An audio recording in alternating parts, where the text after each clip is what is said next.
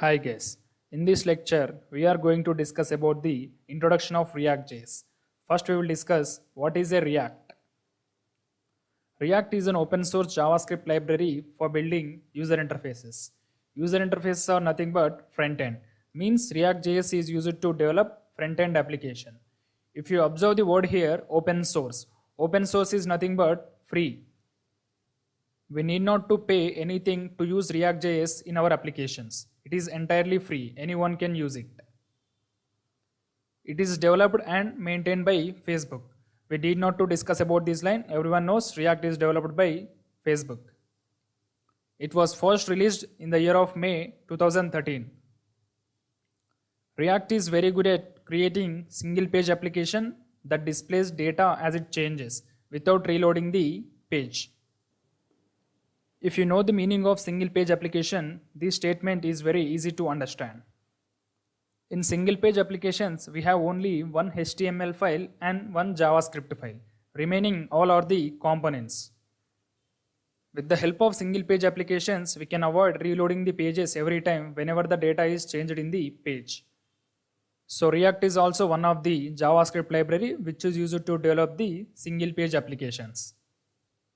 Now let's discuss how React works with a real-time example. Here you can see we have an heading, traditional way of designing web pages.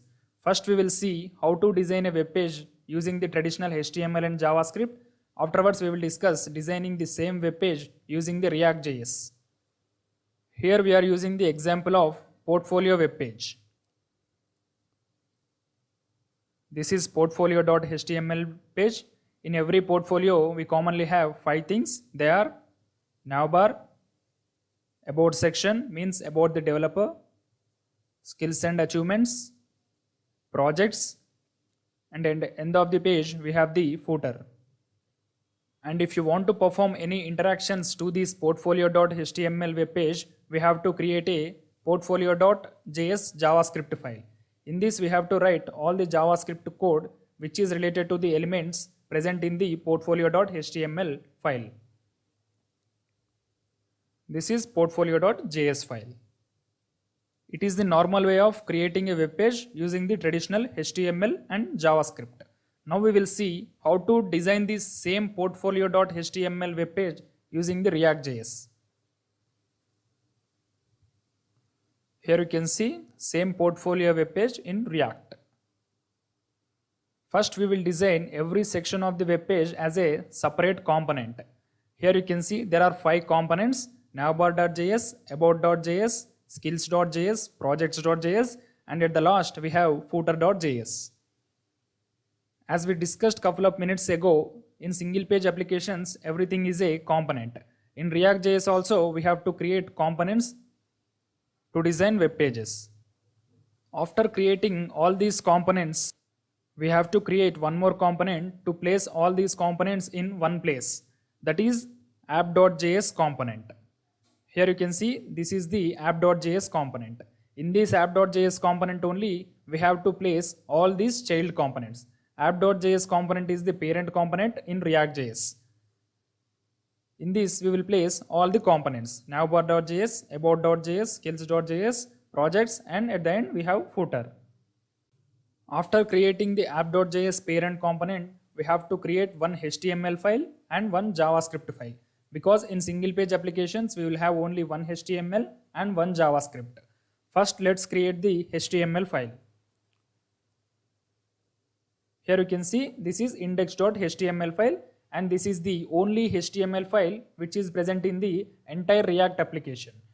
In this HTML file we have to create one div. In that div we have to give one property, that is ID, with the value root. And after creating the index.html file, we have to tell the React compiler that app.js is the default component and we have to place this app.js in this div. So to tell that to the compiler, we have to create the JavaScript file, that is index.js. Here you can see this is the index.js. In this index.js we have to write the statement like the root component is equal to app.js.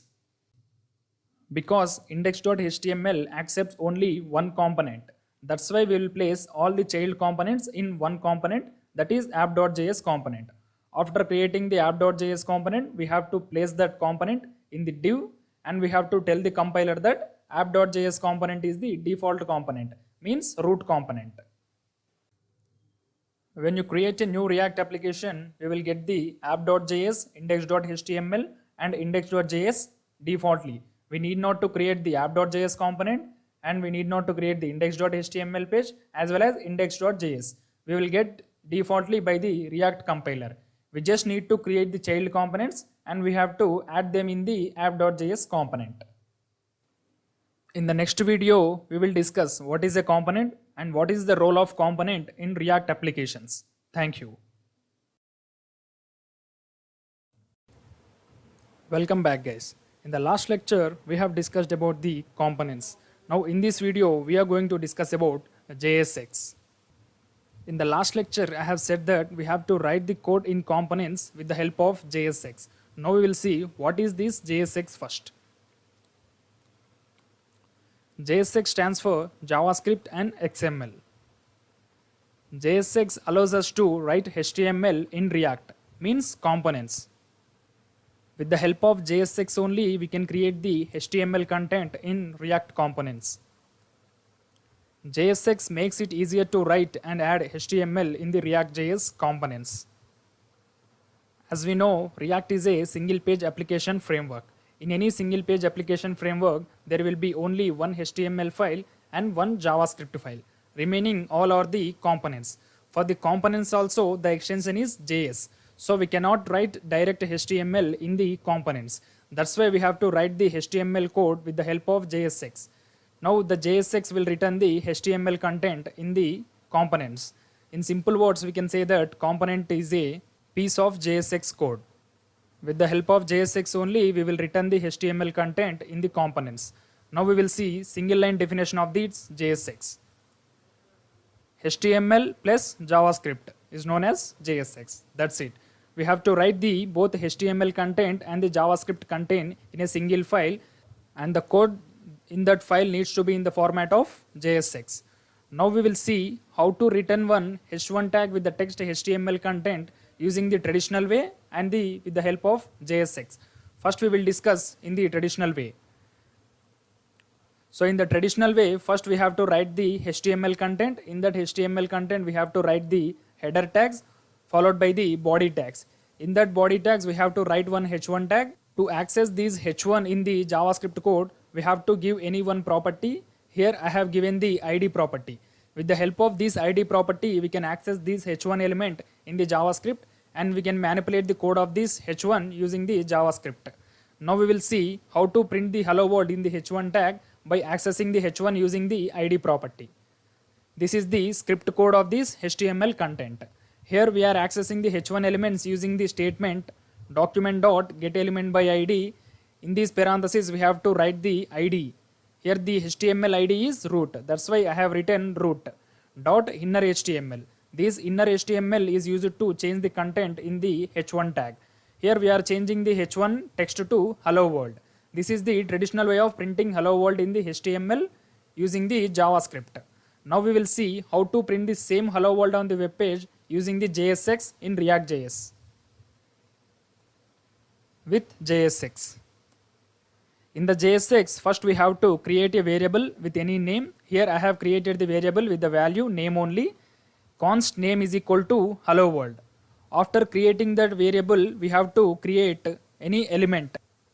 Here I have created the h1 element. In this h1 element, we have to write the variable name in the curly braces. That's why I have written name in the curly braces. After creating the variable and after assigning the variable to any h1 element, we have to render that variable using the statement react dom.render. This will take the element as the first parameter and the default component as the second parameter. Here the element name is element only because we are assigned the h1 tag using the variable element, and we are going to print this h1 tag in the main component, which is called as root. The app component ID is root. That's why I have written document.getElementById root. So these will return the same output, which is hello world in h1 tag in the web page. So if you observe the traditional way and with the help of JSX, JSX is very shorter syntax and it is very easy to understand.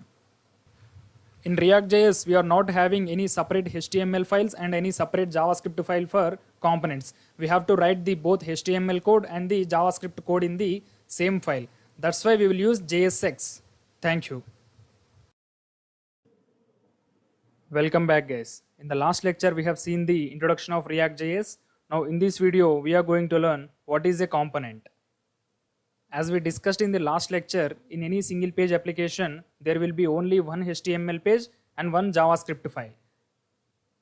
Remaining all are the components. Now in this video, we're gonna see what is that component, how it will play a crucial role in single page applications. Let's start with the definition of component. What is a component?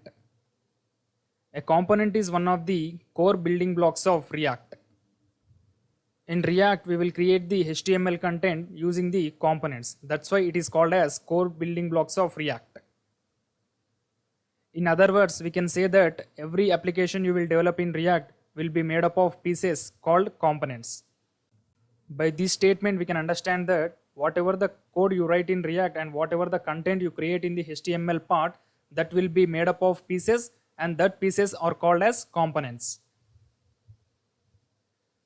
Components make the task of building UIs much easier and they are reusable. Means once you create any component in React.js, that can be reusable. It is not permitted to one page or two pages. Once you create any component, we can use it in as many number of pages as you want. You can see a UI broken into multiple individual pieces called components and work on them independently and merge them all in a parent component, which will be your final UI. In the last lecture, I have said whenever you create any new React application, we will get one default component that is called as app.js component. That is the parent component. Here you can see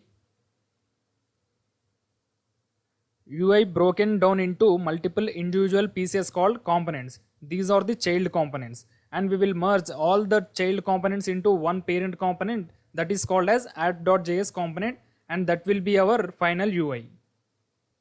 Now let's understand all these four definitions by using a real-time example.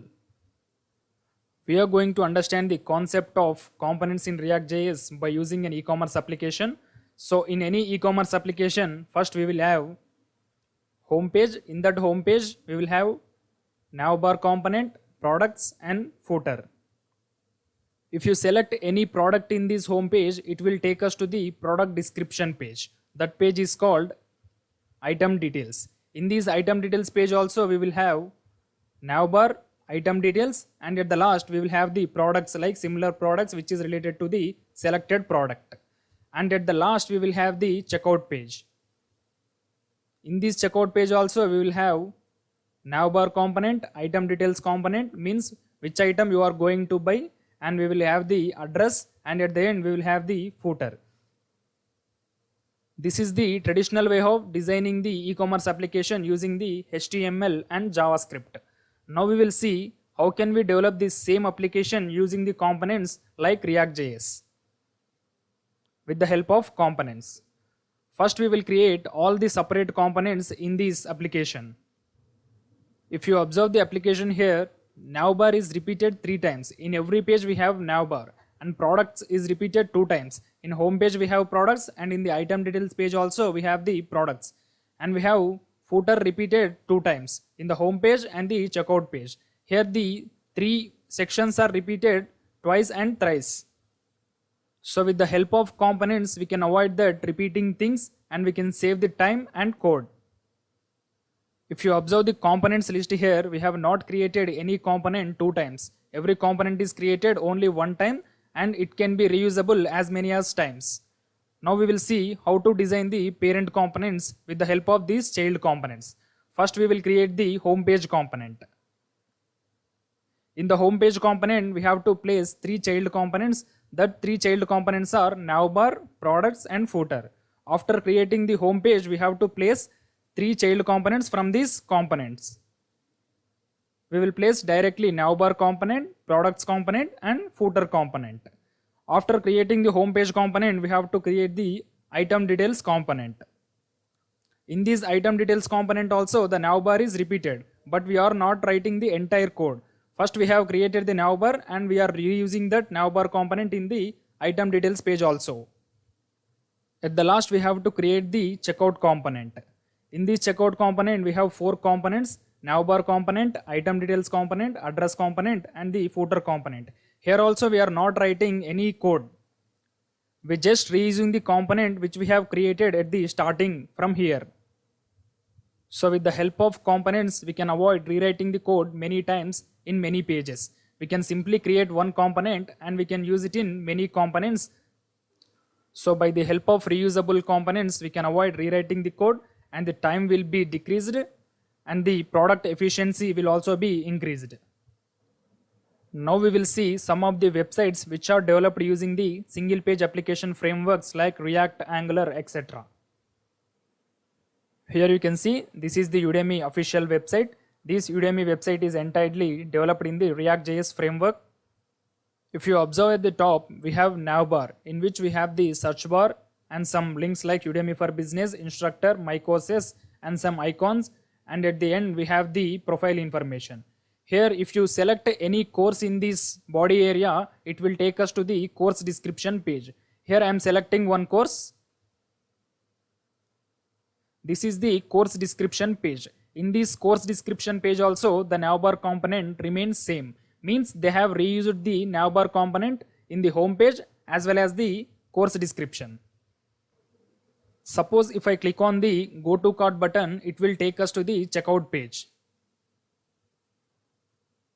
Here you can see this is the checkout page. In this page also the navbar component remains same. Means they have used the navbar component in 3 different pages. In home page and the course description page as well as the checkout page. Like this way we can reuse the components and we can develop the applications more faster. And at the end we have the footer. If you go to another page also, the footer will be remain same. Suppose if I go to the home page, I will remove the cart here. And if you go to the home page also, the footer will be remain same. Here you can see this is the Udemy home page. Here also the footer is same. They have not changed anything. They have reused the component in the course description page as well as in the home page. By the help of these reusable components, we can decrease the developing time and we can speed up the development process. Now we will see one more website which is developed using the single page application framework Angular, which is called as YouTube. YouTube is entirely developed in the Angular.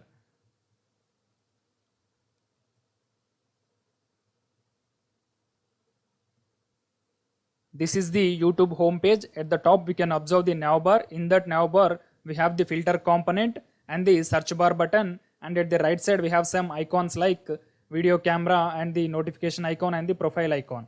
At the bottom of that navbar we have some recommendations, and at the bottom of that recommendations we have some videos. Means it is a separate component. Suppose if you click on any video link, it will take us to the video description page. Here you can see this is the video description page. In this video description page also the navbar component remains same because they have reused the component in the YouTube home page and the video description page also. If you observe the right side here they have reused the component as videos. In the home page also we have videos, and in the videos description page also we have the videos component. And in the bottom of that video player component we have the comments component. Like this way they use the reusable components and they will speed up the development process. This is the use of components in any single page application frameworks. In React we have 2 types of components. The first one is class component and the second one is functional components. In the further videos we are going to discuss about the components briefly. In the next video we are going to discuss about JSX, because we have to write the code in the components with the help of JSX only. Thank you.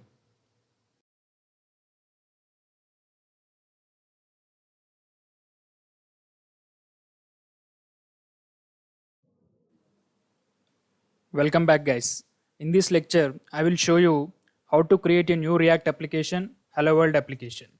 So make sure you have created a separate folder for all our React projects in this tutorial. I have created a new folder in my local disk E with the name React projects. After creating an empty folder, open your favorite code editor. I am opening Visual Studio Code.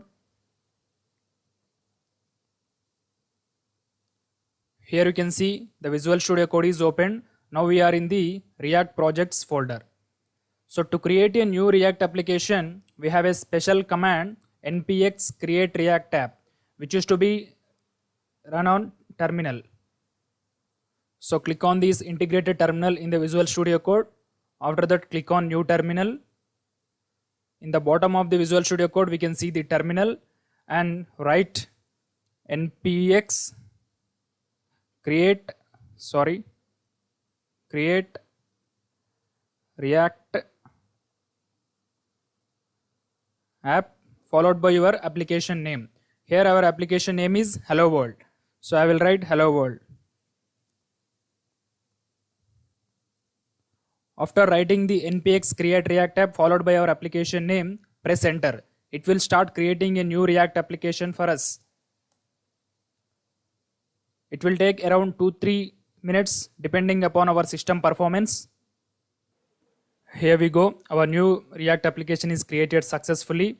If you observe here, the React projects folder is now having the hello world folder.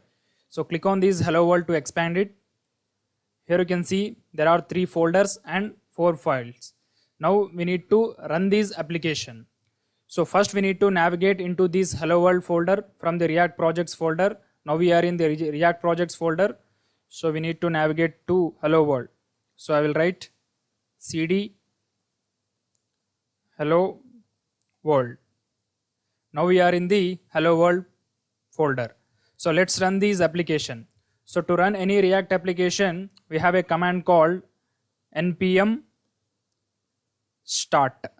So after writing the npm start in the command prompt, we need to press the enter. So click enter. It will start executing the React application for us. It will also take around 30 seconds to 1 minute depending upon our system performance. Here you can see the application executed successfully. Copy this link localhost 3000 and paste it in the Google Chrome URL or any your favorite browser. So I will paste this link in Google Chrome URL and press enter.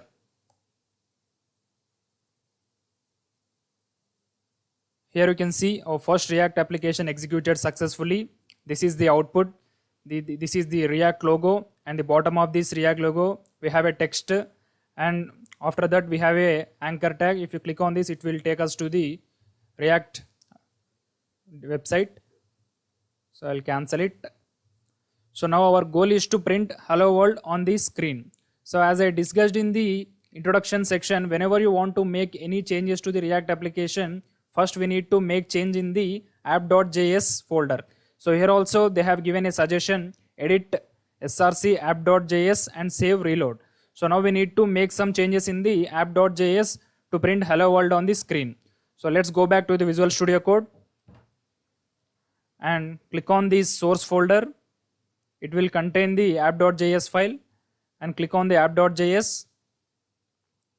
In this file only we have to make some changes to print hello world on the screen. I will remove all the content from this header, bottom header to top header, and I will simply write hello world in the h1 tag. h1 hello world, and I press Ctrl S. So after pressing Ctrl S, the application will reload automatically. This is called hot reloading in React. So here you can see the hello world is printed on the screen. Whenever you want to make any changes in the file, after making changes you need to press just Ctrl S. After pressing Ctrl S, the application will reload automatically. We need not to refresh the page every time. So if you refresh the page also, the output will be the same. So suppose I will change the text from hello world to something hello React. I'm pressing Ctrl S. Now we will move to the Google Chrome. Here you can see the text is changed from hello world to hello React. This is called hot reloading. We need not to refresh the page every time. It will reload automatically. Now in the next video, we are going to discuss all the default files and folders which will come while creating a new React application. So here you can see there are 3 folders and 4 files. In the next video, we are going to discuss all these things. Thank you. See you in the next class. Welcome back, guys. In the last lecture, we have discussed about how to create a new React application and how to run it. And in this lecture, we are going to discuss the project structure of React. Whenever you create a new React application, we will get 3 default folders and 4 files. Now we are going to discuss what are those 3 folders and what are those 4 files. Let's start with the Node Modules folder. Node modules are nothing but external JavaScript libraries that will come default. I'll show with an example. So whenever you want to add Bootstrap in the traditional HTML web pages, we will use the CDN links and we will paste that links in HTML header part. But when it comes to the React application, we will use the statements npm install bootstrap and we'll paste this link in the command prompt in the React application. It will start installing Bootstrap in the respective application. So these Bootstrap related folders will be added in the Node Modules folder. So this is the use of Node Modules. All the external JavaScript libraries will be added in the Bootstrap folder. So these are the default installed libraries when we created a new React application. So like this way we can add the external JavaScript libraries in the React application. We just need to run the command npm install followed by the library name. If it is Bootstrap, we need to type the npm install bootstrap. If it is animate.js, we need to write the npm install animate.js. So this is the way to install external JavaScript libraries in the React application, and that libraries related folders will be added in the Node Modules folder. So in the further videos, we will be using Bootstrap in our application. So in that video, I will explain how to install Bootstrap and I will show you the Bootstrap related files in the Node Modules folder. Let's move into the public folder. So public folder is related to the static files in the React application. If you expand this public folder, we can see all the static files or images in the public folder. So this favicon.ico is the React logo. Here you can see this is the static file. And in the public folder only, we have the index.html file. It is the entry point of your React application. After this index.html, we have 2 static files. Again, these are images. Here you can see this is the React logo and this is the React logo. So we have 3 React logos in this public folder. So after these static files, we have a file called manifest.json. It is related to the information about static files. If you observe here, we have the src means static file name, favicon.ico, this is the name. And we have the sizes information and we have the type, whatever the type it is, it may be image or any music file or any video file, etc. So in the last, we have the robot.txt. It is related to the production environment file. So we can ignore it now because we are in the development. So whenever we want to upload this React application to the server, we need to add some code in this robot.txt. So as of now, we can ignore it. So after public folder, we have src folder, means source folder. Source folder contain all the information about the components, including the default component app.js. So app.js is the default component in every React application. It will come automatically whenever you create a new React application. We need not to create it. And the remaining files are the related to the app.js component. This app.css is related to the style sheet for the app.js component. So in React, we will have the global style sheet and we will have the separate style sheet for every component. So suppose if you observe here, there is a file called index.css. It is the global style sheet. So whenever you want to apply styles to all the components in the React application, we will write the styling in index.css. So when you want to apply styling to the specific component, we will use the separate style sheet for the components. So here we have the separate style sheet for app.css and we have the global style sheet which is called as index.css. So in this top of the index.css, we have a file called app.test.js. It is related to the testing purpose. So we can ignore it. So here we have a file called index.js. This is the script file for the index.html which is present in the public folder. If you observe here in the public folder, there is a file called index.html and this script file is index.js. So React.js is used to develop single page application. So in any single page application, there will be only one HTML page and one script file. So the one HTML page is index.html and the one script file is index.js. We cannot create more than one HTML file and we cannot create more than one script file in the single page application frameworks. So after this index.js, we have a again static file which is called as logo.svg. So this is also related to the static file. After this logo.svg, we have two files called server worker.js, not server worker, it is service worker.js and setup test.js. These two files are also related to the production environment, so we can ignore it. So after this source folder, we have four files. So the first file is gitignore file. It is related to the GitHub repository. Whenever we want to add these application into the GitHub repository, we have to make some changes in this gitignore file. As of now, we can ignore it. So after that gitignore file, we have a package.json file. It is the heart of the application. It will contain all the information in a single file. Here you can see our application name hello world and the React version and all the dependencies version, and we have some script and builds, etc. So we need not to make any changes in this package.json file. It is the heart of the application and it should be remain same. So I am closing it. So after the package.json file, we have package log.json. It is related to the information about the external JavaScript libraries, means node modules folder. So whatever the libraries installed in these node modules folder, that related libraries information means versions, etc. So that related information will be presented in the package log.json file. So at the last we have a file, readme file. It is also related to the GitHub file. So once again, I will explain all the files and folders in the React application. So first let's start with the node modules. So node modules contain the information about external JavaScript libraries. Whenever you want to add any external JavaScript libraries, we need to enter the command npm install followed by the library name. So after running that command, that library related files will be added in the node modules folder. So the best example is Bootstrap. So whenever you want to install Bootstrap in our application, we need to run the command npm install Bootstrap. After running the command, the Bootstrap related files will be added in the node modules folder. So the second folder is public folder. It is the static folder in the React application. It will contain all the static files like images, music files and videos, etc. So public folder is also containing the index.html file. It is the only HTML file in the React application. So we have another file called manifest.json. It contains the information about the static files like size, type, etc. So after that we have a robot.txt file. It is related to the production environment. So after the public folder, we have the source folder. Source folder is related to the component. It will contain the default component app.js and it will also contain the style sheets related to the app.js. We have the app.css which is related to the app.js specific component.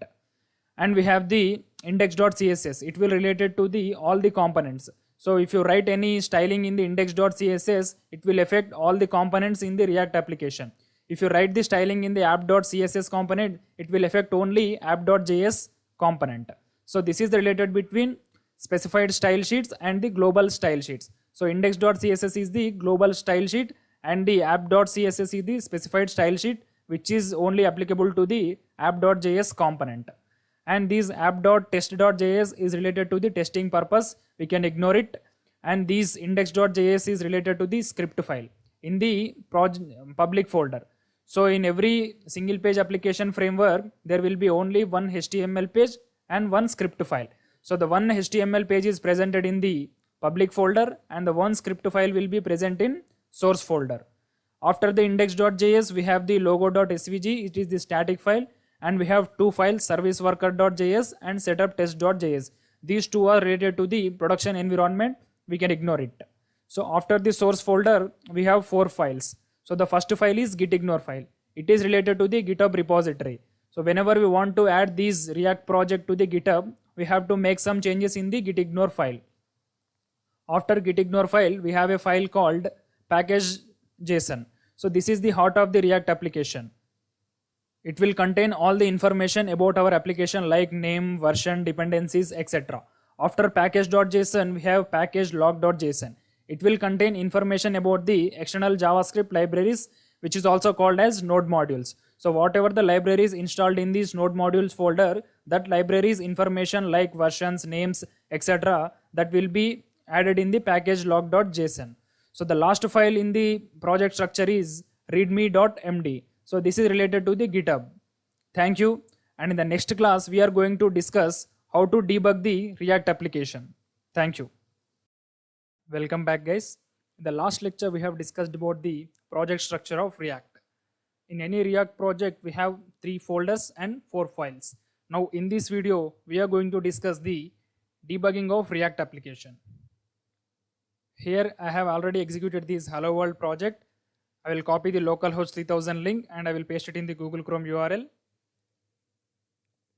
This is the localhost 3000. You can see here we have only one h1 text in the app.js component. In that we have written Hello World. I will open the app.js component. Here you can see this is the app.js component. In the h1 text I have written Hello World. Now I will change the text from Hello World to debugging of React application.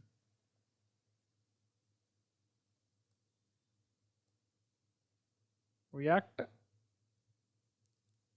application. Control S. Now let's see. Here you can see the title is changed from Hello World to debugging of React application. First we will discuss what is debugging. Debugging is the process of identifying and removing the errors from the application. So to identify the errors, first we have to know the process of execution in React application. Means out of these 3 folders and 4 files, which file will execute first whenever you run the npm start command. Now we will see it. First click on the source folder to expand it. Here the app.js is the component and the index.js is the one and only script file in the entire React application. And in the public folder we have one HTML file. This is the only HTML page in the React application. Now we will see which file will execute whenever you run the npm start command. When you run the npm start command, first the compiler will check the index.html file. Here you can see in the public folder we have the index.html file. In that index.html file, the compiler will identify the ID of the div. Here you can see in the entire index.html file, we have only one div with the attribute ID and the value is equal to root. We have only one div with the attribute ID and the value is equal to root. After checking this div ID, then the compiler will move to index.js file which is present in the src folder, means source folder. In the source folder, we have to open the index.js file. Here you can see this is the index.js file. In the index.js file, we have to render the app.js component in the div. Here you can see we have rendered the app.js component. This is app component and we have placed the app component in the div which is called as root. If you open the index.html file, in the index.html file, we have one div with the attribute ID is equal to root. And we are placing the app.js component in the div using the index.js file. This is the index.js file. With the help of this index.js file, we have to place this app.js component in the div which is present in the index.html file. This index.js and index.html is the one and only HTML page and one and only script file in the entire React applications. That's why we need not to make any changes in these 2 files. We should remain these 2 files as it is. If you make any changes in these 2 files, it will raise the errors. Suppose here I am deleting this root keyword. Here I am removing the t from root. I am pressing Ctrl S. Now we will see whether it is raising errors or not. Here you can see we got the error. That's why we should not make any changes in these 2 files. I am replacing the root as it is. Ctrl S. Now we will see the output. Here you can see there is no error. If you change anything in the index.html also, it will raise the errors. Here also I am removing the root. I am pressing Ctrl S. Now let's see the output. Again it's raising error. That's why we should not make any changes. I'll write root. After checking these both index.html page and index.js file, the compiler will identify the root component. With the help of this root component, the compiler will goes to the app.js component. This is the default component which we need not to create it. It will come by the default whenever you create a new React application. So when you create a new React application, you should start making changes from this app.component only. You should not touch this index.html component, not component, it is a file, and this index.js file. You should start making changes from only this app.js component only. You should not touch index.html as well as index.js. We should remain that both files as it is. Thank you.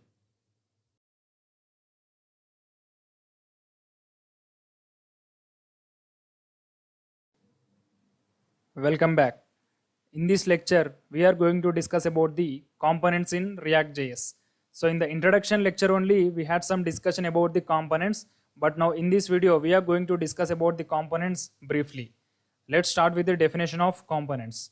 So components are the basic building blocks of any React application and that they are reusable. So let's understand this definition by using a example. Whenever you create a new React application, we will get the index.html file and we'll also get the app.js component, which is a parent component. So this app.js component needs to be placed in the index.html file because index.html file accepts only one component. So that component name is app.js component, which is a parent component. So we have to place any other child components in the app.js components only.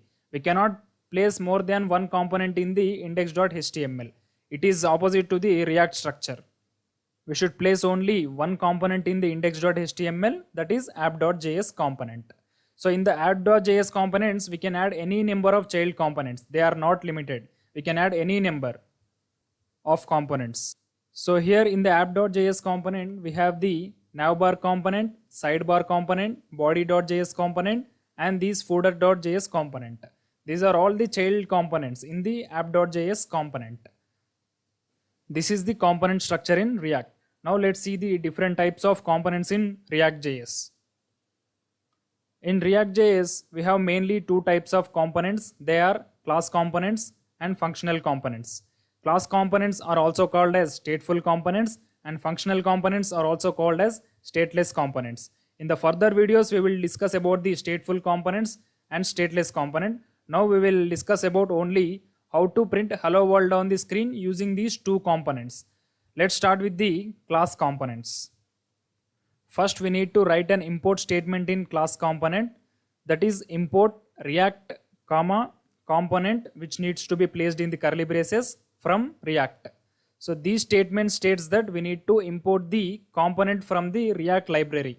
Without importing the component, we cannot create a class component in React.js. So this statement will be must in class components. After importing the component, we need to create the class followed by the class name. First we need to write the class followed by the class name. Here the class name is app, which extends the React.component class. This React.class component is present in the component. So that's why we have imported this component. So after extending React.component, we need to write the render method, which is present in the React.component class. So in that render method only, we need to return the HTML content, whatever the content it may be. We can return the div, we can return the h1, or we can return the images, etc. So first we need to import the React component from React library. After that, we have to write the class name, which extends the React.component. So in that React.component, we have a method called render. In that render method only, we have to return the HTML content. After returning the HTML content, we have to close the render method and we have to close the class app. This is the structure of class component in React. So this will print the hello world on the screen. So now we will print the hello world on the screen using the functional component. So compared to class component, the boilerplate code in functional component is very less. So we just need to write the function keyword. After function keyword, we have to write the function name. Here also the function name is same, which is app, which is also a default component in React.js. After writing the function name, we have to write the function definition.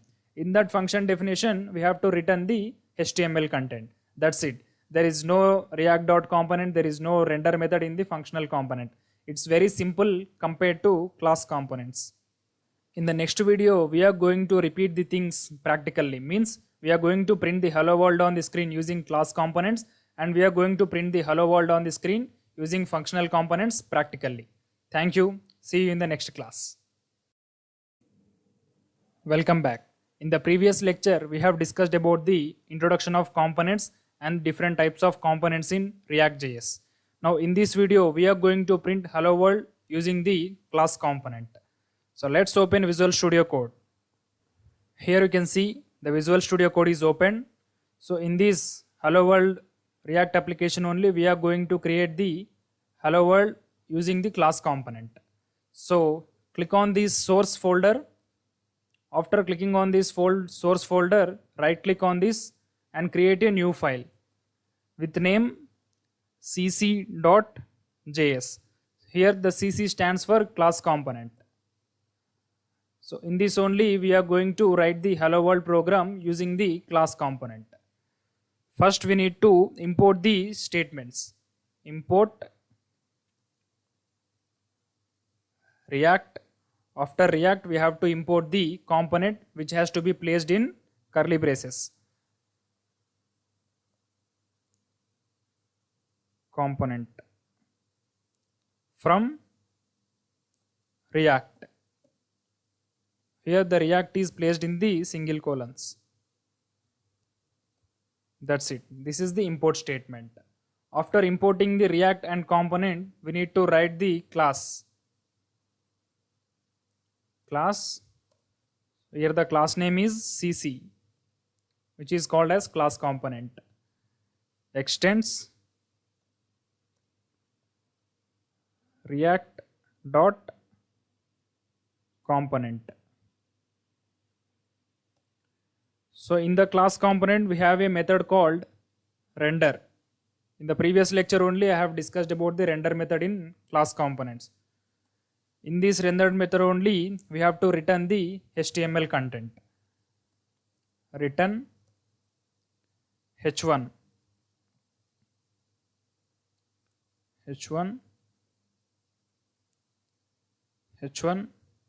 In this h1 we have to return the hello world. Hello world using class component.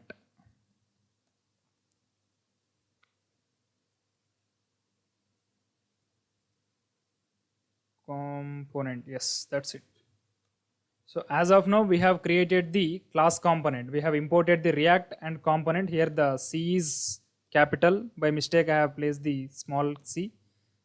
So in the component the C is must be capital only. After that we have to create the class with any name which extends the React.component. In that React.component we have to write the render method which is used to return the HTML content. So this is up to creating the class component. After creating the class component, we have to export it because the child component must be placed in the app.js component. So to use this child component in the app.js component, we have to export it from the cc.js and we have to use that in app.js. So that's why we need to export this cc.js component. Export, we have to write the default cc. That's it. Here we have exported this default cc component, means class component. Now we need to import this cc in app.js component. Here we have to write the import statement. Import cc from, in the colons we have to write the file path, means where that file is present.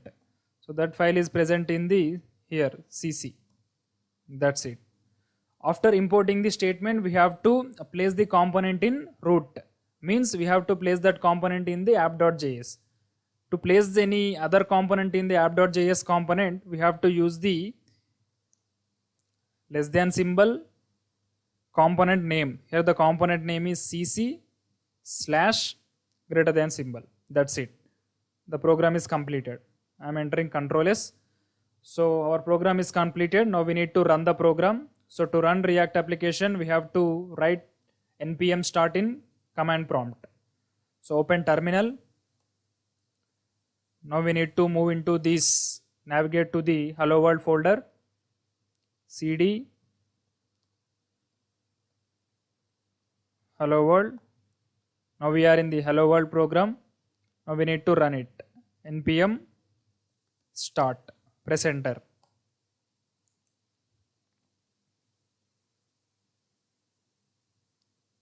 It will start execution.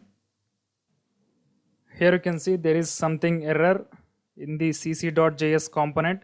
Cannot find file index.js, does not match the following corresponding name on disk. So there is something error in this cc.js file. So click on the cc.js, import React component from React. So here we need to write the React in small letters. So that's why it is raising error. So the React library must be in the small letters only. So now press Ctrl S. So here you can see the application executed successfully. Now open Google Chrome and execute the localhost 3000.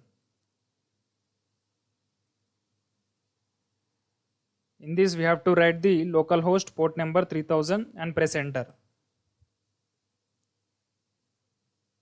Here you can see hello world. This is from app.js component, and in the bottom we can see that hello world using the class component.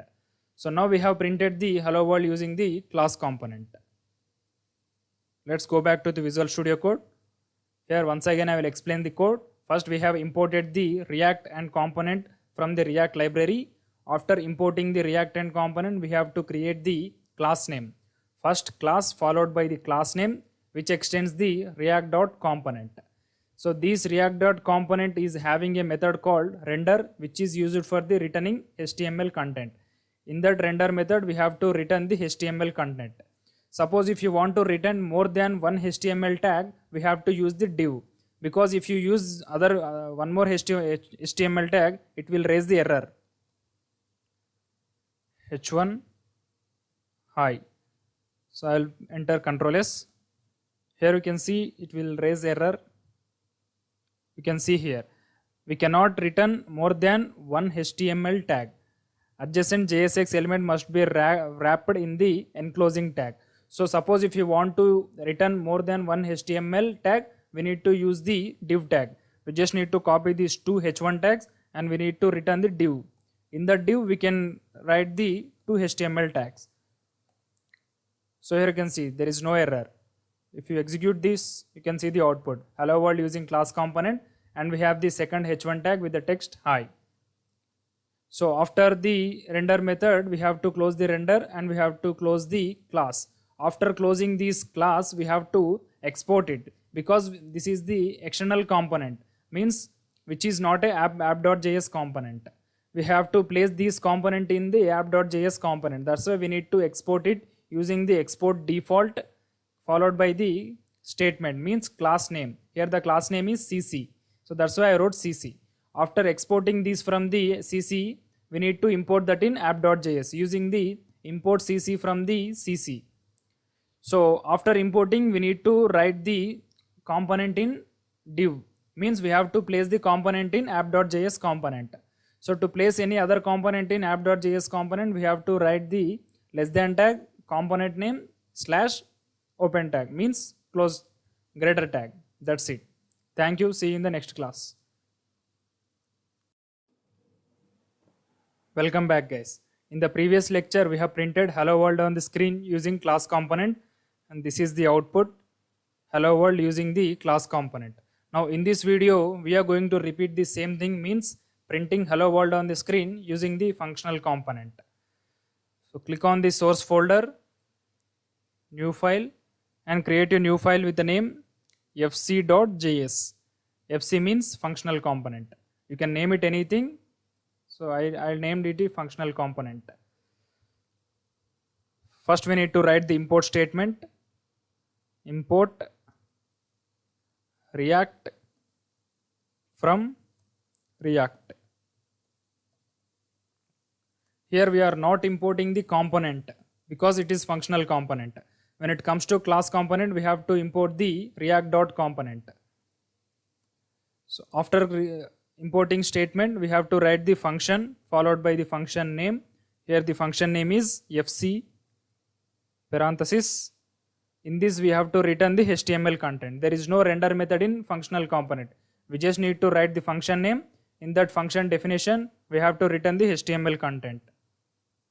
Return h1 hello world using functional component. Now the functional component is created successfully. Now we need to export it because we have to use this functional component in app.js component. Export default functional component name. Here the functional component name is FC. That's it. Control S. Now we need to import these FC in app.js component. Import FC from, here we need to write the file name in colons. File name is FC. Control S. So as of now we have exported using the functional component, we have imported in app.js component. After importing, we have to place these FC component in the app.js main div. So after class component, I will place the functional component less than FC slash greater than. That's it. Press Ctrl S. Let's go back to the Google Chrome to see the output. Here you can see the output is came hello world using the functional component. So if you observe here, there are three texts in the screen. The first text is hello React, which is from app.js component. Hello world using the class component, which is from class component, means CC component. Hello world using the functional component. It is from FC component, means functional component. Here there is only one parent component, which is app.js component. So in that app.js component, we have printed hello React. In that app.js component only, we have placed the two components. They are FC and CC. FC is the functional components, CC is the class component. Here you can see there are two child components in the app.js component, CC and FC. So whenever you want to place any child components in the app.js component, there is a syntax called less than followed by the component name slash and greater than symbol. This is the syntax for placing child component in app.js component. So here we have placed the two child components in the app.js. They are CC and FC. CC means class component and FC means functional components. Thank you. Welcome back, guys. In the previous lecture, we have discussed about the class components and functional components.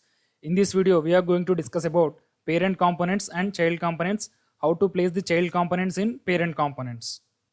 So when you create a new React application, it will give us the default component, which is called as app.js component. Here I have removed all the default stuff in the app.js component and I wrote simple hello world in the h1 tag. Let's execute this application to see the output. So to execute React application, we have a command called npm start. Press enter. Here we go. Our application executed successfully. Now open Google Chrome and type localhost 3000 in the Google Chrome URL. Localhost 3000. Here you can see the output hello world. I'll zoom it. So this is the output. We have only one h1 text. In that h1 text, I have written the hello world. Now we are going to create one parent component and one child component. So to create a new component, we have to create a new file in the source folder, src, new file. First, I will create the parent component. I'll name it as parent.js. This is parent component. And I'll create one more component, that is child component. Child.js. So for our convenience, I'll use the functional components in both parent and child. If you use class component, the code will be very high. That's why I will use the functional component. So first we need to write the import statement. Import React from React. So here the React must be in small letters. Now we need to create the function with function keyword followed by the function name. Here the function name is parent. Parent parenthesis. In this we have to write the function definition. In function definition we have to return the HTML content. Return. I'll return the h1 text. So to get the HTML syntaxes or HTML snippets in the React.js application in Visual Studio Code, click on this JavaScript. Here you can see in the bottom of the Visual Studio Code, you can see here JavaScript, and type React in the select language mode. Here you can see JavaScript React. If you select the JavaScript React snippets, you will get both HTML snippet and you will also get the JavaScript snippets. That's why we need to select the JavaScript and React. Click on this. Now we will get the HTML snippets also. Here you can see we got h1 snippet. In the h1 we need to write this is parent component. In bracket I will write parent.js. So I have entered Ctrl S. Let's see the output. So here we have not exported this parent.js. First we need to export it from the parent.js and we need to import in the app.js. So to export the parent.js component, we need to write export default function name. Here the function name is parent. Here you can see this is the function name, parent. Now we have exported it from the parent.js component. We need to import it in the app.js. So to import in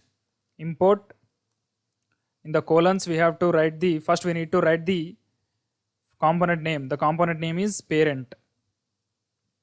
Parent from here we have to write the file path where the parent component is present. So the parent component is present in the source folder only. That's why we need to write /. We need to select the folder, means file name. So here the file name is parent.js. That's it. So after importing, we need to add this parent component in the div. So to add any external component in the app.js, we have to write <, component name. Component name is parent. Parent / and >. Now we have added the parent component in app.js. So press Ctrl S and open Google Chrome. Here you can see we got the output. This is parent component. The component name is parent.js. So as of now we have created the default component, which is app.js component. In that app.js component we just wrote the text in the h1 with the name hello world. And we have created a parent component. In that parent component we have written the h1 text which contains this is parent component with the name parent.js. Now we need to create one more child with the name child.js in the parent component, not in the app.js component. So we will create the child component now. So this is the child.js. Now we need to create the child component. Import React from React. After importing, we have to write the function followed by the function name. Here the function name is child. Parenthesis. Afterwards you have to write the function definition. In the function definition you have to return the HTML content. Return. So once again I will change the snippet from JavaScript to JavaScript React. Then it will give the HTML snippets. H1. This is child component. The component name is child.js.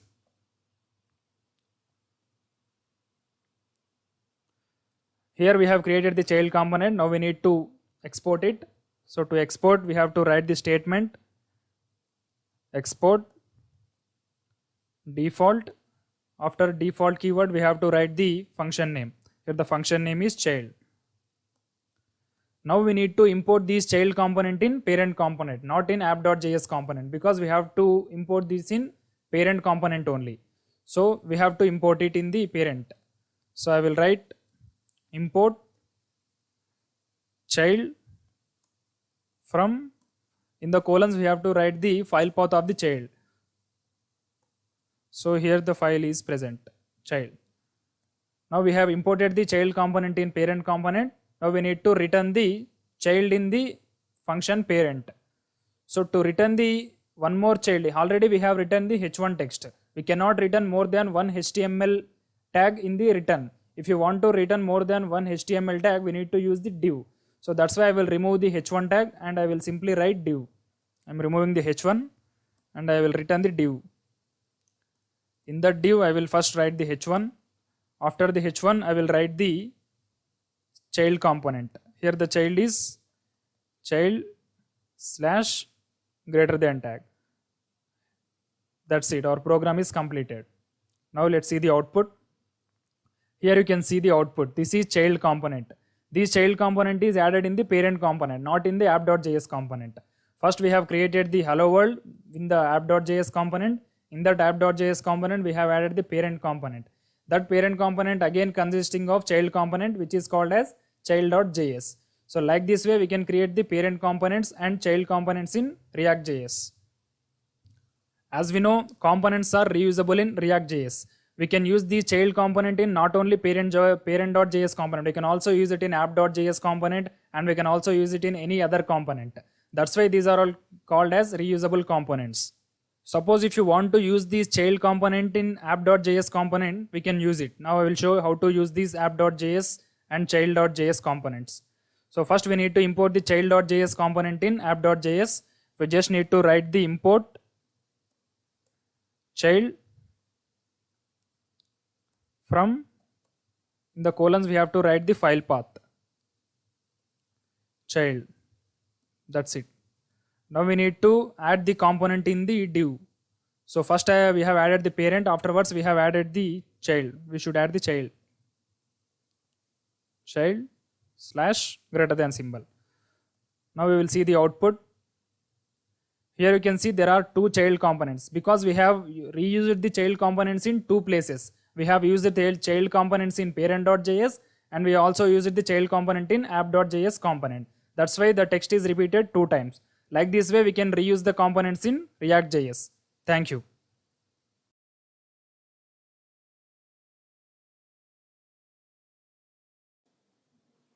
Welcome back. In this lecture we are going to discuss about states in class components.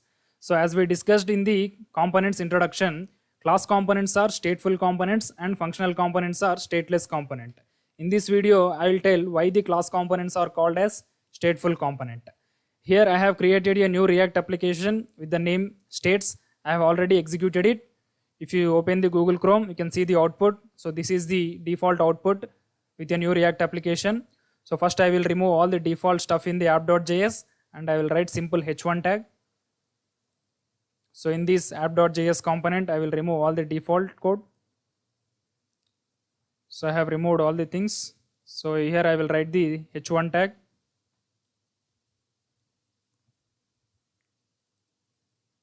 h1, I will write this is states lecture. So I will press Ctrl S.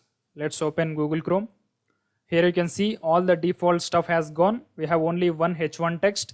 This is states lecture. Now we are going to create a new class component because states will work only in class component. So to create a new component, we have to create a new file in source folder with the name cc.js. So you can name it whatever. So for our convenience, I will naming it as cc because cc stands for class components. First I will write the import statement. Import React, component. The component must be placed in the curly braces only. Component from React. So we have imported the React and component from the React library. Now we need to create the class. Class followed by the class name. Here the class name is cc. Now we need to extend the cc class with React component. React dot component. This React dot component is having a method called render. In this render method only we have to return the HTML content. return. So I will return div. In the div I will write the HTML tags. So here we are not getting the HTML snippets. To get the HTML snippets in React application, we have to change the snippets from JavaScript to JavaScript React. Here you can see JavaScript React. If you select these JavaScript snippets, it will give HTML as well as JavaScript both. So in the div we have to return the h1. This is class component. Now we have created the class component. So to add this class component in app.js component, we have to export it. Export default CC. Now we need to import that CC in app.js component. Import CC from, in the colons we have to write the file path. File path is CC. Now we need to add the CC component in the actual div of the app.js component. So to add any external component, we have to write less than symbol followed by the component name slash and the greater than symbol. I am pressing Ctrl S. Now let's see the output. Here you can see the class component is created successfully. Now we need to create the state in this class component because we cannot create the state in functional component. If you observe here, the app is a functional component. App.js is the default component in every React application, which is a functional component. That's why I have created a new component with the name CC, because in class components only we can use the states feature. Now I am going to create the states in class component. Before creating the states, we have to create the constructor in class component. So first we need to create the constructor. So in this constructor only we have to write the state. So first in the constructor we have to write the super method. This is the super method. After super method we have to create the state with the following syntax. This dot state. So state here is a object. So that's why we need to write the curly braces. In these curly braces only we can write the key value pairs. So these key value pairs can be used in the HTML content. Now I will show how it is. So first I will write the simple key with name player. So the value is Ronaldo. So now I want to use this player in HTML content. So to use this player in HTML content, we just have to write that player in curly braces. That's it. In that curly braces we have to write the player. So we need to write this dot state dot player. So because the player is present in the this dot state object, that's why we need to write the this dot state. If you do not write this dot state, it will raise the error. Afterwards I will show how to write this. So first we will enter the control. So now let's see the output. Here you can see this is class component and we got the player name Ronaldo. So I will write the other h1 tag. h1. The player name is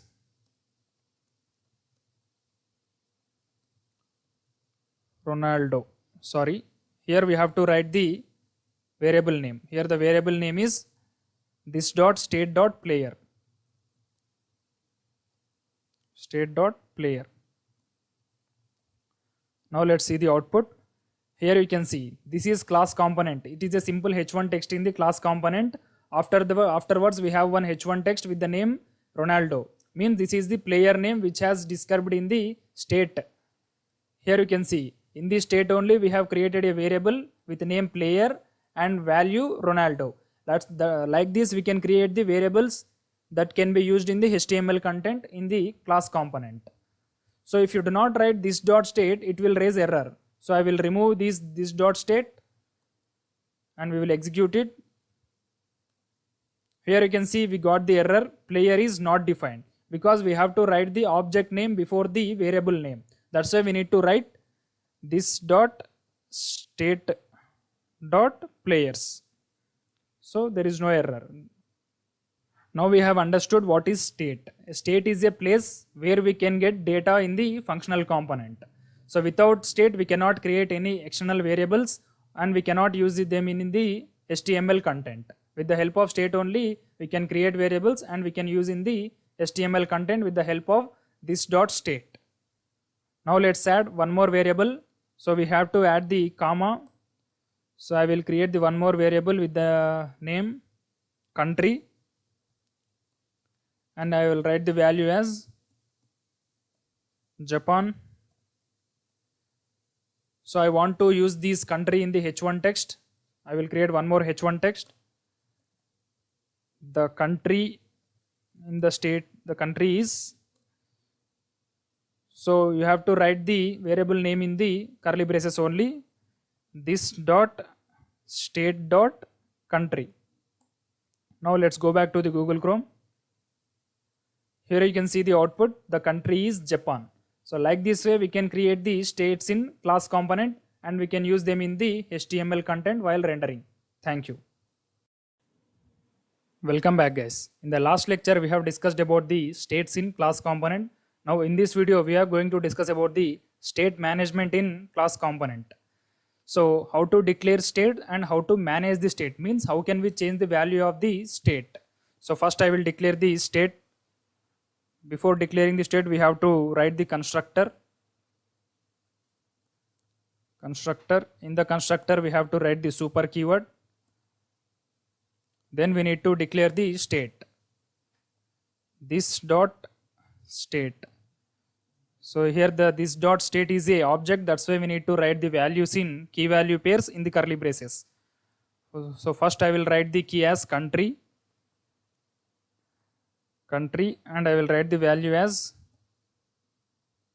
America. So here this is the country is the key and the America is the value. Now I want to use this country in the HTML content. So I will create a H1 text. The declared country is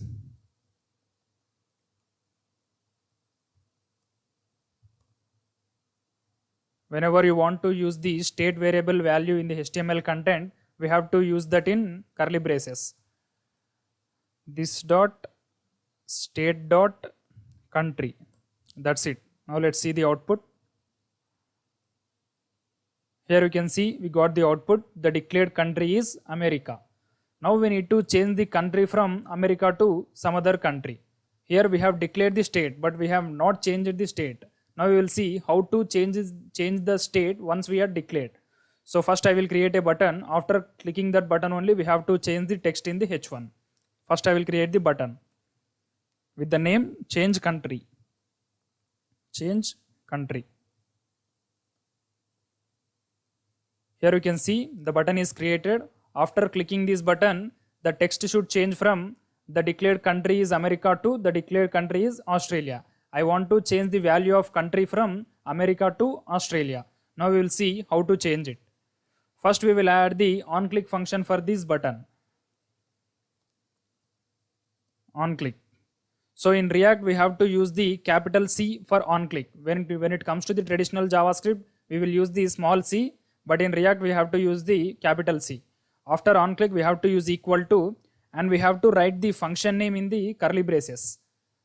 So now we need to write the function name. Before writing the function name we need to create it first. So I will create the function. So I will write the function name as change country equal to parenthesis. I will write the arrow function. So this is the syntax of arrow function. First we need to write the function name. After that we have to use the equal to operator followed by the parenthesis followed by the equal to and arrow symbol. Afterwards we have to use the curly braces. This is the syntax. So in React we do not use the normal functions, mean we cannot use the function keyword. If you use the function keyword it will raise the error in React. So I will show you how to use the function keyword. If you use the function keyword, suppose function, I want to use the same name, change country. So here you can see we got the error. In React function keyword is not supported. That's why we cannot use it. So I will remove it. Now we need to write the code to change the text, means country value from America to Australia. So to change the value of any state variable, we need to use the method this dot set state. So this is the method used to change the value of any state variable. Not only this country, if you declare any variable in the state, this method is used for changing that value. So this set state method accepts one parameter, that is object. So here the object must be in the curly braces. So in these curly braces we have to write the key and value. Here the key is variable name. Here our variable name is country, because we are want to change the value of country colon, and the new value what we want to change from America to Australia. So here I want to change from America to Australia. That's it. Now we need to call this function after clicking the button. So we need to call the function by this dot function name. Here the function name is change country.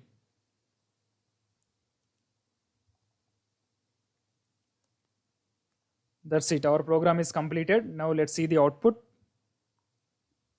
So whenever I click this button, the text should change from the declared country is America to the declared country is Australia. So I'll click this button. Here you can see the text is changed. The declared country is Australia. Before clicking this button, the text is America. After clicking the button, the state is changed from America to Australia. I will explain once again how it works. So here we have created the h1 text with the value this dot state dot country. So in the state, the country value is America. After clicking the button, we have executed the function with the name change country. Here the change country is arrow function, and this is the syntax of arrow function. In that arrow function, we have written the code to change the value of state. So we can change the value of any state. So here the set state method accepts one parameter. That parameter is an object. So the object is having the key and value. Here the key is the state variable name and the value is state variable new value. So here we have the initialize the country by using the value America. Now after clicking the button, we have changed the value from America to Australia. Not only one variable, we can change the any number. So suppose I will write the another variable with the name language. So here the language is the key. I will write the value as English. I want to use this English, I want to use this language keyword variable in the h1 text. h1, the declared language is English. After clicking this button, the language must be changed to some other language like English to French. So I want to change the language from English to French. This dot set state. So in the brackets we have to write the object. In that object we have to write the first key. Here the key is language. Now I want to change the language from English to French. So in the single colons I want to write the French. That's it. Now let's see the output. After clicking this button, this America should change to Australia and English should change to French. So I will click this button. Here you can see only the Australia is changed. There is something mistake in the English keyword. So we have to find the mistake where it is. So here in the h1 text we have not used the external variable. We have directly written the English only. So we need to use the this dot state dot language. This dot state dot language. Now we will see the output. This time it will be correct. So I will click this button. Here you can see both the America and English changed to Australia and French. So like this way we can use the state management technique in class components. Thank you. Welcome back guys. In the last lecture we have seen how to use props in class components. Now in this video we are going to discuss how to use props in functional components. So here I have removed all the default stuff in app.js component. I have wrote only simple h1 tag which is consisting of heading, props in functional components. So if you open Google Chrome you can see the output props in functional component. Now we need to create one parent component and one child component to implement props in functional components. So first I will create the two components in the source folder, parent.js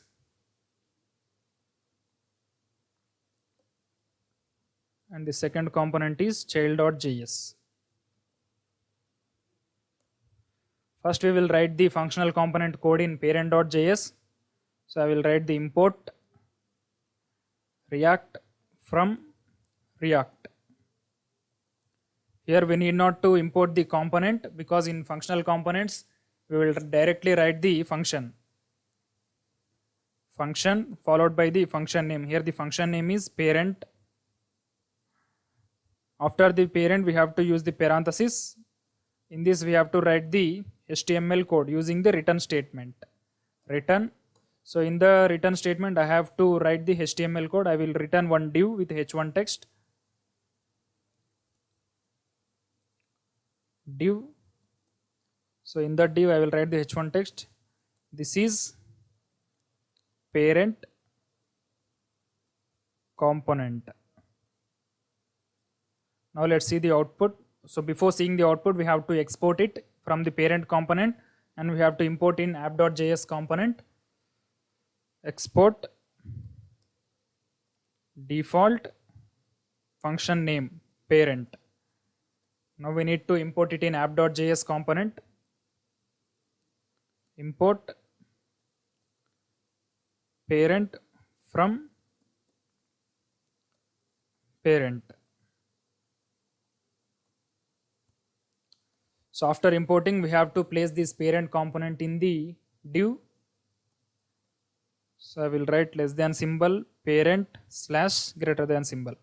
Now let's go to Google Chrome. Here you can see the parent component is created successfully. So in the similar way we have to create the child component also. So I will copy the code in parent component and I will paste the same in child component. We will replace the parent with child. So replace the parent with child.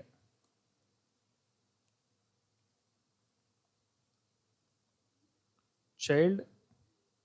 Here also I will replace the h1 text from parent to child.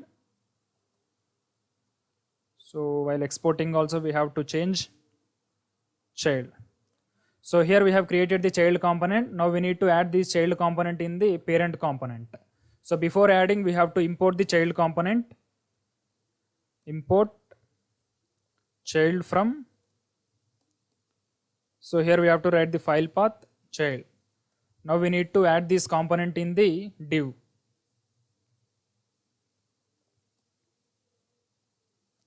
Now let's see the output whether the child component is added in the parent component or not.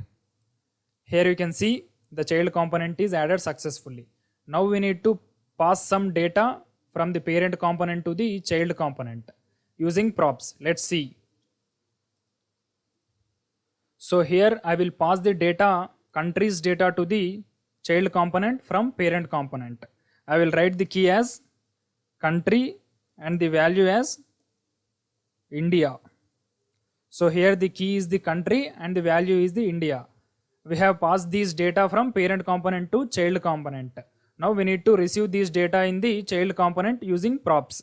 So I am pressing Ctrl S. So now we need to receive these data in the child component. So to receive these data, first we need to add the props in the parenthesis of child component. So we just need to write the props. In the parenthesis we have to write the props.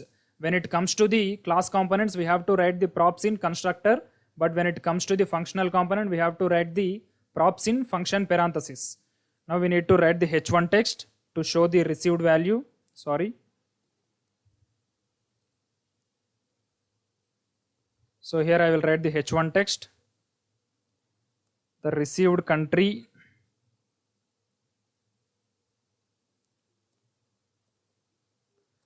from parent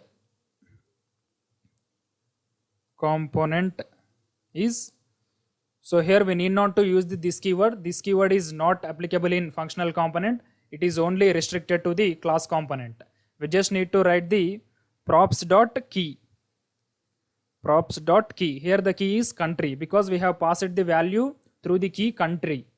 So now we need to write the key as country or Y. That's it. Our program is completed. Let's see the output. Here you can see the received country from parent component is India. So here we have passed the parent component to the child component. The data is flowing from parent component to child component. We have passed the country data using the country as key and the value is India. If you observe here in the child component, there is no state and there is no variable with the name country. We just received this country value from the parent component. So in the functional components also we can pass more than one parameter using the props. So now I will show you how to pass the more than one parameter. So after country I will pass the another parameter with the key game. So here the game is the key and I will write the value as football. So now we need to receive this key in the child component. So I will write one more h1 tag, h1, the received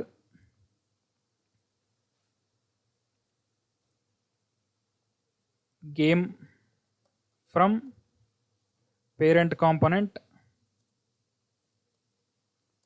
is, so in this we have to curly brace, in this curly braces only we have to write the props dot key. Props dot, here the key is game because we have sent the value using the game keyword. So we have to use the game. Now we will see the output. Here you can see the value. The received game from the parent component is football. So from the parent component we have sent the two values. The first value is country and the second value is football. So the first value is India. Country is the key and the value is India. For the second data, the key is game and the value is football. So like this way we can pass the parameters in the functional components using props. Thank you. Welcome back guys. In the last two lectures we have discussed about the states and state management in class component. In this video we are going to discuss about props. So props are used for the communication between the parent component and child component. So to learn props we have to create two components. So the first one is parent component and the second one is child component.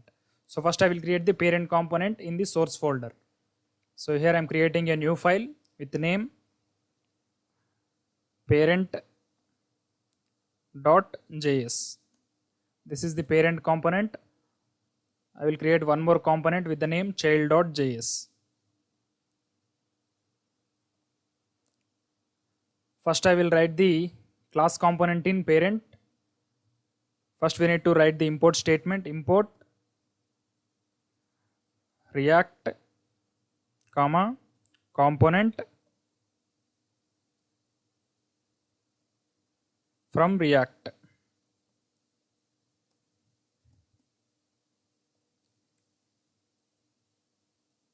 Afterwards we have to write the class name. Class, here the class name is parent and we need to extend this parent by react.component.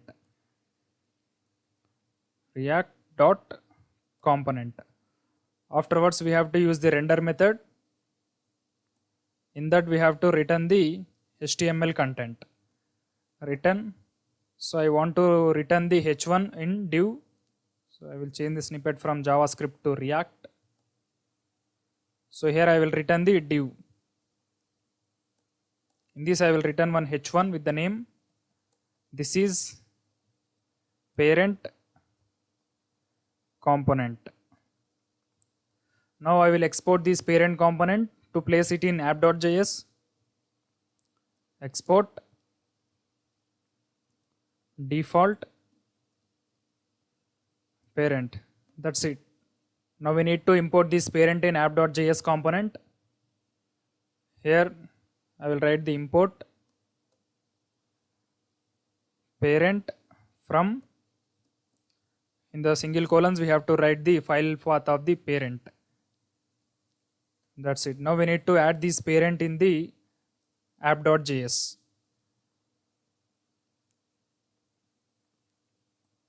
Parent. That's it. I will remove the last lecture CC component, means I will remove the states lecture. Now we will see the output. Here you can see this is states lecture. I will change the heading from states lecture to props lecture in the app.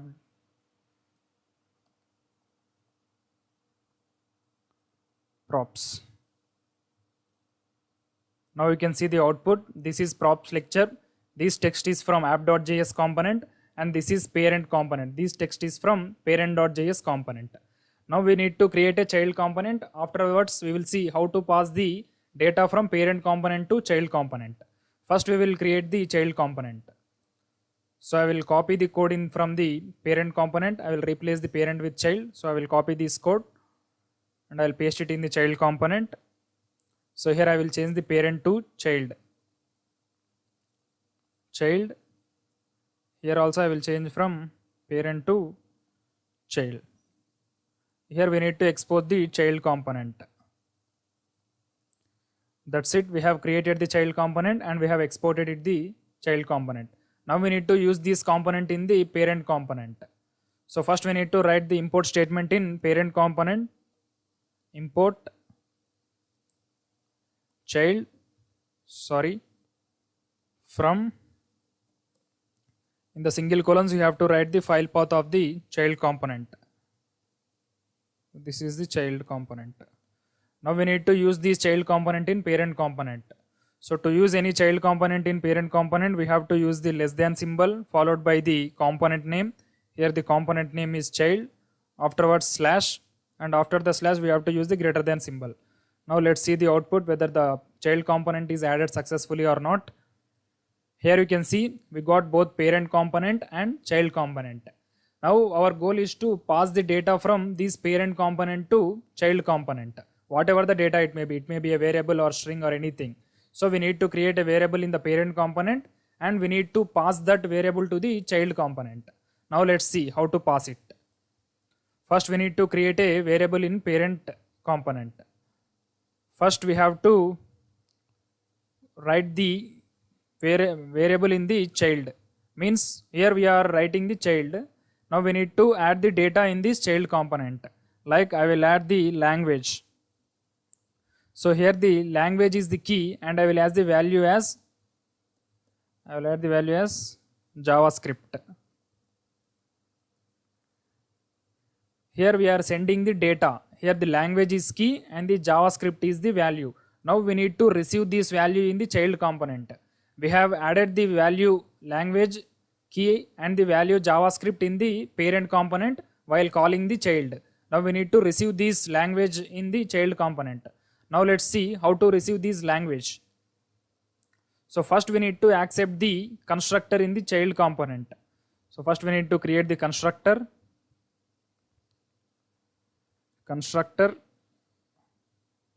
So the constructor should accept the props as parameter. Props. So afterwards we have to use the super method in the constructor. Super and props. Now we need to get this language value. Here it is. This language value in the child component. I want to print this language value in child component in the h1 text. So here I will create the h1 text.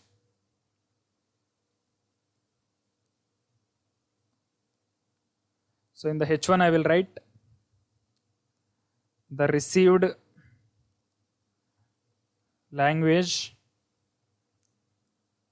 from parent component is.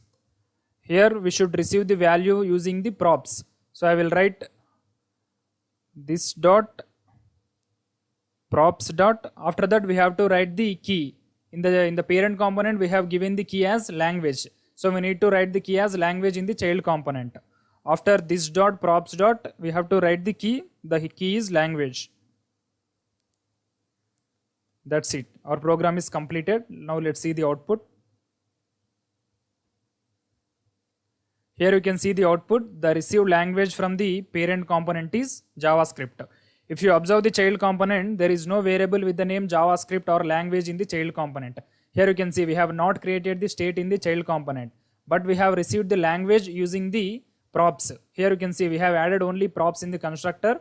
With the help of props, we have received the key language using the props from the parent component. So once again I will explain. First we have created a parent component and in that parent component we have added the child component. So to this child component we are passing some data to the child component from parent component. Here now we are in the parent component, we are passing the language as key and the JavaScript as value to the child component. So to pass any data to the child component, we have to write the key value pairs after the child component name. Here you can see this is the child component name. After the child component name, we have to write the key value pairs. Language is the key and the JavaScript is the value. Not only one value, we can pass many values. Suppose if you want to add one more value, you can use the space, and I will use the framework as another data framework. So we need to use the equal to. In that we have to write the value. Here the framework is the key and I will write the value as React. Now we need to receive this framework value in the child component. So the procedure is same. We need to write the h1 text, the received framework from the parent component is. So whenever you want to receive any data from the other component, we have to use the props. So this is the use of props. Props is used to communication between the parent component and child component. Now we need to get the framework using the props. So here we have to use the this dot props dot framework. Here we are using framework because we have sent the data from the parent component using the framework as key and React as value. If you use the framework as key in child component, it will give the React as value. Now I am pressing Ctrl S. Now let's see the output. Here you can see the received framework from the parent component is React. So like this way we can pass the parameters from parent component to child component. We can also pass the parameter from app.js to the parent component, because for this child.js the parent component is parent.js. For this parent.js the child parent component is app.js. So we can pass the parameters from app.js to the parent.js. Now we will see how to pass it. So in the app.js component, while adding the parent, we have to add the data. So here I will add the data as movie. So I will add the data as movie as key, and I will add the value as Avengers. So here the movie is the key and the value is Avengers. Now we need to receive this movie in parent.js. So I am pressing Ctrl S. Now let's move into the parent component. Now in this we have to return the movie value. So here also we need to write the constructor to accept the props. So first we need to write the constructor. So without writing constructor and props, we cannot receive the data from other components in class component. Props. In the constructor we have to write the super keyword. In this super also we have to write the props. Now we have written the constructor. Now we need to get the value of the movie from app.js component. So I will write the h1 text, the received movie from app.js component is. Here we have to write the value in curly braces, this dot props dot. After the props we have to write the key. The key is movie. Now we will see the output in Google Chrome. Here you can see the received movie from app.js component is Avengers. If you observe the parent component, we have not created any state and we have not created any variables with the name movie. We are getting this value by using the props in app.js component. So from app.js component we are sending the data with the key movie and the value Avengers to the parent component. And from parent component we are sending the values, language and the framework to the child component. So here the communication is happening between the app.js component to parent component and parent component to child component. So like this way, by the help of props, we can use the communication between parent component and child component. Thank you. See you in the next class.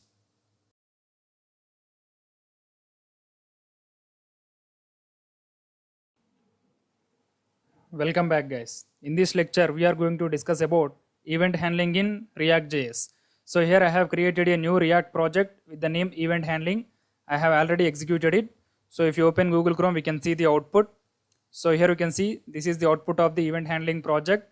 Now we need to change the default stuff in the app.js. So let's expand this event handling folder. So let's go to the source folder and change the default stuff in app.js. I will remove all the default code in the app.js. I will write simple h1 tag.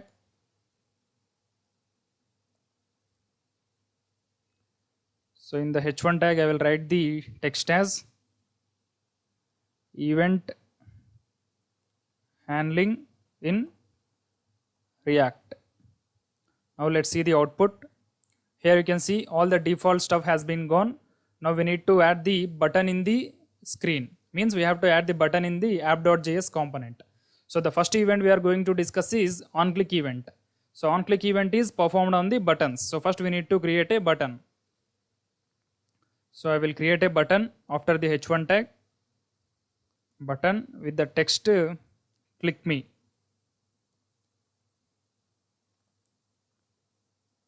Here you can see the button is created. So whenever you click this button, we should get a alert with the message the button is clicked. This is our goal to achieve in this program. So first we need to add the onClick function for this button. So I will add the onClick. So in the React.js for onClick, the C is capital. When it comes to the traditional JavaScript, in the onClick all the letters are small letters only, but in React.js C is capital. So after onClick we use the equal to operator. After equal to operator we have to write the curly braces. In the curly braces we have to write the function. So which function should execute after clicking this button? So first I will create a function with the name getAlert function get alert. So in this I will write the code for alert. I will change the text as the button is clicked. Control S. Now we have to call this function in the onClick of this button. So I will call the function get alert. That's it. Control S. So now we will see the output. Here you can see we have a button. After clicking this button, we should able to see the alert with the text a button is clicked. So I will click this button now. Here you can see the output. The button is clicked. We got an alert with the text. The button is clicked. So like this way we can implement onClick event in React.js with the help of buttons. So now we will discuss the onChange event. So onChange event is occur in input text. So whenever you add any new alphabet or whenever you remove a new alphabet from the input, this onChange event will occur. So after the button I will write the input element. Input. So here the type is text. Now we will write the onChange event. So in the onChange events also the C is capital. So after onChange we have to write the equal to operator. After equal to we have to write the curly braces. In the curly braces we have to write the function. Now we need to create another function. Function input alert. So this is for input element. That's why I have named the function as input alert. So here I will alert with the message the input is changed. So whenever you add any new text to the input, it will show the alert, and whenever you remove the new text from the input field also, it will show the alert. So now we need to call this input alert method in the onChange event. Sorry, input alert. That's it. Now let's see the output. Here you can see a new input is created. Suppose if you want to create this input element at the bottom of the button, we have to use the br tag. So I will use the br tag after the button.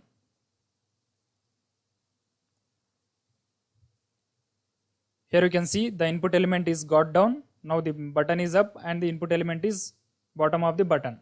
So now we will add the text in this input element. So first I will add the element, not element, alphabet L.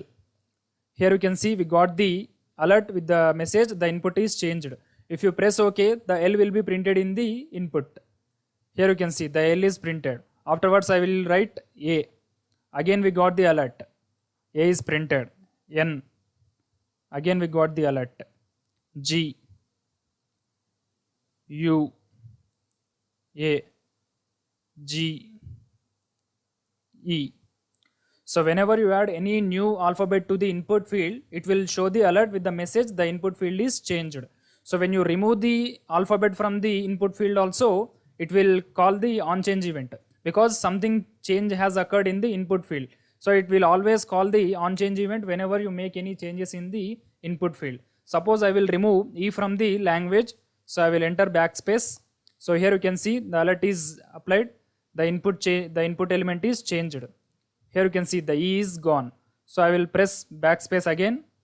Here you can see we got alert one more time. The input has changed. Now the G is removed from the input. Here you can see the G has gone. So like this way we can call the on change event in the React.js. So now let's discuss the hover event, mouse hover event. So mouse hover event can be applied on any element with the help of buttons, with the help of input field, with the help of h1 tags. So we can apply on hover event to any element in the HTML. So in this tutorial we will apply the on hover event to the h1 text. So here I will write the h1 text as hover here to get alert. So let's see the output. Here you can see we got the text over here to get the alert. So whenever you point the mouse in the h1 text, we should see the alert with the message the h1 text is hovered. So now we will write the function for this. So here we have the function called on mouse hover. On mouse over. So this is the function for hover event. So here we have to write the same procedure. After equal to we have to write the curly braces. In that curly braces we have to write the function name. So before writing the function name we have to create it. So I will create one more function.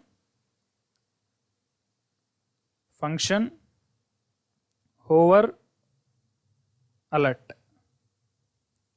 So in this we have to write the alert code. Alert, I will write the text as the h1 text is hovered. So we have implemented the function. Now we need to call this function in the on mouse hover event. So here we need to call the function with the name hover alert. I'm pressing Ctrl S. Let's see the output. Here you can see whenever I place the cursor on the hover here to get alert, it should show the alert with the message the h1 text is hovered. Now I will place the cursor on the h1 text. Here you can see we got the alert with the message the h1 text is hovered. I'll click OK button. So once again I will place the cursor on the h1 text. Here you can see the alert got displayed. So like this way we can implement on click event, on change event, on hover event in React.js. So in the next video we will discuss how to implement these three events in the class component. As of now we have implemented these events in the functional component. If you see here, this is app.js main component is the functional component. So in the next video I will show you how to implement these events in class components. Thank you. Welcome back guys. In the last lecture we have discussed about the event handling in functional components. Now in this video we are going to discuss the same topic, event handling in class components. So here the app.js is the functional component. So when you create a new React application, we will get one default component which is called as app.js component. So that app.js component is a functional component. Here you can see function app. Now we need to create a new class component and we will apply all the event handling functions in that code, means class component.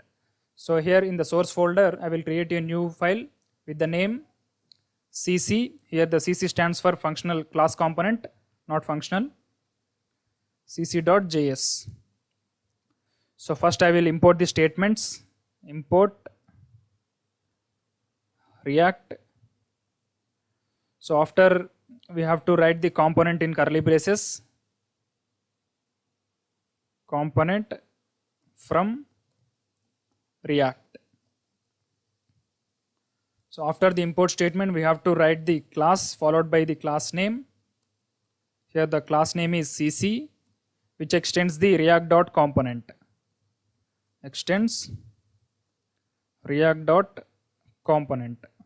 So this react.component is having a method called render. In that render method only we have to return the HTML content. So first I will return a div with h1 element,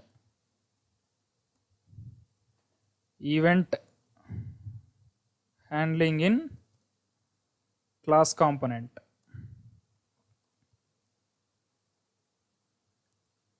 Now let's see the output. So we have created the class component. Now we need to export it to the app.js component.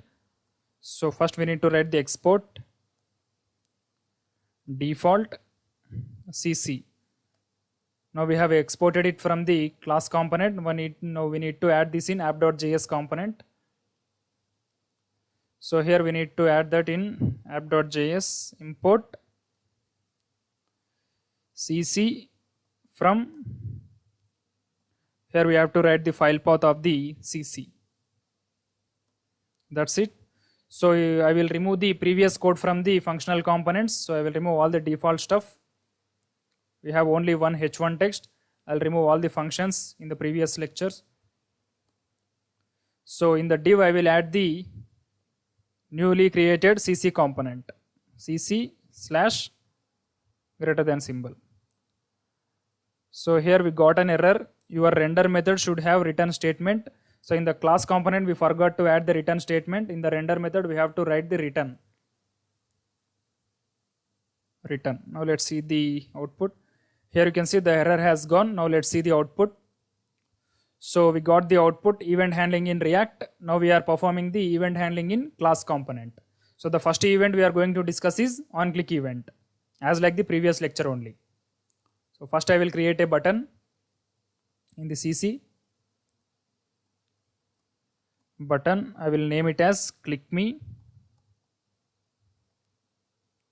So after that we have to write the on click equal to, in the parenthesis we have to write the function name. So before writing the function name we have to create the arrow function in the class component, because function keyword cannot be written in the class component. If you write the function keyword, it will show the error. So we already discussed this thing in the previous lectures only. We cannot write the normal JavaScript functions in class component. Suppose if you write the function, so get alert. So here you can see it is raising the error. We got an error, unexpected token, a constructor, method, accessor or property was expected. So function keyword is not used in the class component. We have to use the arrow functions.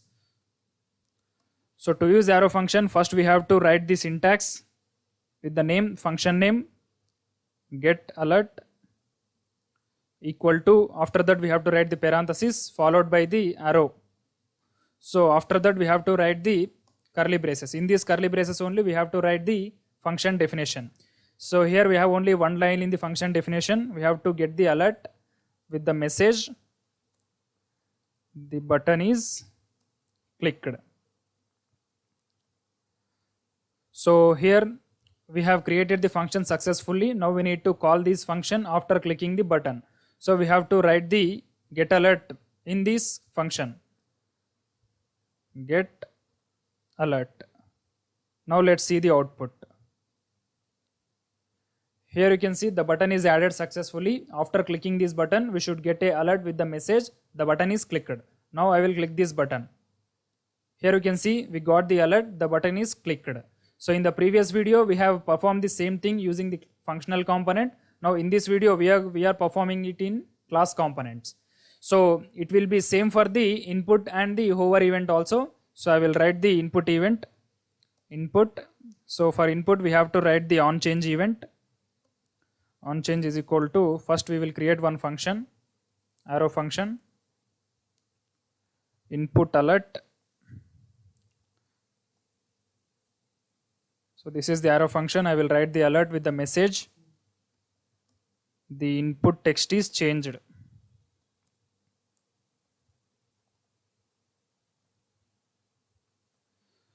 Now we need to write this function in the curly braces, input alert. That's it. So before writing the function name we have to use the this keyword. This keyword is mandatory in class component. Without this keyword it will raise the error. So now let's see the output. Here we got an input element. Now let's write something in the input element. So I will write J. Here you can see we got the alert with the message, the input text is changed. So if you press OK, the J will be printed in the input element. Here you can see we got J. I will write A. Again we got the alert. V, A. Yes. So like this way we can get the alert in the on change event. So if you remove the letter from the input field also, it will show the alert. So I will remove S from the input field. Here you can see we got the alert, the S is removed. So like this way we can perform the input element. So the last event we are going to discuss is on hover event. So on hover event is applied on H1 text. So not only H1 text, we can apply it on anything. So for our convenience, I will apply it on H1 text. Hover here to get alert. So after that, we have to write the on mouse hover event for this H1 text. On mouse over. So first we need to create a function before calling it. Hover alert.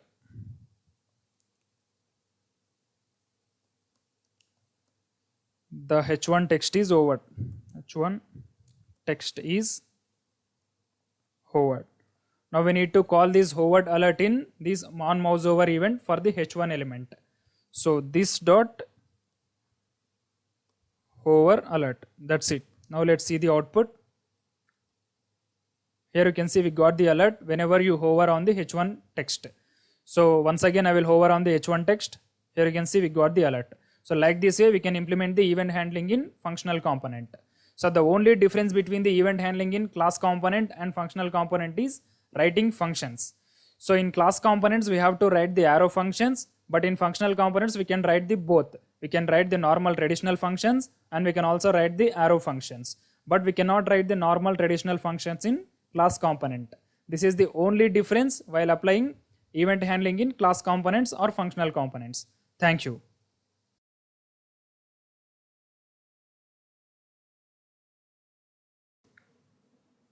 Welcome back guys. In this lecture, we are going to discuss CSS in React.js. So for this, I have created a new React application with the name React CSS. So here you can see in the React projects folder, there is a new folder with the name React CSS. So first we will navigate into this folder and we will execute this application. So at present we are now in React projects folder. So we need to navigate in React CSS folder. CD React CSS. Now we are in React CSS folder. Let's execute this. npm start. Here you can see the application executed successfully. Now we will open Google Chrome and let's see the output. So I will write localhost 3000 in the Chrome URL. Here you can see the output, React logo, and this is the default output for any React application. Let's remove all the default stuff from the app.js component. So click on this React CSS folder. So click on the source folder and select app.js file and remove all the default stuff from this app.js.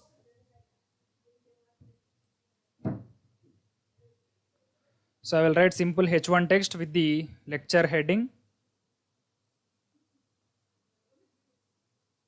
So here today our lecture name is H1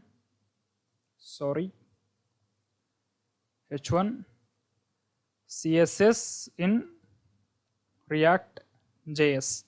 Let's see the output. Here you can see the default stuff has gone. We have only one H1 text with the value CSS in React.js. So now we need to apply styling for this text. So here we have only one H1 text. Now let's see how to add styling for this H1 text. So in traditional HTML, we will write direct style property for element. So here style equal to, we will write some styling like color, something, etc. So but in React.js, it is not possible. So the way is different compared to traditional HTML and JavaScript. So now I will show you how to write the inline styling in React.js.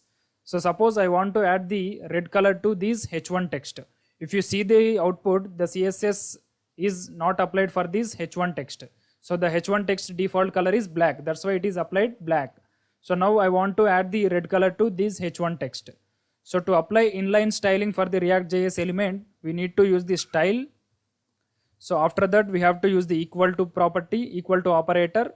After equal to, we have to use the two curly braces.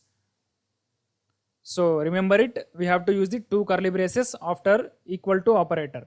First we have to use the style property, after that we have to use the equal to followed by the two curly braces. In these curly braces, in between these curly braces, we have to write the styling properties. So here we want to add the color to this h1 text. So I will add the property color. Afterwards we have to use the colon. So after colons we have to write the value in the colons, single colons. I will write the value as red. So here the color is the key and the red is the value. So I will press Ctrl S. Let's see the output. Here you can see the h1 text color is changed from black to red. So this is the way to apply inline styling in React.js. So we can apply more than one style also. Here we have applied only one property, color property. Now I want to apply the background property also. So to apply the second property, we just have to write the comma after the first property and we need to write the second property. I want to write background color. I want to write the background color as green. So the h1 text color must be red and the h1 background color must be green. I will press Ctrl S and I will open Google Chrome. Here you can see we got the output. The background color is changed from white to green and the text is changed from black to red. So like this way we can apply inline styling in React.js. Let's go back to the Visual Studio Code. Now let's add some of the HTML elements and we will add styling for that. So I will add button and I will write the text as click me. I'll press Ctrl S. Here you can see we got the default button which is the hash background and the black color text. So now I want to change the background color to the red and the text color to the green. So here the background color is green and the text color is red. Now I want to change the button background color to the red and the button text color to green. So we will write styling for it. So here also we should use the same procedure. First we need to write the style. Afterwards we have to use the equal to operator followed by the two curly braces. So this is the important thing in the style property in React.js. We have to use the two curly braces. For on-click event or for on-change event or any event handling, we have to use the one on-click event. When it comes to the style property, we have to use the two curly braces. So keep it in mind while applying styling for the elements. So here I want to add the color as green and the background color as red.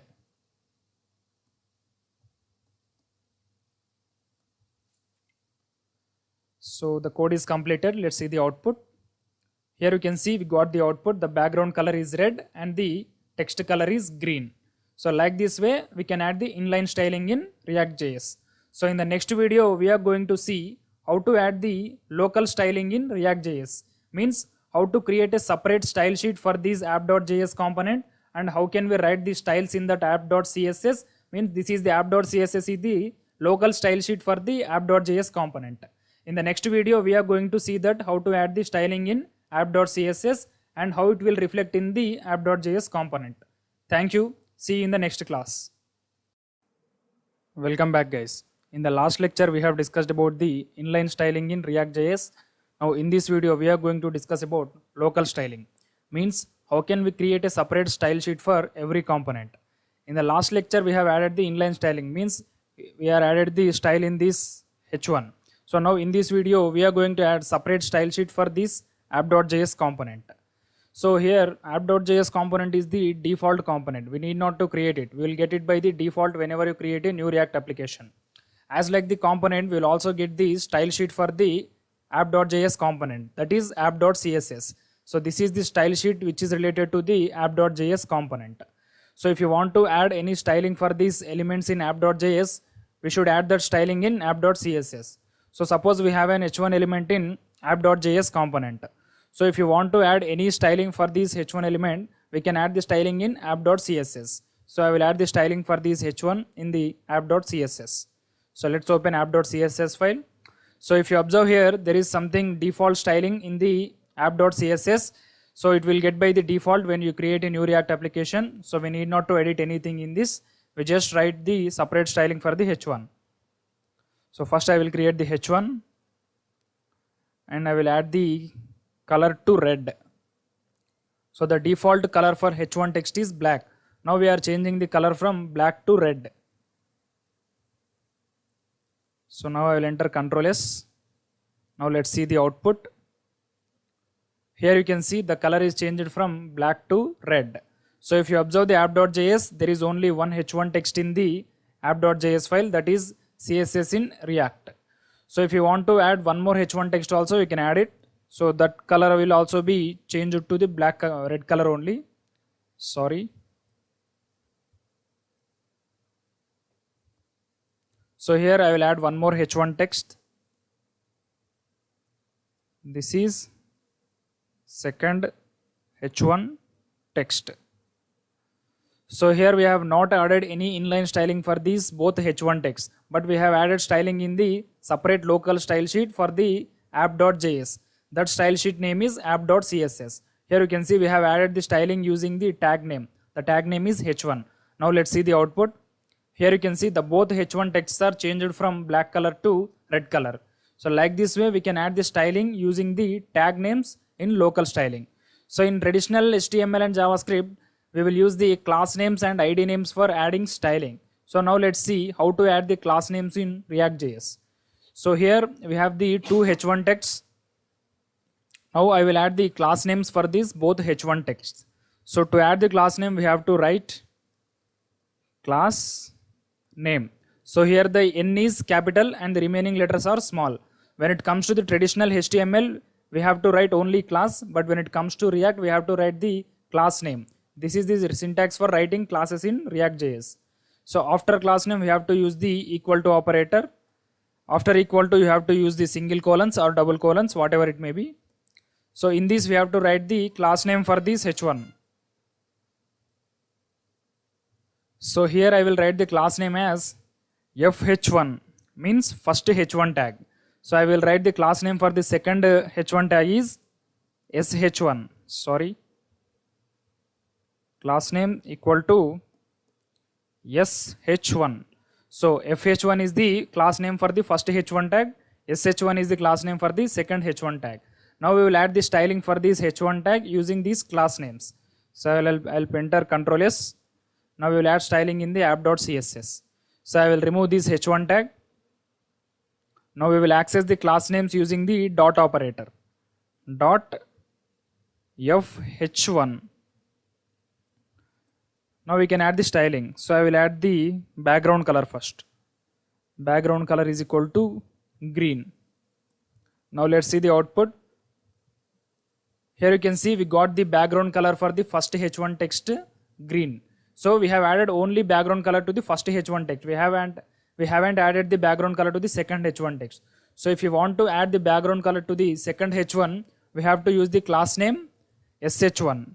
So to use the class name in CSS, we have to use the dot operator sh1.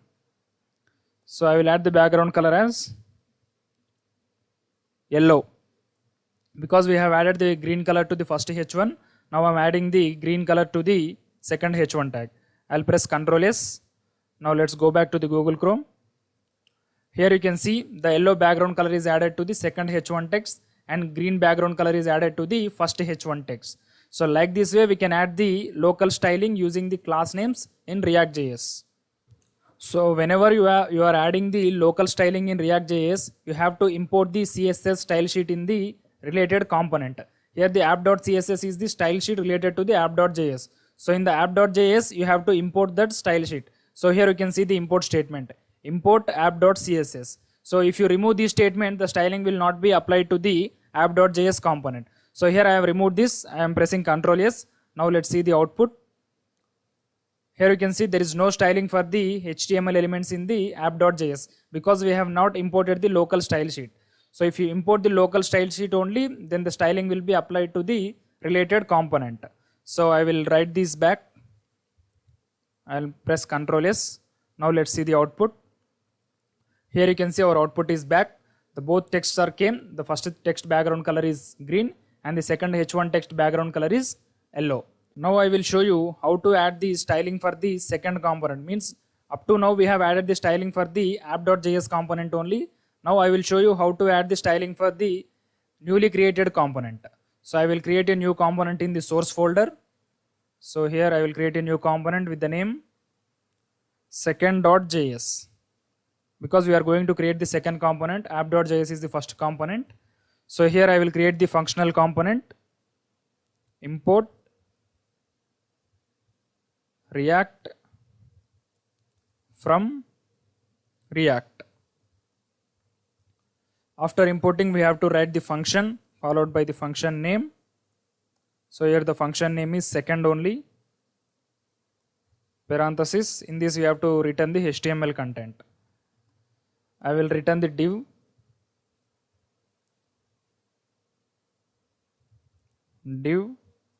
in this div I will return one h1 tag with the text, this is second component.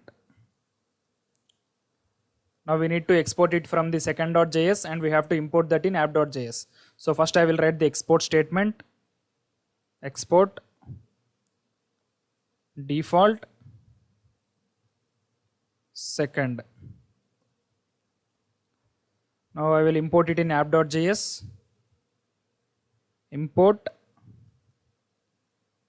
second from second.js. That's it.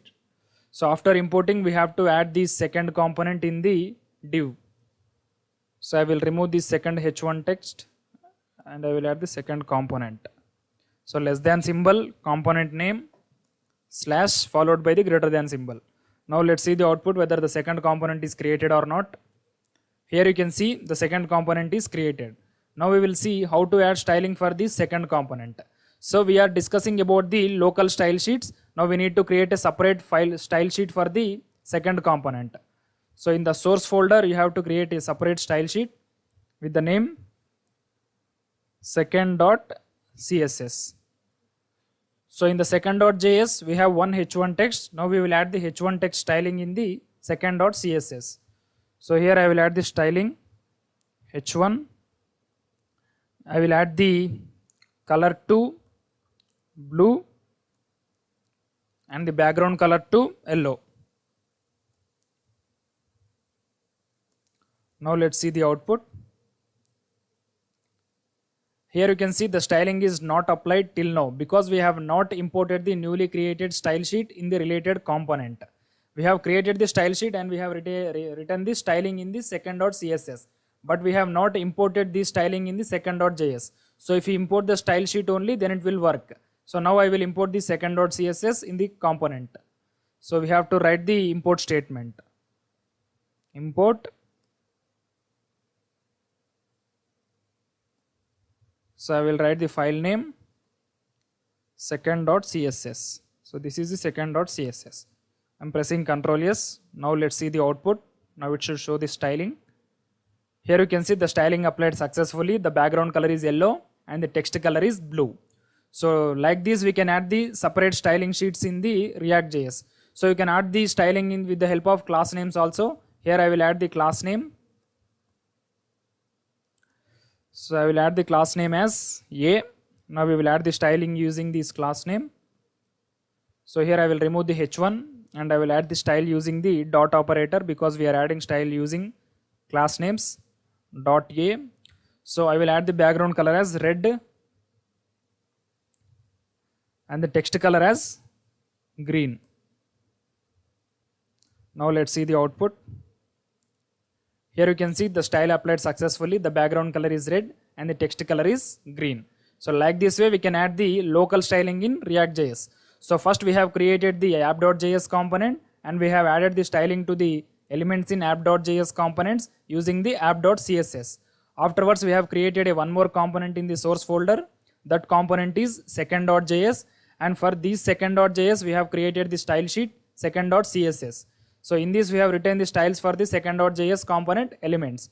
So after creating the style sheets we have to import the style sheet in the component, related component.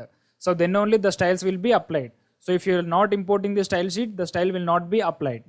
So thank you. See you in the next class. Welcome back guys. In the last lecture we have discussed about how to add the local styling to React.js components. Now in this video we are going to discuss about dynamic styling in React.js. Means how can we manipulate the CSS in React.js. So first I will show the demo, afterwards we will write the code. So here you can see this is the demo. Here we have a text with the name this is React Dynamic CSS. So after clicking this button, this text color should change to some other color. So initially the text color is black. So after clicking this button, it should change to some other color. So now I will click this button. Here you can see the text is changed to, the button is clicked and the text color is changed to brown from black. Initially the color is black. If you refresh here, initially the text color is black. After clicking, the both text is changing and the text color is changing. Now in this video we are going to implement this feature. So let's open Visual Studio Code. So to achieve this we have to use the class components, because dynamic CSS can be applied with the help of state management only. So we cannot create the states in functional components. That's why we need to create a special class component. So here I will create a new class components in src folder. So I will create a new file with the name cc. So every time we are using the cc for class components only. So first I will create the class component. I will write the import statement, import React and component, it must be in curly braces, component from React. Now we need to create the class cc extends React.component. So this React.component class is having one method which is called as render method. In this render method we have to return the HTML content. So before returning the HTML content, I will change the snippets from JavaScript to React. So it will give the HTML snippets in the VS Code. So here I will return the div. So I forgot to add return statement. Return div. In this I will write the h1 tag. This is dynamic CSS. Now we have created the class component. Now we need to export it. Export default CC. Control S. Now we have to add the CC in app.js component.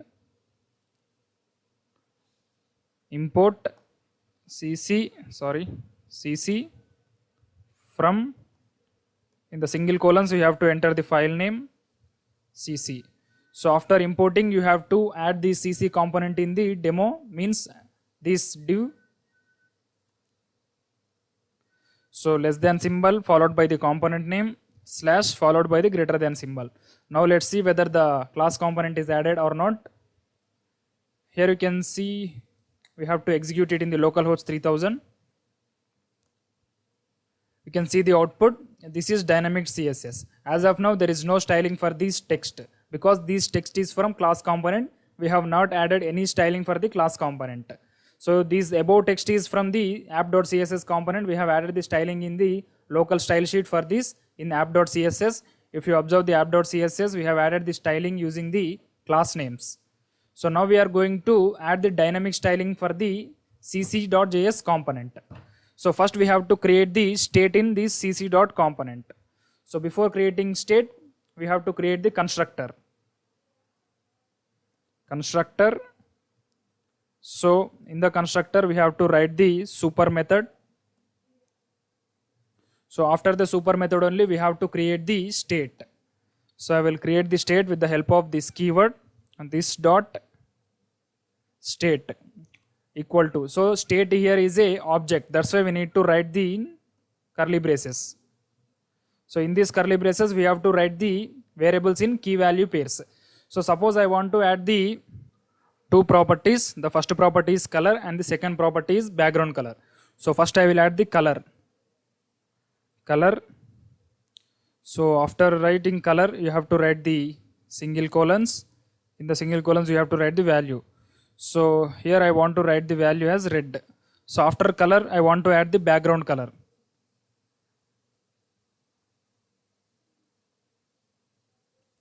BG color. So this is the variable name. Here I will write the value as I will write yellow background color. Now we have to add these two variables in the style property of this h1 text. So I will show you how to add it. So first we have to create the inline styling for this h1 text style. Afterwards we have to use the equal to operator.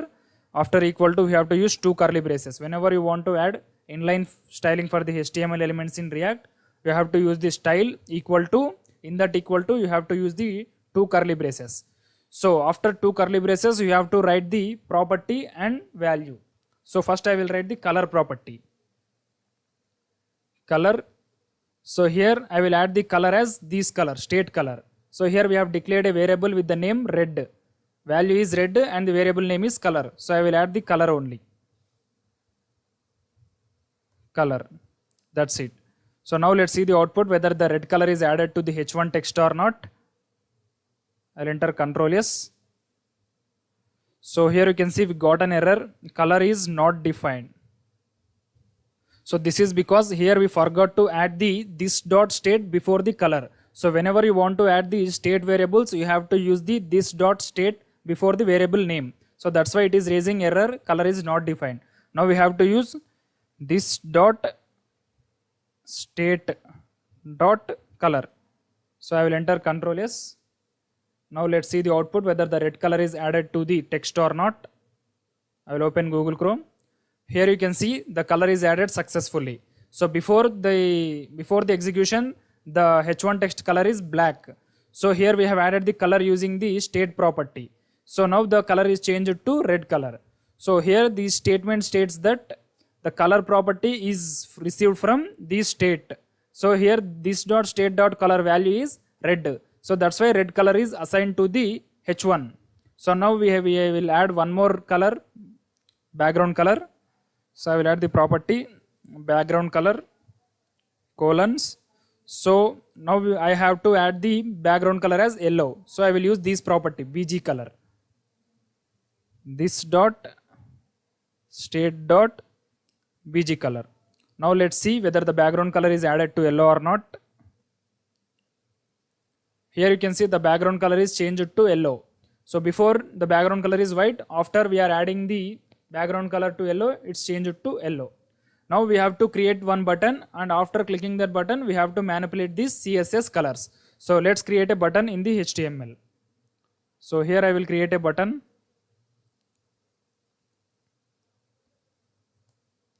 So I will name this button as change color, and I will create one more button, change background color.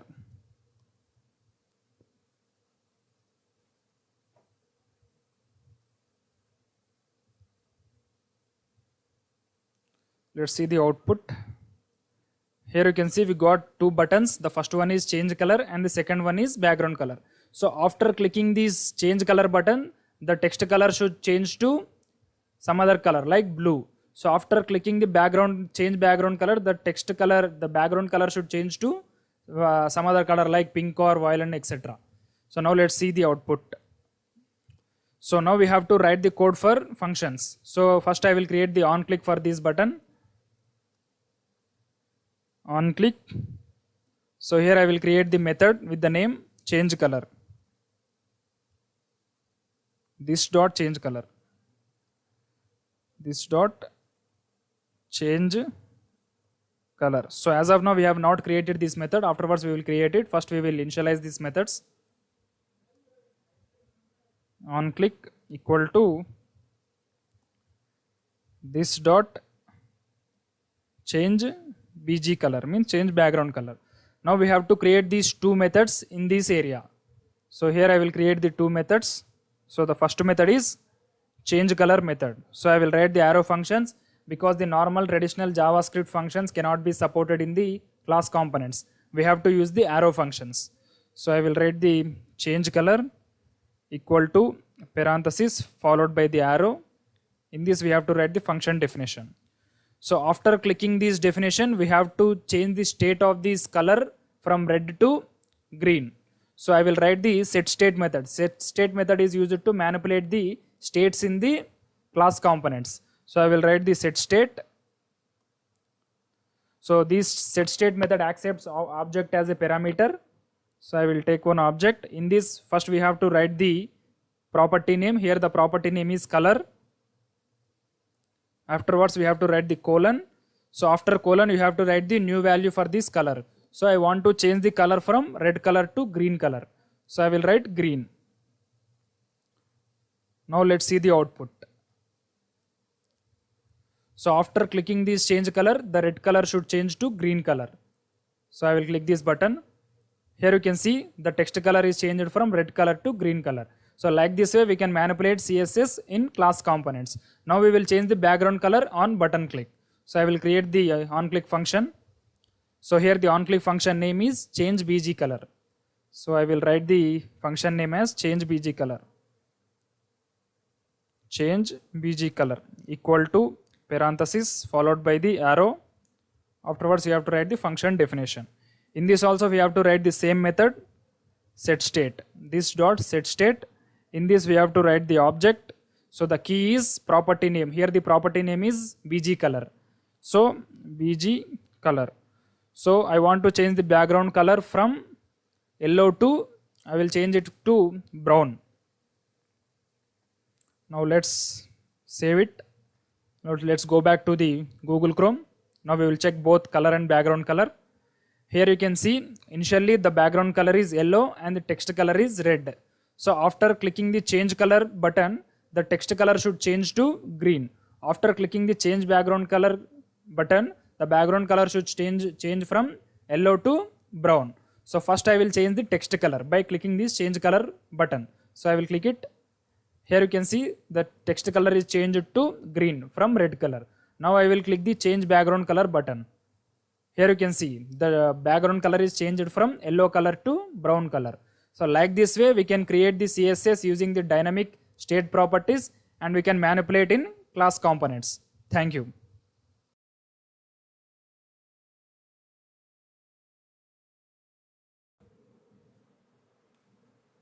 Welcome back guys. In this video we are going to do our first React project which is called as counter program.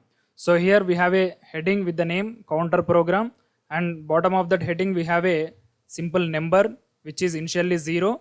So here we have two buttons. So if you click this add one button, the number will increase one time, and if you click this subtract one button, the number will decrease one time. So first I will click the add one button. So here you can see the number is increased plus 1.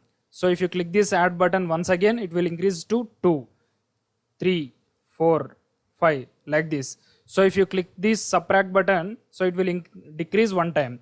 So here you can see the number is decreased from 5 to 4, 3, 2. So if you again click this add button, it will increase 1. So like this is the counter program. Now we are going to implement this in React.js. So now I will create a new React project for this program. So here I will create a new React project. So as of now we have in React CSS folder. So to create a new React project, we have to come to this React projects folder. So first we will navigate to React projects folder. Now we are in React projects folder. Let's create a new React project. npx create React app followed by the application name. Here our application name is counter app. Press enter. It will start creating a new React application for us. So it may take around 2-3 minutes depending upon your system performance. Here we go. Our counter app is created successfully in the React projects folder. You can see here a new folder is added with the name counter app. So click on it to expand. So now we need to create a component in this source folder. So before creating a component, first we need to navigate into this counter app by writing cd counter app. So now we are in the counter app. Let's run this. npm start. Here you can see the application executed successfully. Now we need to run localhost 3000 in the Google Chrome. So here I will type localhost 3000. You can see here this is the default output for any React application, I will remove all the default stuff in the app.js. I will write simple h1 tag with the name counter program. Here I will remove all this stuff. So I will write h1 tag.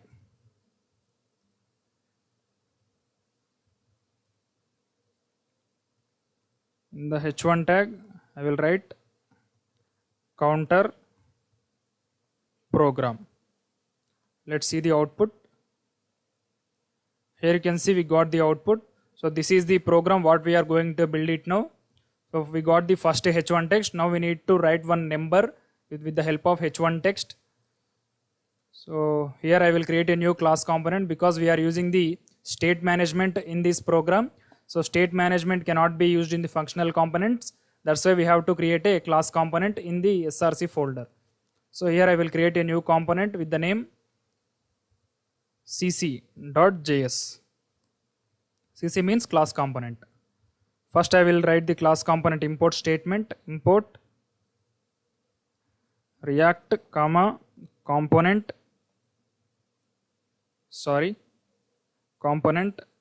from React. After that we have to write the class name, class cc extends react.component. In this we have to write the render method which is used to return HTML content. Return. So I will return one div.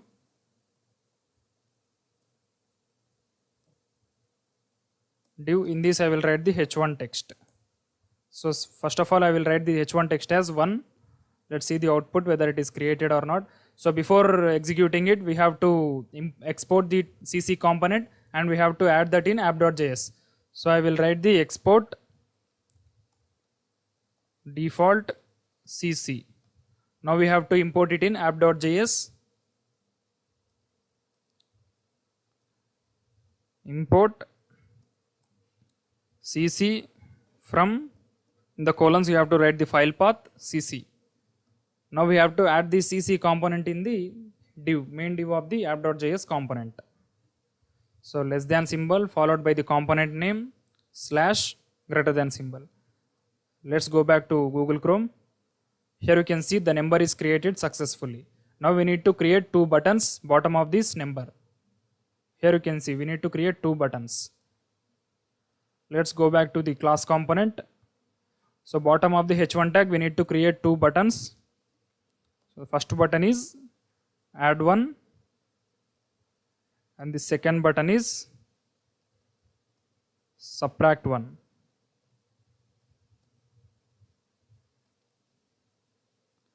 Here you can see we got the 2 buttons. First we will add the styling for this button. Afterwards we will write the actual logic for this program. First we will add the styling.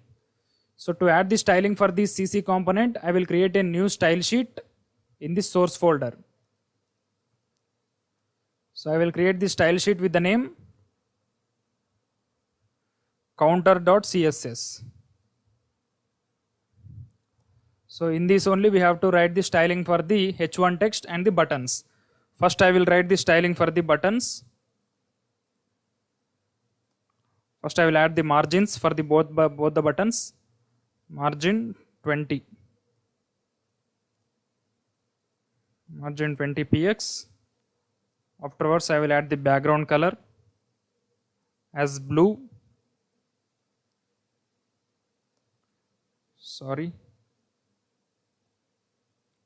And the text color as white. Here we have added the styling for this button. Now we need to import the style sheet in the class component, means cc.js component. We have to import it. Import. In the colons we have to write the file path counter.css. Now let's see the output whether the styling is applied or not. Here you can see the styling is applied successfully, but not exactly. Now we have to add some border radius for these buttons and we have to add the border color also. I will add the border radius as 5px and the border color as blue. So we got the exact output in the previous demo. Now we have to add this background color for this page. So to add the background color, we have to add the background color to the body. Body background color. So I will use background color teal. Now let's see the output. Here you can see we got the exact styling for this page as like the demo. Now we have to write the logic for these buttons. So if you click on this button, the number should increment 1.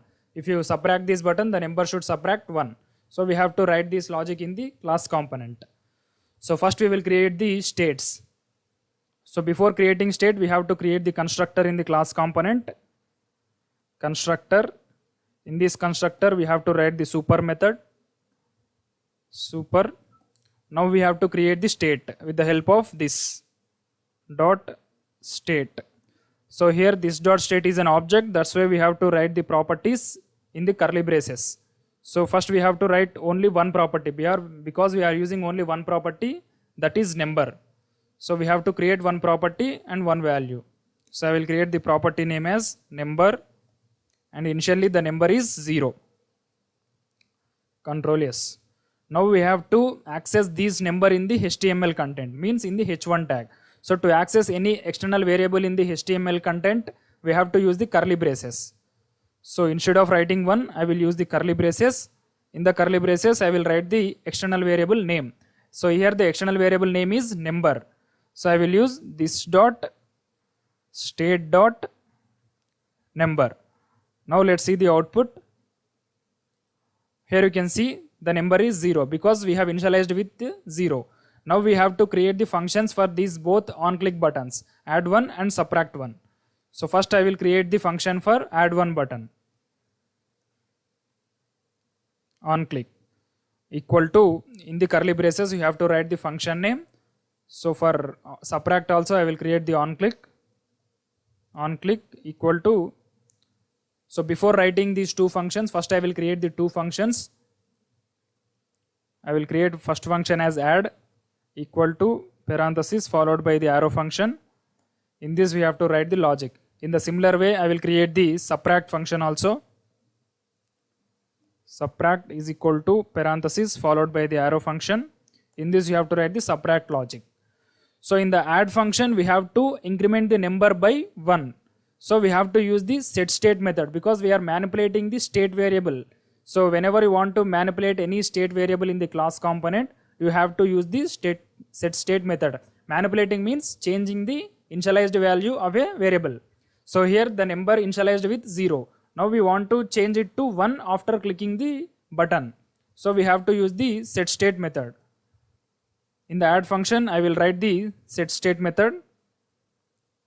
Set state. It accepts the object as a parameter. In that object we have to write the first property as property name. Here the property name is number. We want to change the number value. We want to change the number value by incrementing the 1. So that's why we have to access the previous number value. So if you want to access the previous number value, we have to use this dot state dot number. We have to increment it by 1. That's why we need to use +1. So every time you click this add button, it will increment the number value by 1. In the similar way, we have to copy this text and paste it in the subtract method, and we have to change the just symbol. Instead of plus, you have to write the minus. That's it. We have created two functions successfully. Now we need to add the function names in the on-click functions of these respective buttons. So first I will write the add function for this add one button. Add this dot add.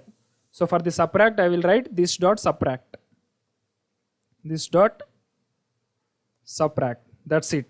I'll press Ctrl S. Now let's go back to the Google Chrome. We'll check the output whether it is working or not. Here you can see initially the number is 0. After clicking the add one button, it should increment by 1. After clicking the subtract one button, it should decrement by 1. So first I will click the add one button. Here you can see the value is incremented by 1. Once again I will click the add one button. Here you can see the value is incrementing. Here you can see 3, 4, 5. Now I will click the subtract one button. Here you can see the value is decremented by 1. Initially the value is 5. After clicking this button it changed to 4. Once again I will click the subtract one button. So it should change to 3, 2, 1. Like this way we can implement counter program in React.js. Once again I will explain all the things in class components. In the class component we have one h1 text and the two buttons. So the one h1 text is storing the number value and the two buttons for adding one and subtracting one. So to get this h1 value we have created a state variable with the value number and we have initialized that number with 0. So after clicking this button we have initialized a function with the name add function. After clicking the subtract button we have initialized the function with the name subtract. So in the add function we have incrementing the value by 1. In the subtract function we are incrementing the value by -1. We are decrementing by -1. So like this way we can implement counter program. Thank you.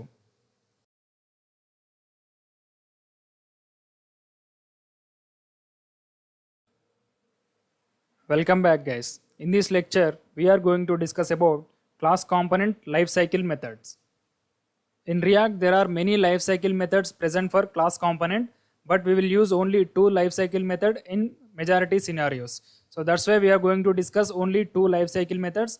They are component did mount and component will mount. So before discussing this lifecycle method, first we should know what is a lifecycle method. So here there is a definition for lifecycle method. Each component in React has a lifecycle which you can monitor and manipulate. Here the lifecycle method is a function which we will create but we cannot call them. The React compiler will call that methods automatically depending upon their preference. So first component lifecycle method is component did mount. First we will see the definition of it. The component did mount method is called after the component render. So if you create component did mount method in any class component in the React.js application, it will be called automatically by the React compiler whenever the component is rendered. So after the component is rendered, this method will be called automatically by the React compiler. So this is the use of component lifecycle method in React.js. So the second method is component will mount method. It is also similar to the component did mount method. The only difference between these two is component did mount method is called after the component is rendered and the component will mount method is called before the component is rendered. Now we are going to see these two methods practically. Here you can see the Visual Studio Code is open. I have created a new project for this component lifecycle method with the name lifecycle. Here you can see a new folder is created in the React projects folder. The folder name is lifecycle. Click here to expand it.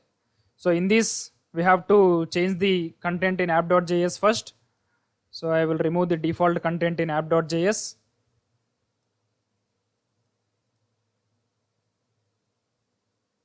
Sorry. I will write simple one h1 tag.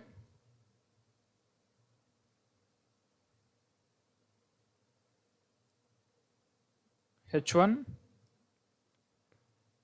lifecycle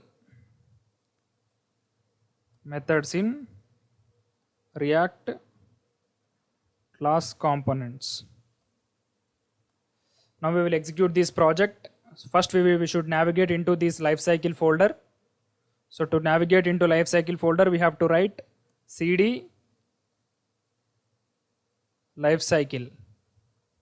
Now we have to execute it using the command npm start. Here you can see the project executed successfully. Now I will open Google Chrome. So in this I will write the localhost 3000. Here you can see we got the output lifecycle methods in React class components. Sorry, yes, this is better. So now we are going to see the first lifecycle method which is component will mount. So we will see the first lifecycle method. So first we need to create one class component because lifecycle methods are supported in only class components. They are not supported in functional components. That's why we need to create a class component with the name cc.js. cc stands for class components. So here I will write the import statement first. import React, comma,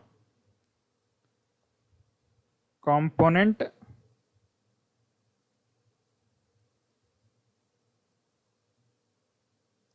from React. After that, you have to create the class followed by the class name, extends React.component. In this, we have to write the render method. In that render method, we have to return the HTML content. Here I will return the h1 tag in the div. h1. This is class component. Now we have created the class component. Now we need to export it. Export default CC. After exporting, we have to import that in app.js component. Import CC from ./cc. Now we have to add the CC component in the div of app.js. Less than symbol followed by the component name / followed by the greater than symbol. Now let's see the output whether the class component is added successfully or not. Here we are getting an error. .cc doesn't match a default export. So here we got an error in class component. Let's see the error. Here we have not saved this export default CC, that's why it is raising error. We will save it. Here you can see the error has gone. Now let's see the output in Google Chrome. Here you can see the class component is created successfully. Now we will implement the first component lifecycle method, component will mount. Before writing the component will mount method, I will create the state in class component. So constructor, in then constructor, I will write the super method. Afterwards, I will create the this.state object equal to, I will create a variable with the name number. I will initialize this number with the value 0. Now we have to use this number variable in HTML content of the CC component. I will create one h1 tag. I will write the text as the declared number is. We have to use that variable using the curly braces. This dot state dot number. Now let's see the output whether the number is added or not. Here you can see we got the number. The declared number is 0. Now I want to change this number without writing any function. So here there is no function to change that number. There is no set state method in any function. Now we have to create the component lifecycle method, which will be called automatically by the React compiler whenever the component is rendered. Now I will create the method. So after the constructor, we have to create the method component will mount. So this is the method which is called before the component renders. So here I will write the definition here. First I will write simple alert whether this is working or not. In this I will write the message component will mount is called. Component will mount is called. Now let's see the output. If you see here, the alert came automatically. We have not called this component will mount method. It is called by the React compiler automatically. That's why we are getting this alert pop-up while rendering the component. If you click OK, here we can see the HTML content. So here we are getting the lifecycle method component will mount before the component is rendered. Now we have to change this content using that component will mount method. So I will write the set state method in this instead of alert. Set state. So I want to change this number value from 0 to 1 using this component will mount method. So here this set state method accepts one object. In that we have to write the key. Here the key is number and I want to change the value to 1. Now let's see the output. The output must be the declared number is 1 because in the component lifecycle method we have changed the initialized value number 0 to 1.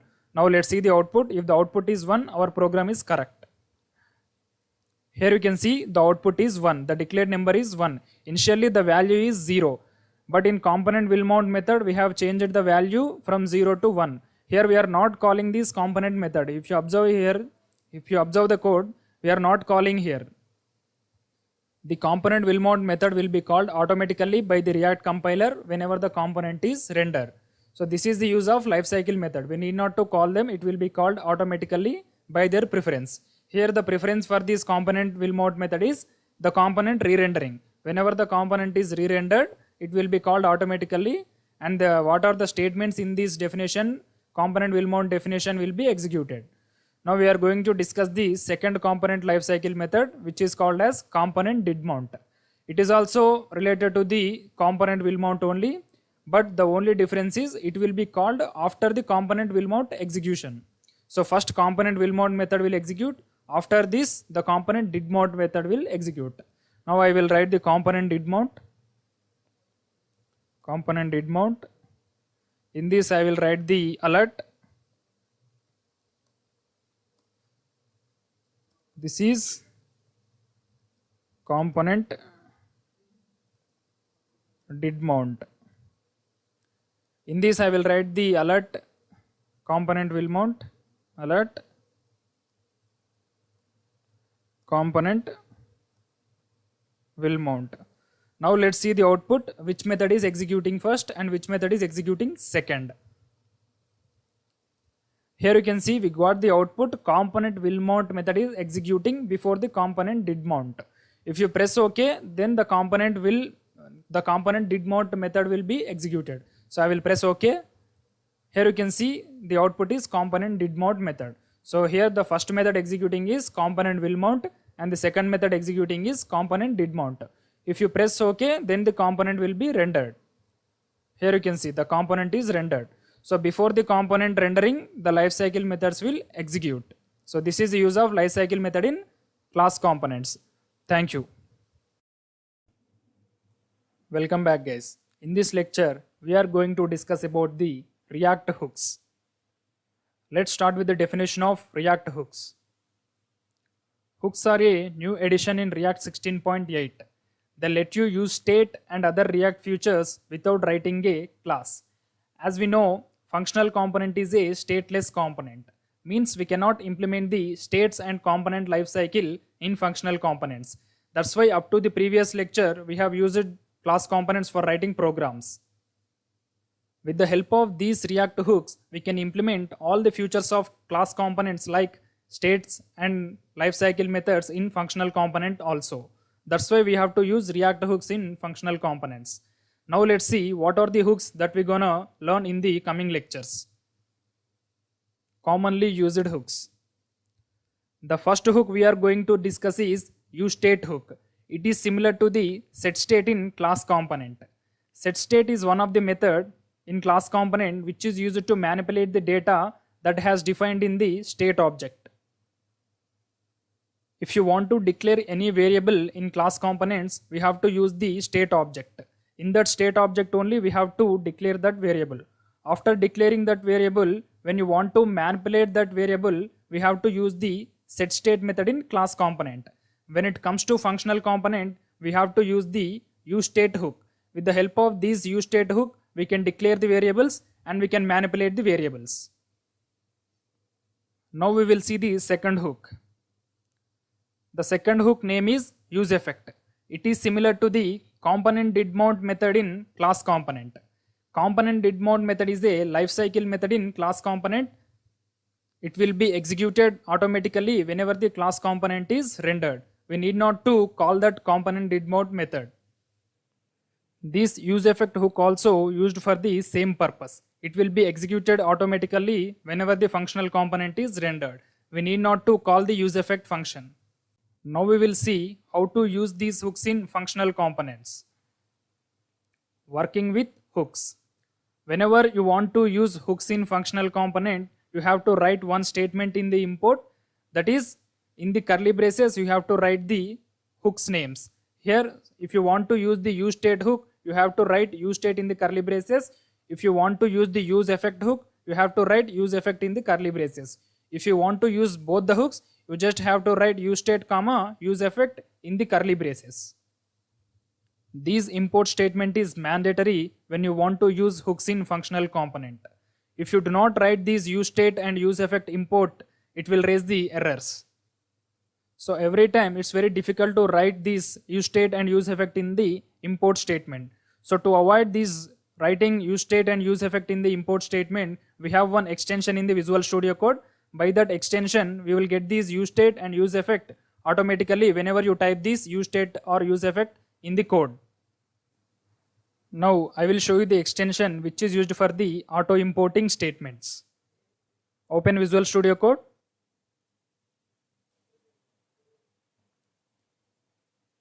Here you can see the Visual Studio Code is open. This is the dummy Hello World project. Now in this project I will explain the extension which are used for writing use state and use effect hooks. So first click on these extensions and here type auto import. Auto import. If you type auto import, you can see here auto import ES6 TSJS. Click on this extension. Here you can see auto import ES6 TS JSX and TSX. You have to install this extension in the Visual Studio Code. I have already installed this extension. Now I will show you the advantages of this extension. Here in this app.js, suppose if you want to use the hooks functionality, we have to write import React. After importing React, we have to write comma, and in the curly braces, you have to write the hook name. If you want to use the use state hook, you have to write use state. Now I will show you how to avoid this writing every time in the import statement. You just remove it. And in the function, if you type the use state, it will be imported automatically with the help of that extension. I will write use state. If you press enter, here you can see the use state hook is imported automatically. If you type use effect, the use effect hook also will be imported automatically. I will write use effect. I am pressing enter. Here you can see the use effect hook also imported automatically. So that's why you have to install this auto import extension. So we can avoid writing every time the import statement in the applications. I will show you the one more extension which is used for developing React applications. Remove this auto import from the statement and type simple React snippets. Simple React snippets. So click on this extension and install it. I have already installed it. Now I will show you the advantages of installing this extension. I will close it. Suppose if you want to create any new component, we will create that new file in the source folder. In this I will write the new file with the name cc.js. Here in the cc.js I want to create the class component. So if you want to write class component in this page, you just have to write cc. If you write cc and press enter, it will give the class component for us. Here you have to write just the class component name. Here I want to write the class component name as cc. And above this class component, we have to write the import statement. That's it. Import React from, in the single colons, you have to write React. And after importing React, we have to write the component also. Component. That's it. The class component is created successfully. If you want to create the functional component, instead of CC, you just have to write RSF. RSF. It will create the entire functional component snippet. Here you can see we got the functional component snippet, including the import React statement. So with the help of these two extensions, we can speed up the development process while developing the React applications. So in the next video, we are going to create our first hook, which is called as use state hook. Thank you. Welcome back, guys. In the last lecture, we have discussed about the introduction of hooks. Now in this video, we are going to implement the first hook, which is called use state. So here I have created a new React project with the name hooks. You can see here there is a special folder which is called as hooks in the React projects. Now we have to navigate into this folder to execute it. So I will write cd hooks. Now we are in the hooks folder. I will execute it using the npm start command.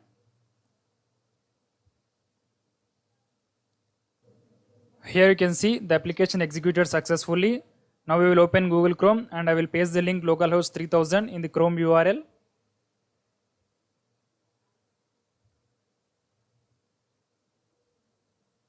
I will write localhost 3000.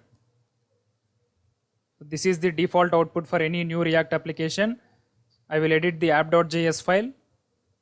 So click on this hooks folder and expand this source folder and click on this app.js and remove all the default stuff in the app.js file. And we will write one simple h1.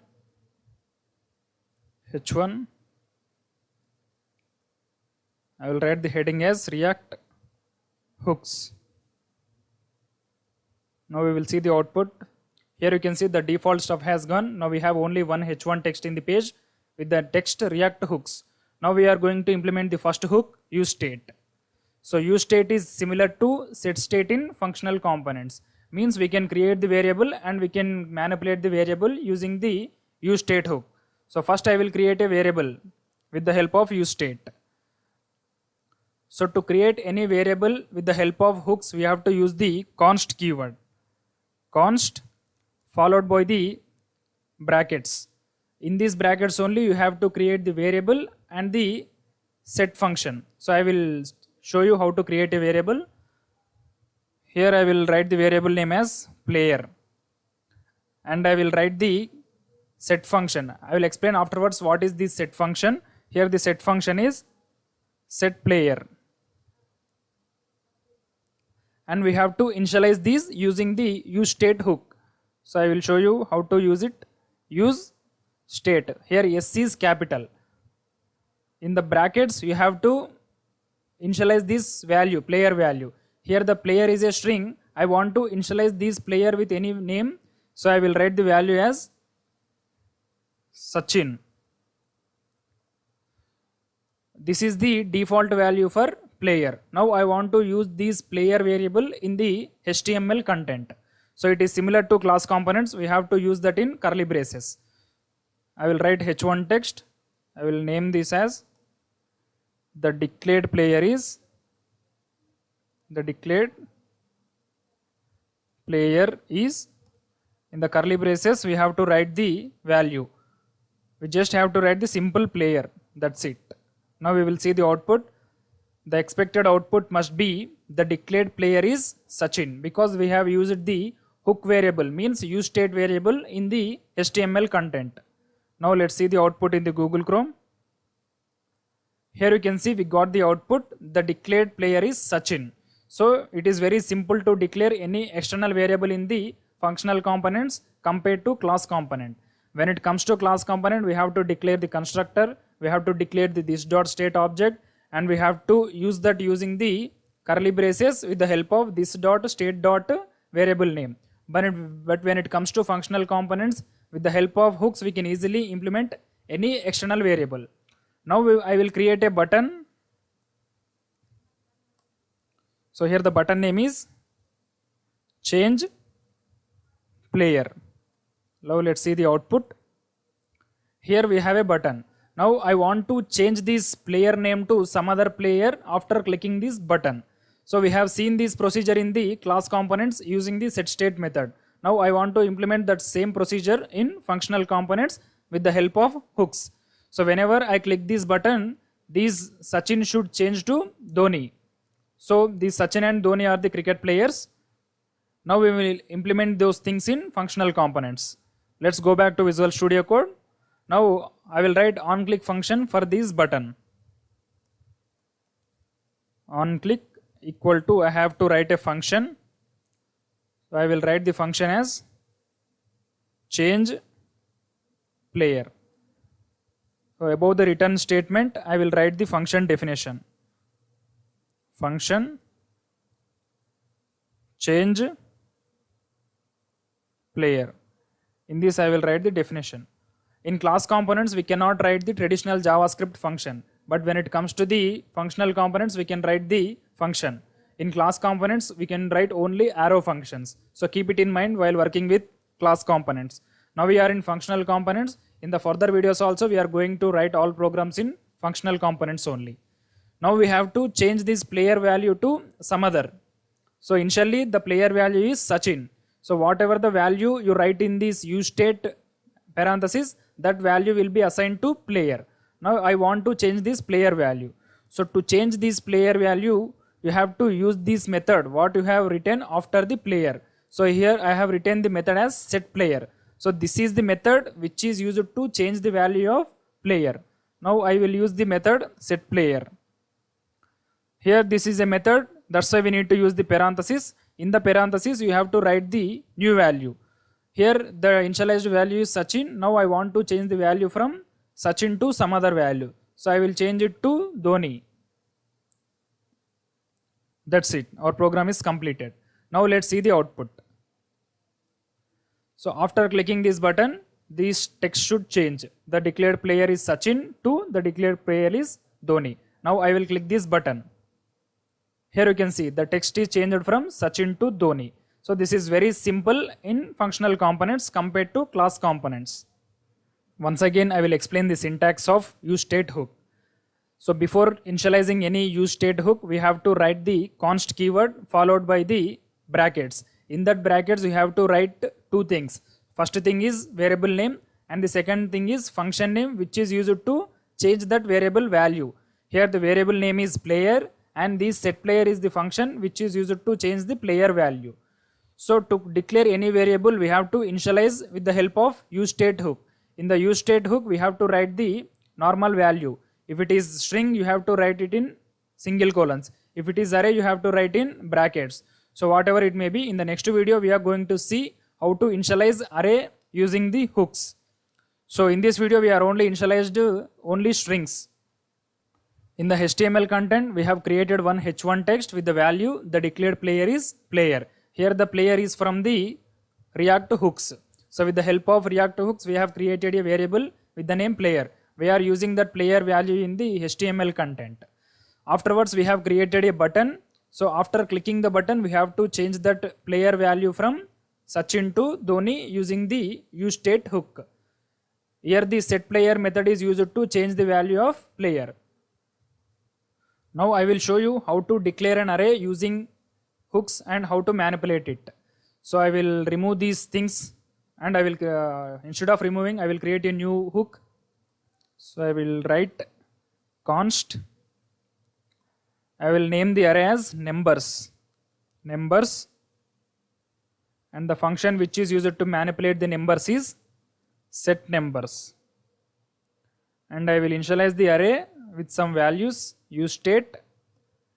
In the useState, you have to use the array. So these brackets indicates the array. So I will initialize the values with 1, 3, 5, 7, 9. Here the all values are odd numbers. After clicking the button, we have to change the array values to even numbers. First we will display this array in h1 text. So I will create one h1 text. h1, the declared numbers are, in these curly braces I have to write the array name numbers. That's it. I will press Ctrl S. Now let's go back to Google Chrome. Here you can see we got the output. The declared numbers are 1, 3, 5, 7, 9. Here these are all the odd numbers. After clicking the button, we have to change the numbers from odd numbers to even numbers. So I will write the setNumbers method in the function. So in this function only I will write the set numbers. In the set numbers, I want to change the array to some other elements. I will write all the even numbers 2, 4, 6, 8, 10. Initially, the array contains the all odd numbers. After clicking the button, we have to change that numbers to even numbers. Now we will see the output. Here you can see initially the player name is Sachin and the numbers are odd numbers. After clicking the button, the player should change to Dhoni and the values, the number should change to even numbers. So I will click the button. Here you can see the Sachin is changed to Dhoni and the values are changed from odd numbers to even numbers. Like this way we can create the variables in functional components using the hooks, and we can manipulate using the set method. So not only set method, we can use any method. So for our convenience, the set keyword is used for manipulating the variable. Thank you. Welcome back guys. In the last lecture we have discussed how to manipulate CSS using the React hooks in functional components. Now in this video we are going to discuss about the second React hook, which is called as use effect. Use effect is similar to component did mode method in class components, which is used to execute before the component rendered. So it will be called automatically by the React compiler. We just need to create it, but we cannot call it. It will be called automatically. Now in the app.js only I will create the use effect hook. So here in the app.js there is no elements added. So I will remove this home. I will add one h1 text. h1. I will write the text as this is use effect hook. Now let's see the output. So I will refresh this page. Here you can see this is use effect hook. Now we will see how it will work. First I will create a variable with the help of use state const followed by the brackets. In this I will create a variable with the name language, and I will write the method to change this language as set language, and I will initialize this language with any language with the help of use state. Initially the language is Java. Now I want to use this hook variable in the HTML text. So I will create one h1 text. The declared variable, not variable, the declared language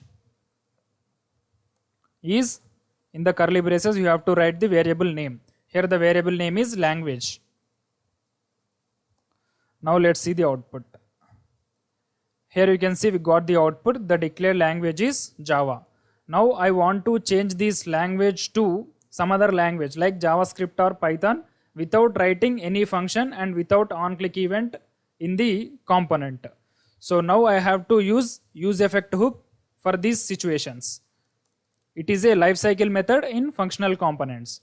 I will use effect after the creation of variables. Use effect. The syntax of use effect method is different from normal functions. So observe very clearly. So after use effect you have to use the parenthesis. In that you have to use one more parenthesis. After one more parenthesis you have to write the arrow function. So this is the syntax of use effect hook. First we have to use the use effect keyword. Afterwards we have to use the parenthesis. In that parenthesis you have to write the arrow function. Arrow function syntax is parenthesis followed by the arrow keyword. Afterwards you have to write the curly braces. This is the syntax of use effect. And after the curly braces, here you can see after the curly braces you have to write comma and empty brackets. This is the syntax of use effect method in functional components. So in this use effect I will change the value of language from Java to something other. So I will change set language.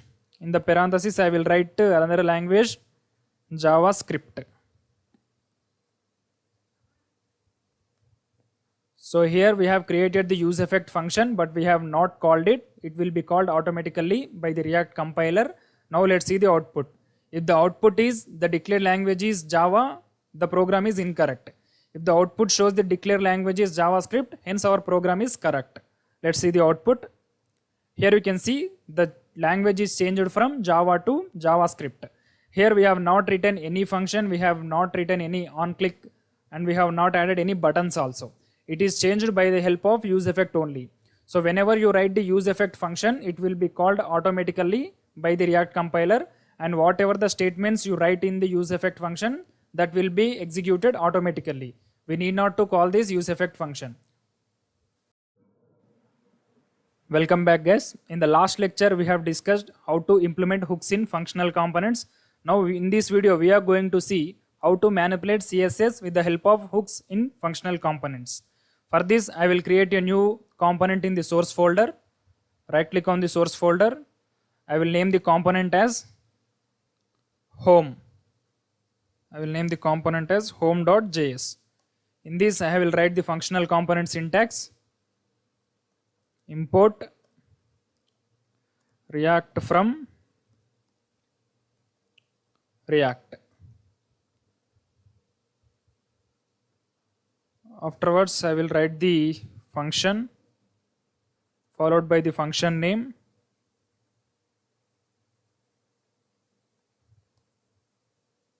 Here we are getting an error, so I wrote the from spelling wrong, that's why it is raising error. FORM, I have to write FROM.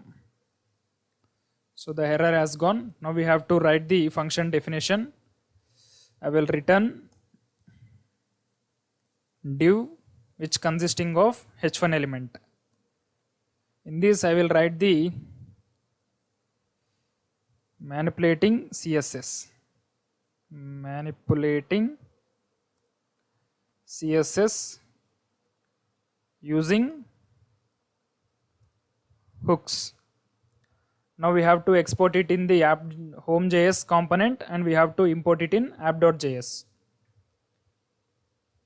Export default home. Now we have to import it in the app.js component. I'll open app.js. In this I have to import it. Import, what is the component name? Home. Home from, in the single colons you have to write the file path of the home. So I have written file path. Now we have to use this component in the div of the app.js component. So less than symbol followed by the component name slash followed by the greater than symbol. Now let's see the output whether the component is added or not. Here you can see the component is added successfully. Manipulating CSS using hooks. Now we will add some styling to some HTML components in the home.css. So here I will create some h1 text. h1, I will write some names. Ronaldo, and I will write the another h1 text with the name football. Here you can see we got two h1 text. The first h1 text is Ronaldo and the second h1 text is football. Now we will add the styling using hooks. So first we have to create the hooks. So to create hooks we have to use the const keyword. Const. Afterwards we have to use the brackets. So I will write the first property as color. And to change this we have to write the function set color. And I will initialize the color with the value red. That's it. And I will initialize one more color and one more property, that is bg color, background color. Bg color, set bg color, and I will initialize it with use state yellow.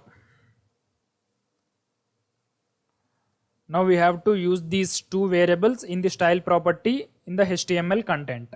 So I will write the style property for both h1 text, style followed by the equal to operator, and we have to write the two curly braces. So first I will add the color property for the first h1 text. Color colons. Now I have to use this operator, means I have to use this color variable which is declared with the help of hooks. So I will simply write color.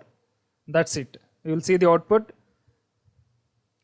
Here you can see the Ronaldo text is changed to red color. Initially the text is black color. We have not added any CSS styling here. We just have created a hook with the help of color, and we have initialized the value with red, and we have used that variable, hook variable, in the style property of this h1 element. Now I want to add the background color to this football. So I will write the same property, style, followed by the equal to operator. In the curly braces I will write bg color. So here I want to use this bg color. I will write simply bg color. Now let's see the output. So there is something error.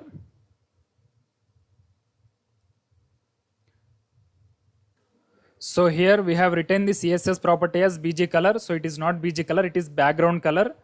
The variable name is bg color. So I will change it to background color.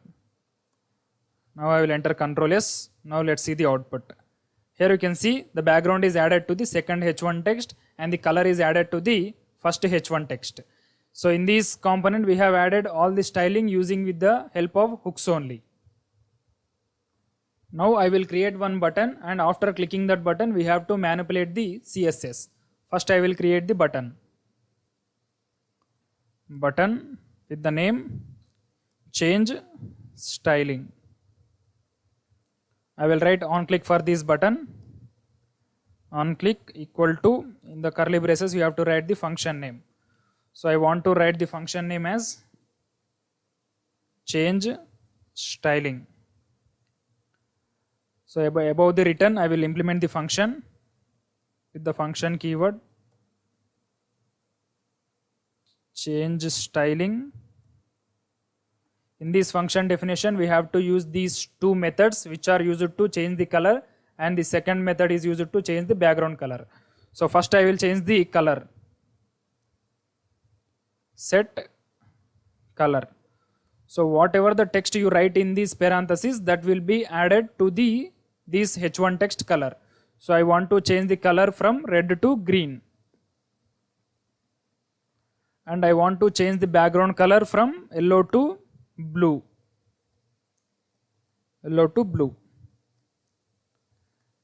Now let's see the output. After clicking this button, the text color should change and the background color should also change. Now I am going to click this button. Here you can see the text color is changed successfully, but the background color is not changed. Let's see the error. Here we have not used the background color method, we have used set color only. We have to use set bg color. So this is the method used to change the background color. Now I will press Ctrl S. Now let's see the output. Here you can see the text is changed to red color and the background is changed to blue color. Like this way we can implement the CSS using hooks in functional components, and we can manipulate using the hooks. Once again I will explain how to implement the CSS in functional component with the help of hooks.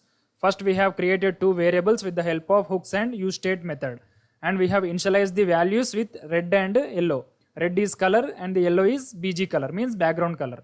Afterwards we have created two h1 text. For the first h1 text we have added the color property, and for the second h1 text we have added the background color property. And we have created a button. After clicking this button, the change styling function will execute. In that change styling function we have implemented these set methods of the hooks, which are used to change the CSS of these components. Thank you. Welcome back guys. In this lecture we are going to learn React forms. So for this I want to create a new project in this React projects folder. So to create a new project we have to use the command npx create react app. Present we are now in hello world project. So to go to the React projects folder we have to write cd double dots. Now we are in React projects folder. Now we have to create a new project with the command npx create react app. Npx create react app followed by the application name. Here our application name is React Forms. Press enter.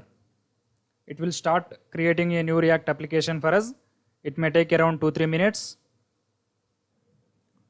You can see here our project is created successfully. If you observe the React projects folder, now we have a new application with the name React Forms. So click here to expand it. Now we have to navigate into this React Forms folder because present we are in the React projects.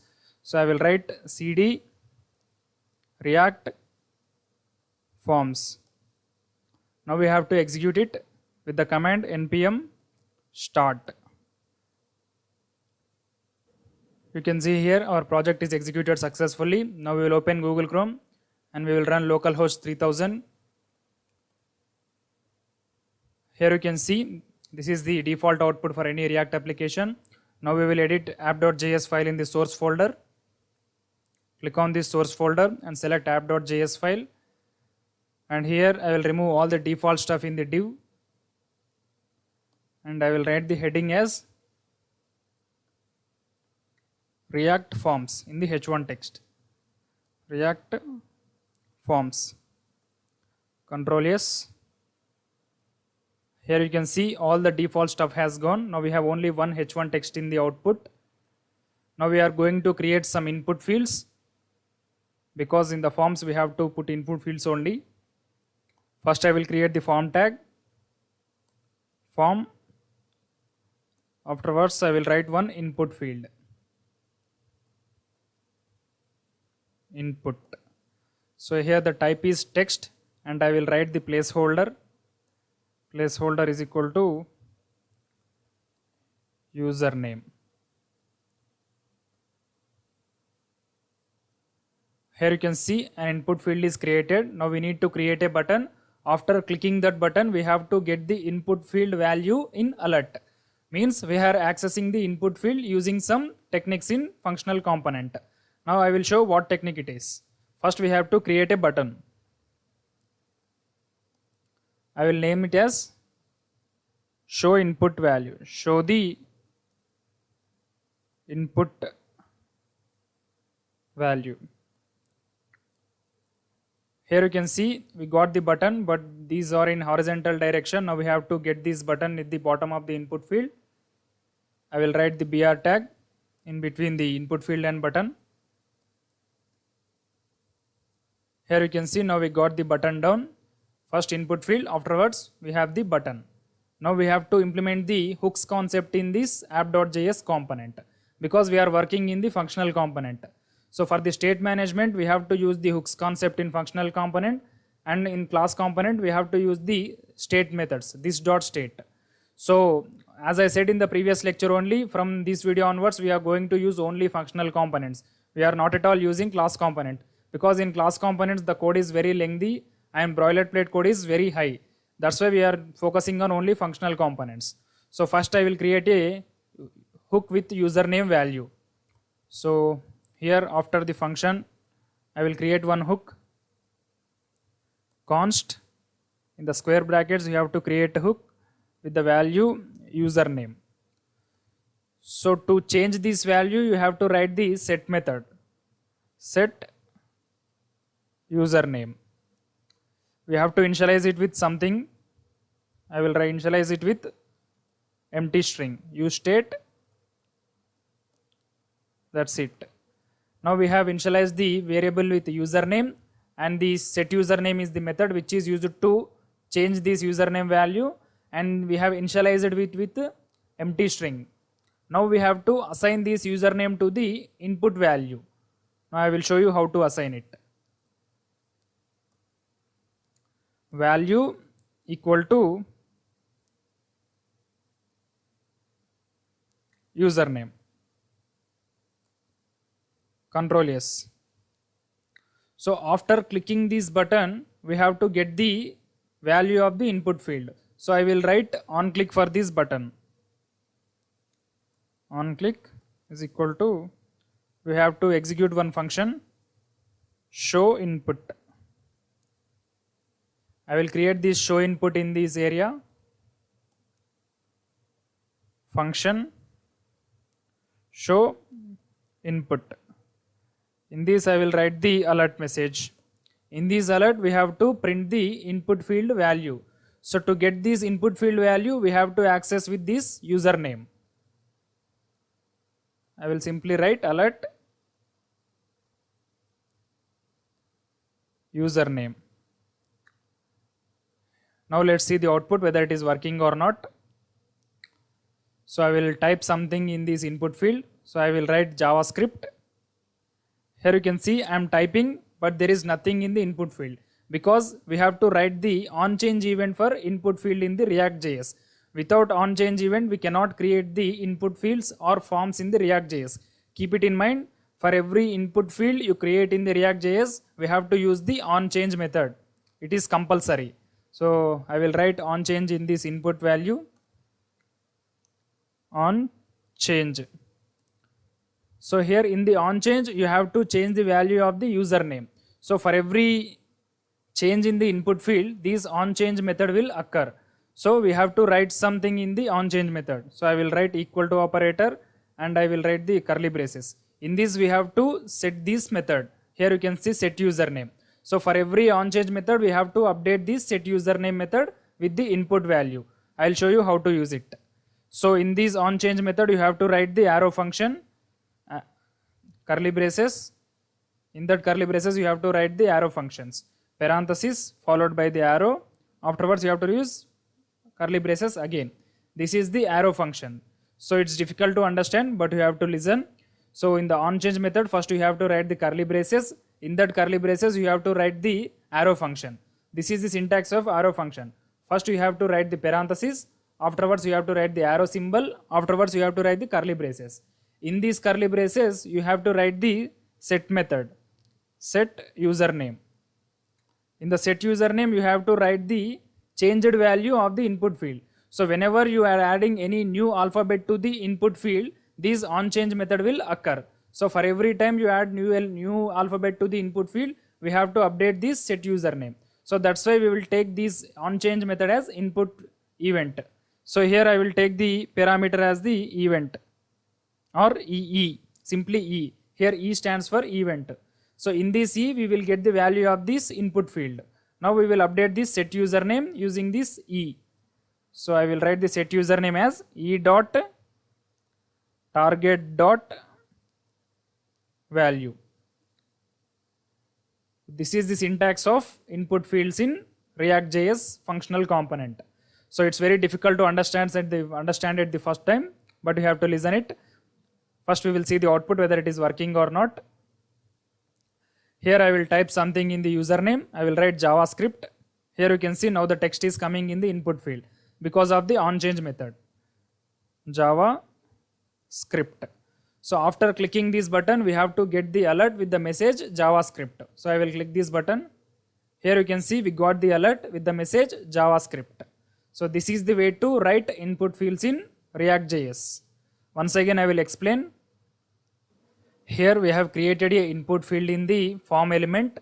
So here the input field type is text and we have written the placeholder with the value username. So in traditional JavaScript, we have to access this input field by document.getElementById or document.getElementByClass, etc. But in React, we should not write those things. So it's very difficult to access document.getElementById things like in this React.js. So we have a special approach with the help of hooks. So here we have created a hook with the name, variable name, username, and the method which is used to change this username value is set username. Here we have assigned this username to the input field. So whenever the onChange method will occur in the input field, we have to update that value using the set username with the help of arrow functions. So here this is the way to apply onChange event in the React.js for input fields. I will create one more input field, then you will understand better. So here I will create the new input field with the name input, type is equal to text, and placeholder is equal to password. So here for assigning value, we have to create a hook with the help of const. So for the password also, we have to create the new hook. Const, in the square brackets, you have to write the variable name, password. Afterwards, you have to write the method which is used to accept the changes for this password. Set password. Then we need to initialize it with any value. Use state. I want to initialize it with empty value only. Now we have to use this password variable in the password input field. Here we have to use the value as password. So if you write anything in the initialization of this password variable, then it will be applied to the input field only, because here we are assigning the value as password to this input field. Suppose here I will write the password as Udemy, then the input field consists Udemy value. Now let's see the output. Here you can see in the second input field the value is Udemy. So that's why we need to initialize any input field value with empty string only. So I will remove Udemy, Control S. So between these two input fields I will use br tag,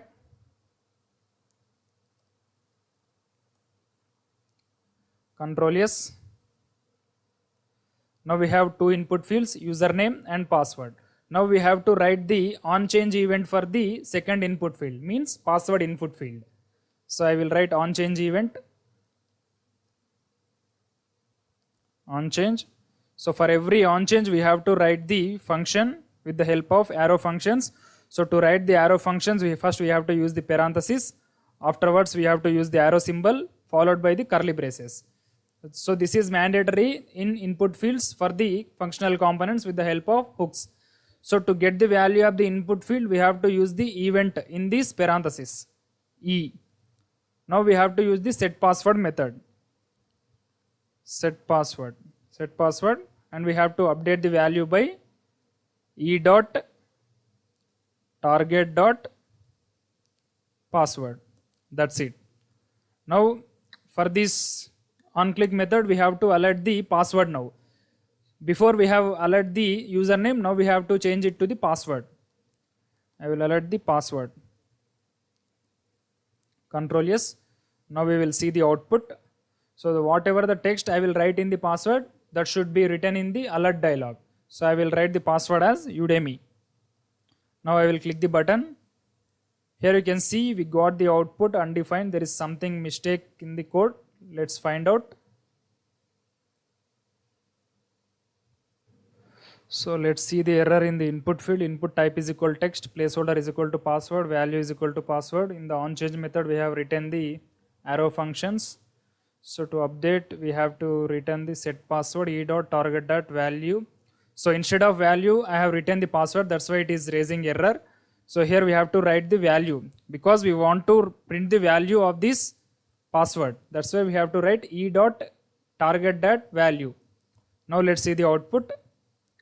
Here I will write the password as Udemy. Now I will click the button. Here you can see we got the output Udemy.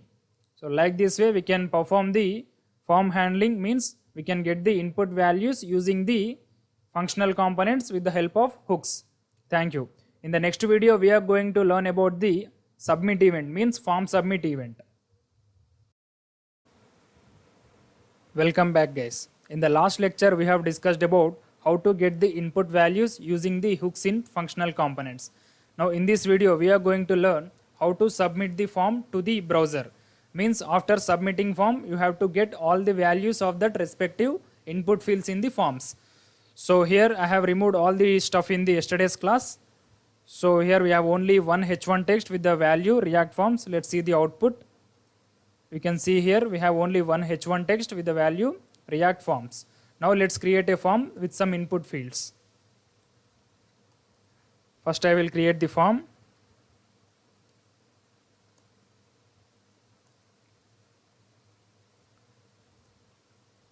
In this I will create the student registration input field. First the student should have a name. I will write the placeholder equal to name. And value is equal to name. Afterwards we will write the onChange for all the input fields. First we have to write only input fields. So br tag. Now we have to write the second input field. Input type is equal to text and placeholder is equal to username. And value equal to username. and we have to write one more input field. Input type is equal to text and placeholder is equal to age. Value is also is equal to age. Now we have to create all these name, username, age variables using the React hooks. First we will create the name, const curly brackets. So the first one is name, and we have to write the set name method to change it, equal to, we have to initialize it with empty string, use state empty string. In the similar way we have to create username and age, const username and set username, and we have to initialize it with the empty string only, use state empty string const. Now we have to write age, set age equal to use state. Here the value is integer, that's why I am not mentioning any string, so the age must be integer only. Now let's press Ctrl S. So now we have to write the on change event for all the input fields, because whenever the on change event occurs we have to update this input value using the set methods of these respective variables. So I will write on change event for the first input field, which is name. On change equal to, in these curly braces you have to write the arrow function. First we have to write the parenthesis followed by the arrow parameter, arrow symbol. Afterwards you have to write the curly braces. So in these parentheses we have to write the event, because we want the value of this input field. That's why we need to write the event as the parameter. Now we have to update this set name using this e. We will get the input field value by e dot target dot value, e dot target dot value. In the similar way we have to write these things to the username and also to the age. So I will write on change equal to, in this we have to write the arrow functions.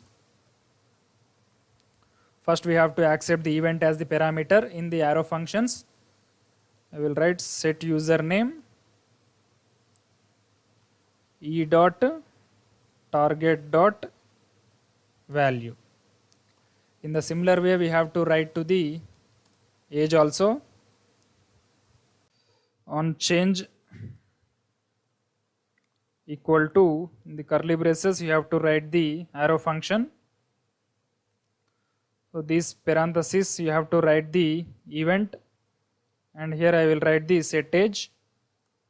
In this I will write the e dot target dot value.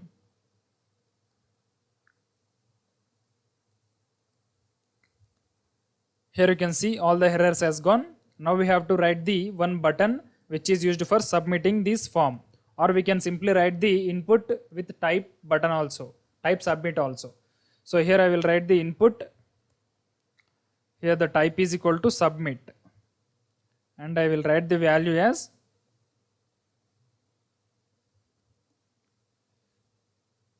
submit only. Let's see the output. Here you can see we got 3 input fields with the values name, username and age. Now we need to add this button at the bottom of the age. I will use br tag after the input field, br. Now we got the button down. Now after clicking this button we have to print all these values, name value, username value, age value in the console with the help of object. It should show name is equal to something, username is equal to something, age is equal to something after clicking this button. So we have to write the on submit event for the form. So whenever you submit the form we have to print all the input fields values in the console. First I will write the on submit event for the form. On submit. After submitting we have to execute one function. So I will write the function name as print values. I will write this function in here. Function print values. In this, I will write the code for printing the input field values in the console. First, I will create one object where user. Here the user is an object. In this object, I will write the key value pairs. First, I will write the key as name, and I will initialize this as name only because here the name variable is present. That's why I will use name. Afterwards, we have to use the second key, username,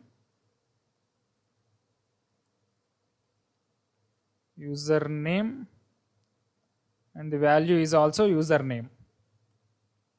Here we are directly accessing the hooks using the React hooks. The third key is age, and here I will write the age as age only. So here we have created the user object successfully. Now we need to print this user object in the console. So I will write simply console.log.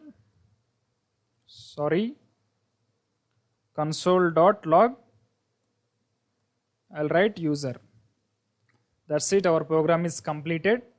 So before submitting the form, we have to write the event.prevent default for the onSubmit event, because whenever you submit the event, it will reload if you do not write the event.prevent default. So we have to write the event.prevent default in the print values function. So here I will write the event. Afterwards, I will write the event.prevent default. That's it. Let's see the output. So first I will write the value as John, and I will write the username as John1952, and I will write the John age as 26. So I will click the submit button and we will move into the console. Here I have entered the submit button. Now we will move into the console to check whether the values is printed or not. Here in the console we got an object. If you observe here, we got an object. If you expand this object, we got the values. Age is equal to 26, name is equal to John, and the username is equal to John1952. So if you change values also, it will work. So here I will change the values from John to Messi. I will change the username from John1952 to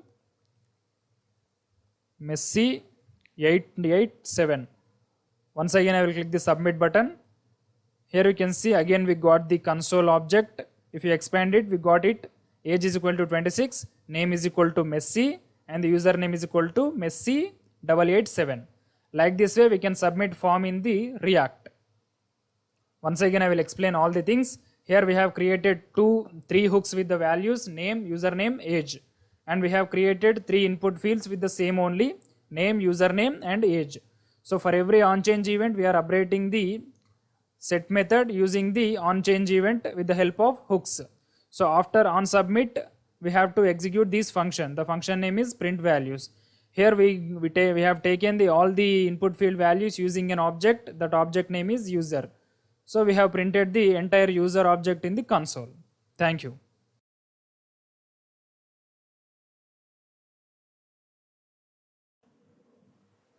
Welcome back, guys. In this lecture, we are going to build our second React project, which is called as user authentication project. So this is the demo what we are going to build it in now. So here we have a div in the body with the title React authentication. We have 2 input fields with the variables username, password. So after that we have a button. If you click this button, it will validate these user inputs. So here I will enter valid user inputs first. Username JavaScript and password is equal to Udemy. So these are the valid input fields. So if I click on this login button, it will give an alert with user authentication is successful. Now I will click on this button. Here you can see we got the alert login successful. If you enter incorrect input fields, it will give the error. Suppose I will change any input field. Here this is the wrong input username. Now I will click this login button. Here you can see we got the error incorrect username or password. So this is what we are going to build it now. So let's open Visual Studio Code. Here you can see I have created a new project with the name Authentication in this React projects folder. So first we will navigate into this folder, cd authentication. Now we are in the authentication folder. Let's run it first with the help of npm start command. Npm start. Here you can see our project is executed successfully. Now we will open Google Chrome and we will run it. I will run localhost 3000 in the URL. Here you can see we got the default output in the app.js. Now we need to remove all the default stuff in it. I'll expand authentication folder. I'll click on the source folder and select app.js. First remove all the default code in the app.js file. Let's remove it. And I will write simple h1 tag.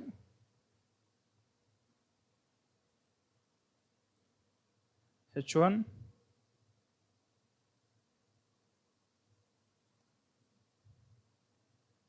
user authentication. Here you can see all the default stuff has gone. Now we need to create the login page component. So here we have to create this separate component and afterwards we will add that in app.js. Let's create one component in the source folder.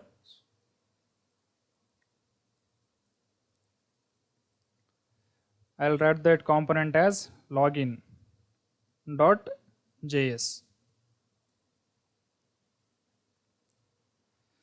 I will write functional component in this because we are going to use hooks concept in this. So hooks concept cannot be supported in the class components.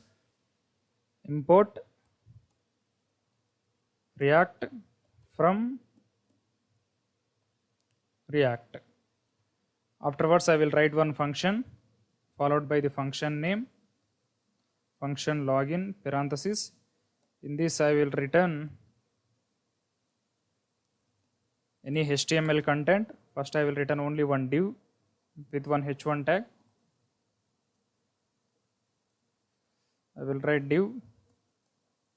In the h1 tag I will write this is login component. Now we have created this login component. Now we need to export it. Export default login. After exporting we have to import that in app.js component. Import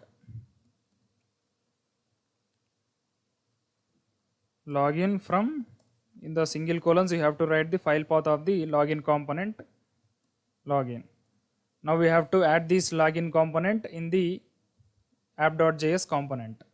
Less than symbol followed by the component name slash greater than symbol. Now let's see the output whether the login component is added or not. Here you can see this is the login component. Now we have to add Bootstrap for styling in our project. So while explaining project structure in the introduction section, I have told you how to install Bootstrap. Now we are going to do that. So to install Bootstrap in our application, first we need to go to the command prompt. So I will enter Ctrl+C here. So terminate the job first. So in the authentication folder, we have to write npm install Bootstrap. So this is the command which is used to install any external library, not only Bootstrap, it is for all the libraries. First npm followed by the install followed by the library name.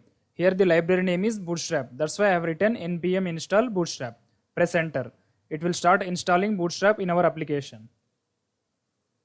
Here you can see the Bootstrap is installed successfully. You can see the message here. 61 packages are looking for funding.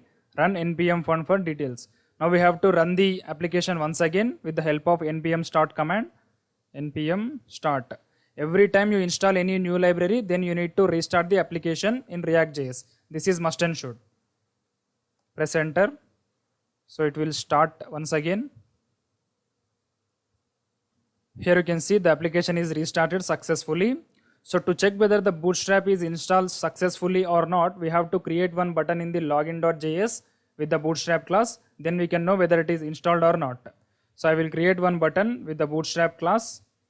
We will create button with this is Bootstrap button. So I will write the class name as is equal to, so in Bootstrap button the style name is btn primary. This is the Bootstrap class for buttons. You can name it any, btn primary, btn secondary, or btn success, anything.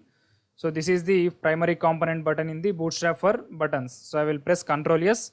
Now let's see whether the button is created or not.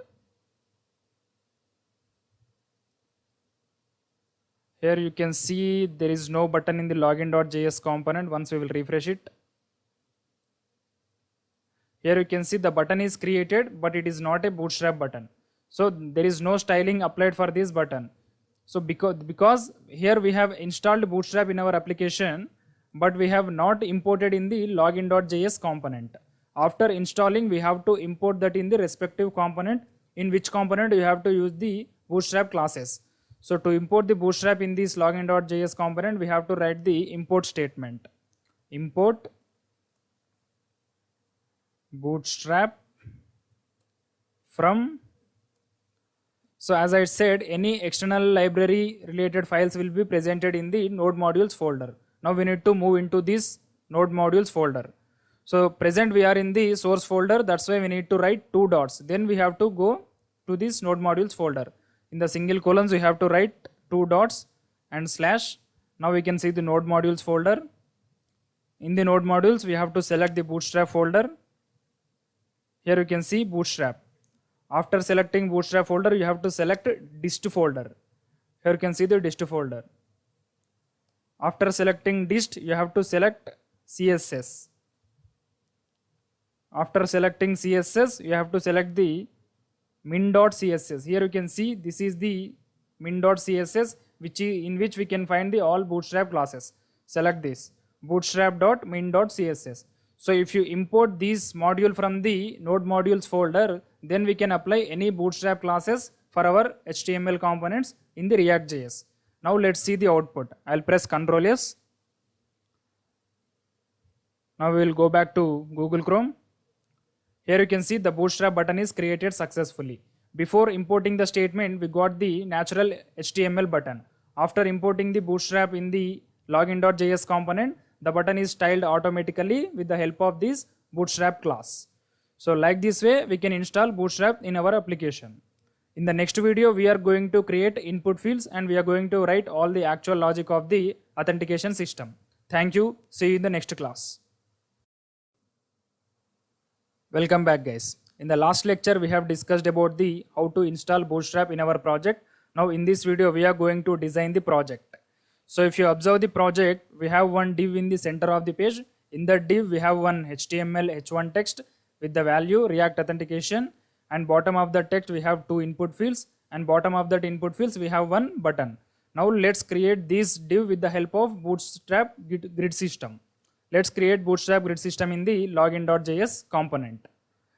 So first I will remove these 2 texts from this return statement, and I will write Bootstrap row first. Div, and I will name this class name as row.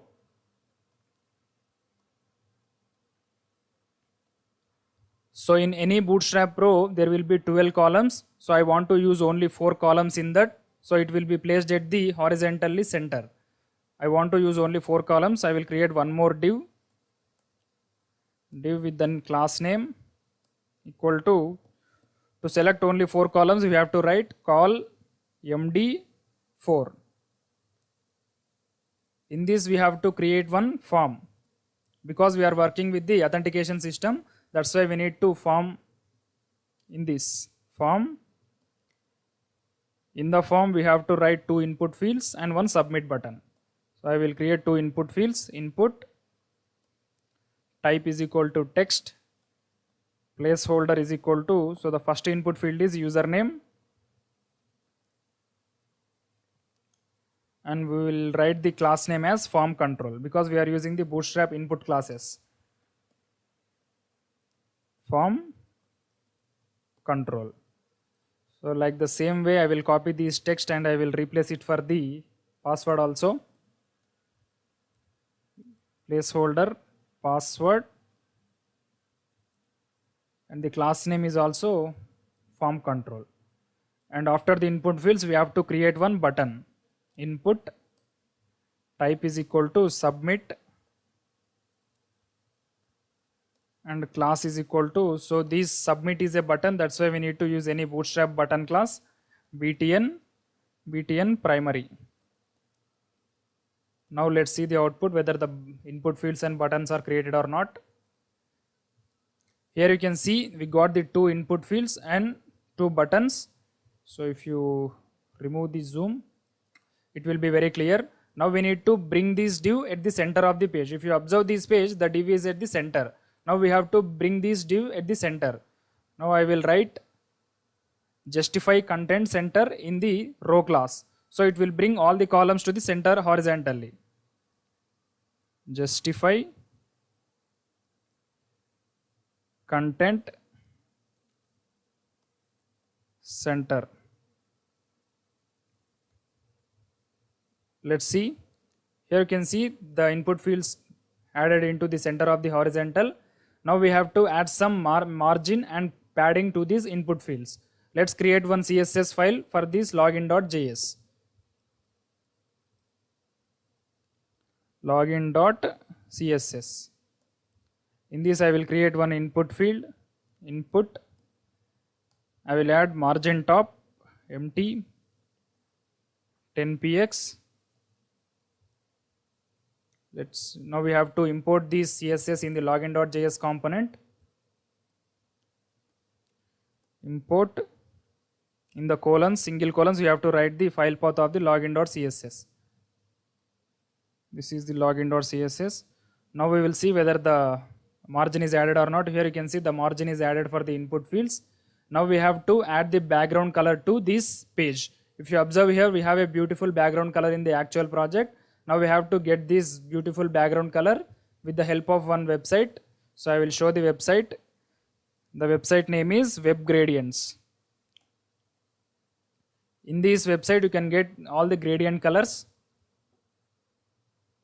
webgradients.com. You can select any one, it is open source, you can select it for free.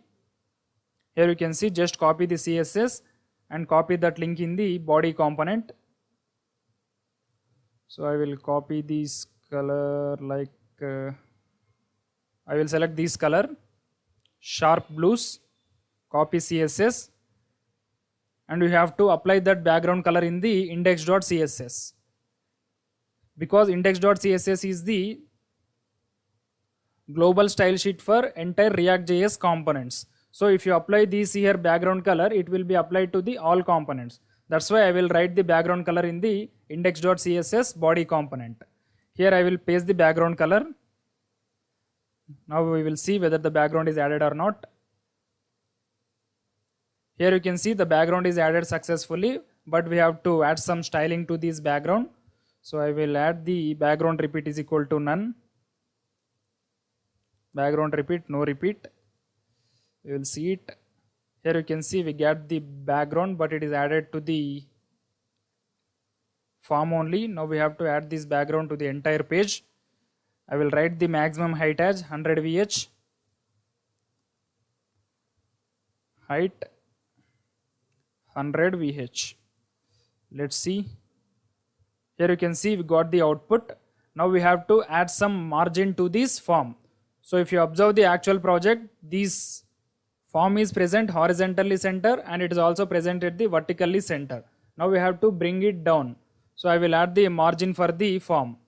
So in the login.css component, I will write the margin for the form.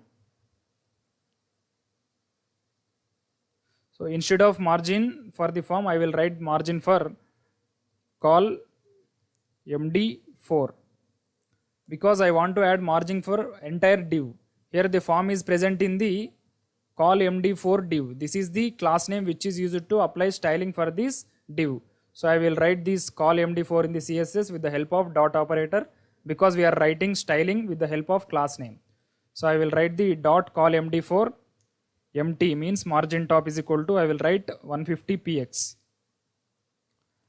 Now it should come down.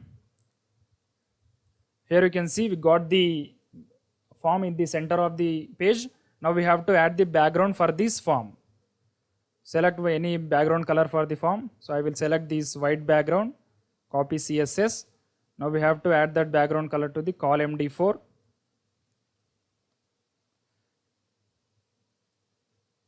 Here you can see the background is added successfully. Now we have to add some padding to this call MD4 div. I will add some padding, P20, padding 20. Now let's see the output. Here you can see the padding is added successfully. Now I will add some corner radius to this div. Border radius is equal to 5px. It's looking good. Now we have to add one text in this form.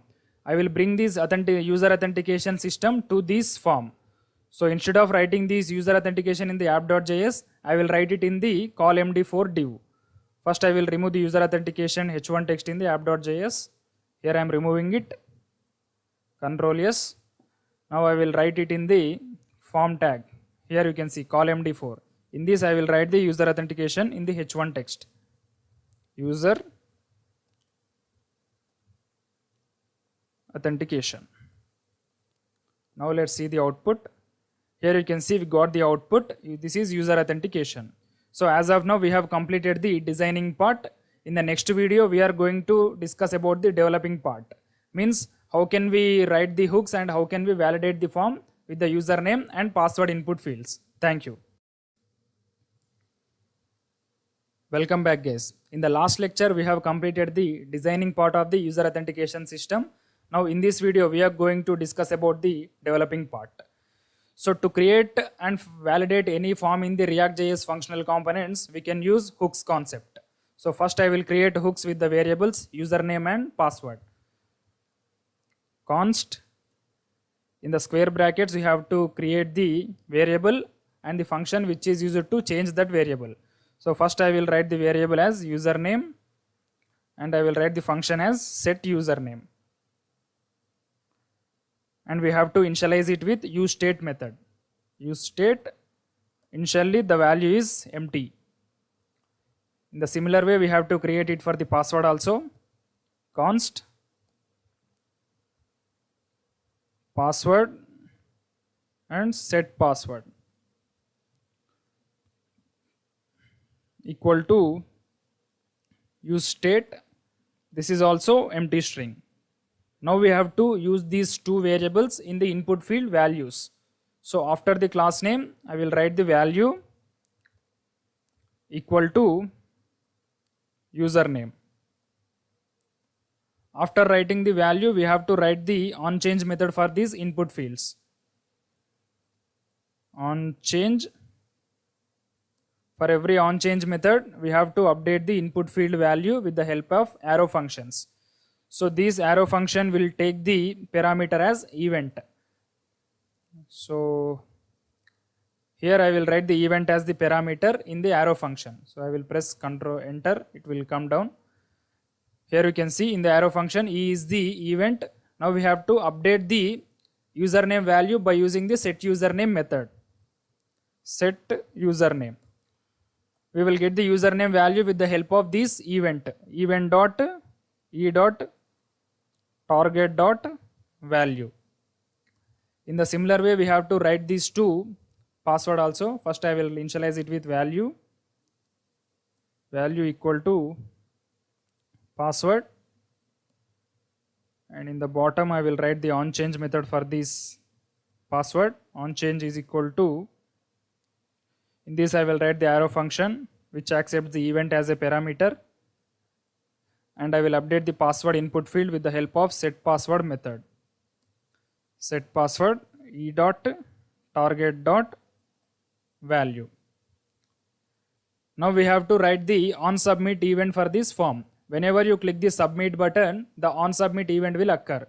We have to write the onSubmit event for the form. OnSubmit In this I will write the function as validate. We have to validate the form to check whether the input field and password field values are correct or not. I will create one function here with the name validate. Function validate.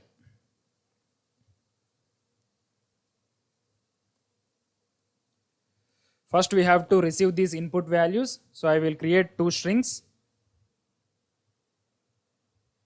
So without strings also we can directly create it. First I will write if statement because we have to check this username and password. So I will write the username as JavaScript and the password as Udemy. So if username equal to JavaScript and password equal to I will write React, not Udemy, I will write React. Username is equal to JavaScript and password is equal to React, then our authentication is successful. We will print one alert method with the message login successful, else the login is failed, else alert login is failed. That's it, our program is completed. Now let's go back to Google Chrome and we will verify it by entering the values. Here you can see this is the output. First I will enter the valid inputs. Username is JavaScript and the valid password is React. Now I will click the submit button. It should show the alert with the message login is successful. Here you can see we got the alert with the message login is successful.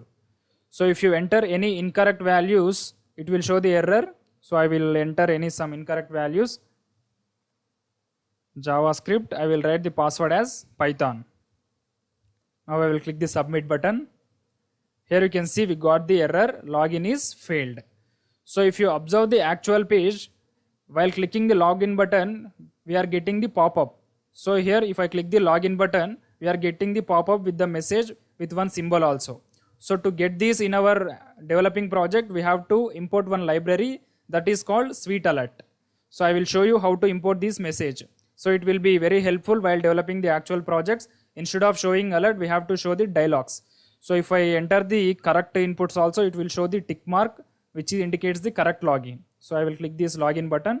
Here you can see it will show the tick mark and it will show the message login successful. Now we have to apply these effects in our developing project. So first we have to import the Sweet Alert library in this project, developing project.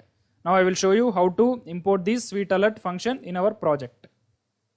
First we have to open command prompt. Now I will open command prompt in the Visual Studio Code.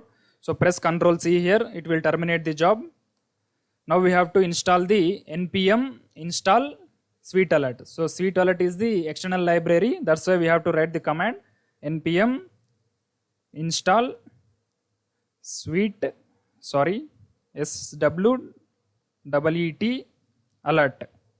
This is the library which is used for the dialog pop-ups. Press enter. It will start installing Sweet Alert in these authentication projects. Here you can see the Sweet Alert library is installed successfully. Now we have to run it once again. So every time you install any external library, we have to restart the React application. npm start. The application restarted successfully. So as of now we have installed npm Sweet Alert in our application. After installing, we have to import that in the component. So I want to import that component in the login.js only.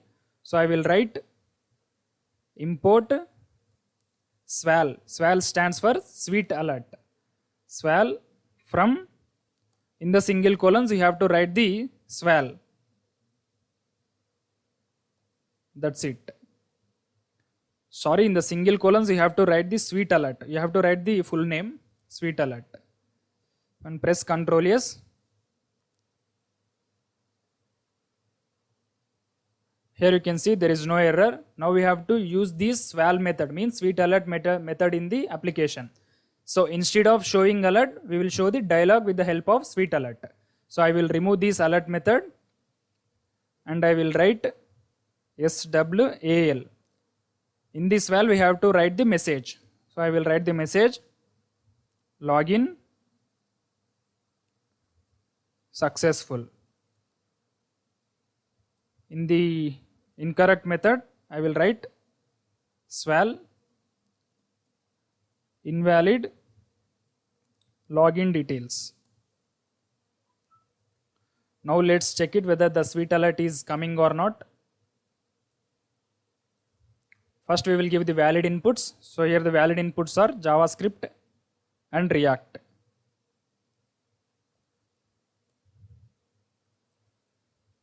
Here you can see there is no sweet alert. Again the alert pop-up is came.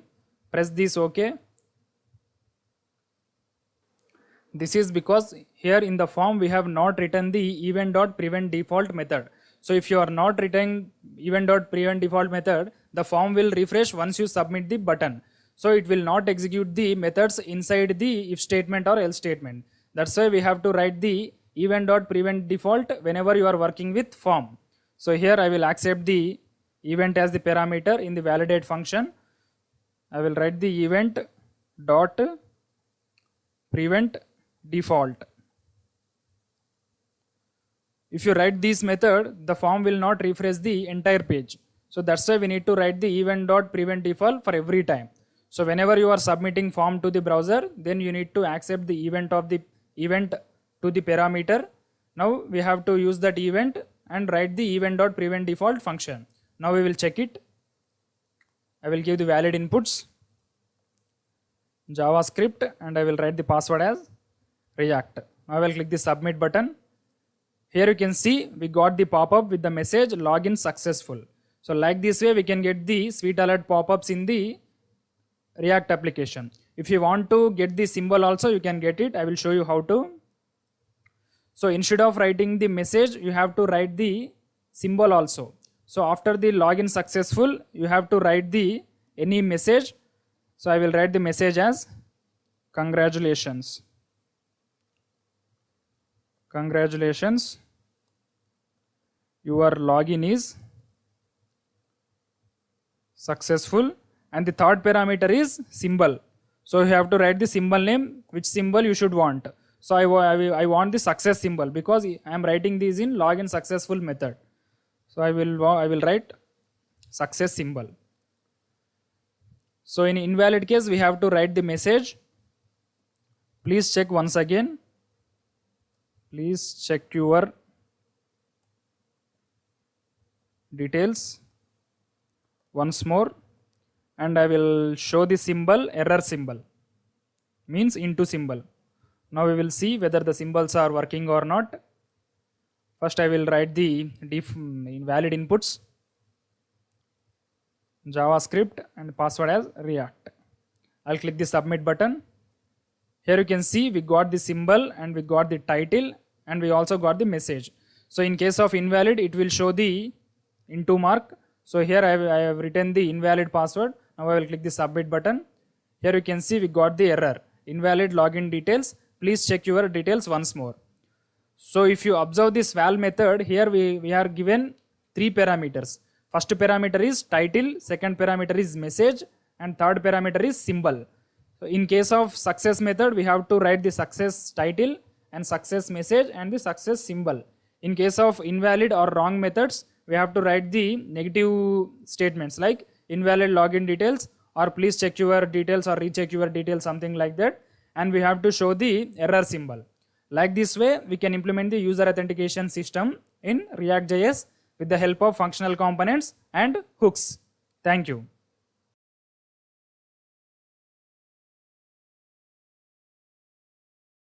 Welcome back, guys.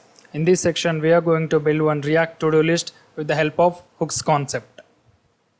This is the demo. Here you can see we have one h1 text with the project title React to-do list, and bottom of that h1 text we have one input field, and at the right side we have one button.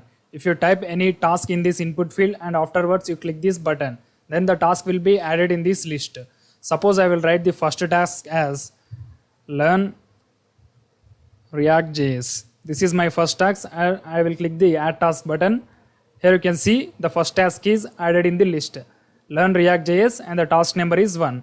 At the bottom we can see the total number of tasks present. The total tasks is equal to 1. Now I want to add the second task, learn AngularJS. Add task. Here you can see the second task is added successfully, learn AngularJS. I will add the third task, take breakfast. This is my third task and I will click the add task button. Here you can see the third task is added, and for every task we have one button. After completing the task we can delete the task from the list. So suppose I want to complete the AngularJS first. So after completing the AngularJS I will click the delete button. So the second task will be deleted. I will click the delete button for the AngularJS. Here you can see the AngularJS task was deleted successfully. So like this way we can add the new task and we can delete the task after the completion. So now for this I want to create a new project in the VS Code. I'll open VS Code. Here you can see, if you observe the React projects folder, we have a new project with the name To-Do, T-O-D-O. In this To-Do project only we are going to build this application. This is the application. So first we have to navigate into this folder. I'll press Ctrl C. Here you can see now we are in the to-do list folder. React projects, the folder name is to-do. To run this application we have to type npm start. Enter. It will start executing this to-do list application. Here we go, our application created successfully. Now we will run localhost 3000 in the Google Chrome. I'll copy this localhost 3000 and I'll paste it in the another tab. Here you can see our project executed successfully. Now the first thing we have to do is to remove all the default stuff in the app.js component. Let's go back to VS Code. Select this to-do list application and select the source folder and select the app.js component and remove all the default stuff. We can remove all the header part and write only one h1 text with the project title. h1, the project title is React to-do list. Ctrl S. Now let's see the output. I'll refresh this page. It will automatically refresh. Here you can see all the default stuff has gone. Now we have only one h1 text in the app.js component. So the first thing we have to do is to install Bootstrap in our application, because for styling purpose we have to install Bootstrap.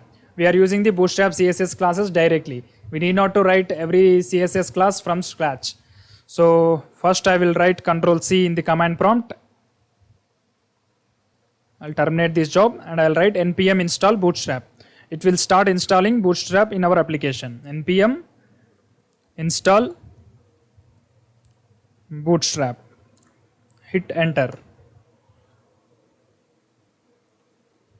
Here you can see the Bootstrap module installed successfully. Now we have to restart this application because Bootstrap is an external module. Whenever you install any external module or library in the React application, we have to restart the server. To restart the server, we have to type npm start. That's it.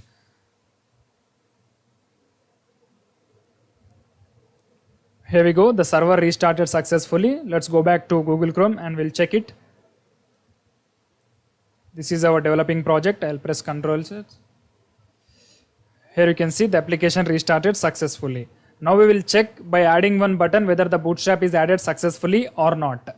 After this h1 tag, I will create one button with the Bootstrap class. Button, the class name equal to, I'll write btn primary. So this is Bootstrap button. So before writing this Bootstrap button, we have to import the Bootstrap module in the app.js component. Without importing, it will not work. Suppose if I press Ctrl S and let's go back to Google Chrome. I'll refresh it. Here you can see the button is created successfully, but there is no styling for this button because we have installed Bootstrap, but we haven't imported that in app.js component. So that's why it is not applying style sheets for Bootstrap button. I will write import Bootstrap from In the single colons, first we have to write two double dots because Bootstrap is present in the node modules. That's why we have to write two double dots slash, and we have to select node modules slash. We have to write Bootstrap slash. We have to select dist. In this we have to select CSS, and at the last we have to select bootstrap min.css. Here you can see bootstrap css.map. We have to remove the css.map and type bootstrap min.css. Control S. Now let's see the output. Here you can see the bootstrap button is added successfully. Now we have to create one input field, and we have to add the one button right side of that input field. So for this we will use the bootstrap grid system. First I will add one button, sorry, not button, I will add one div with the bootstrap class as row. I will remove this button. I will add one div, sorry, with class name is equal to row.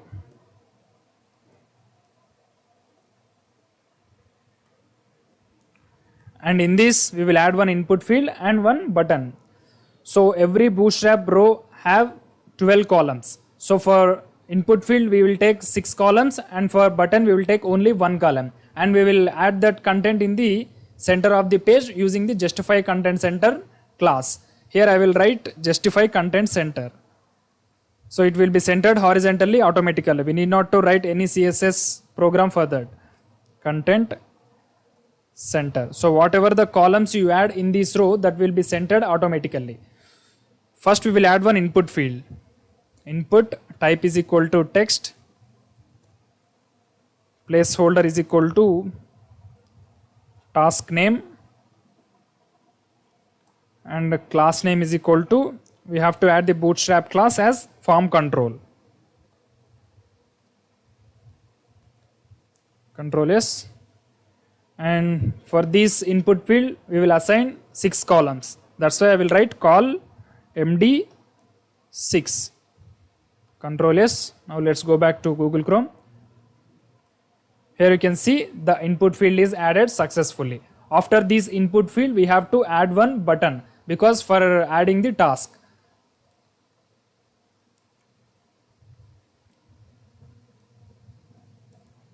Button, class name as btn success, because we are adding task by the clicking this button, and I will assign only one column for this button, call md1, and I will write the text as add task. Control S. Now let's go back to Google Chrome. Here you can see the button is added successfully. Now we will add some margins for this button and this input field.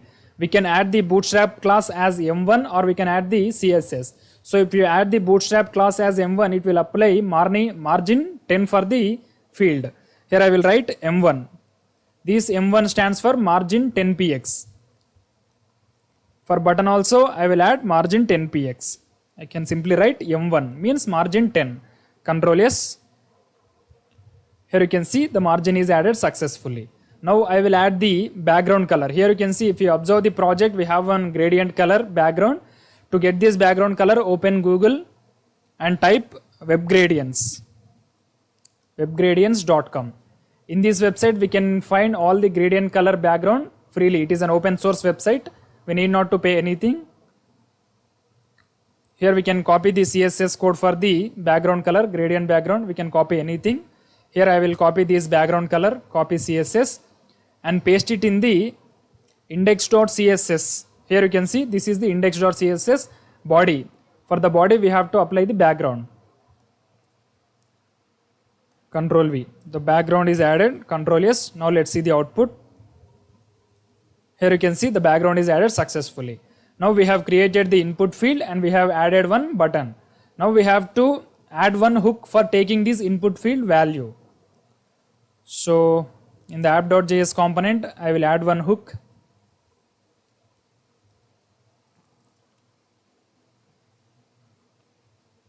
Const curly braces new task, because in the input field we have to type the new task. That's why I will naming the hook as input field new task. Set new task,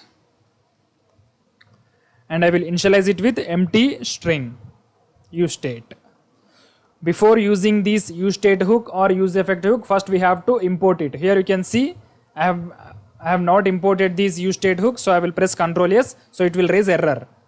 Here you can see the useState is not defined. So before using the useState hook or useEffect hook, we have to import that.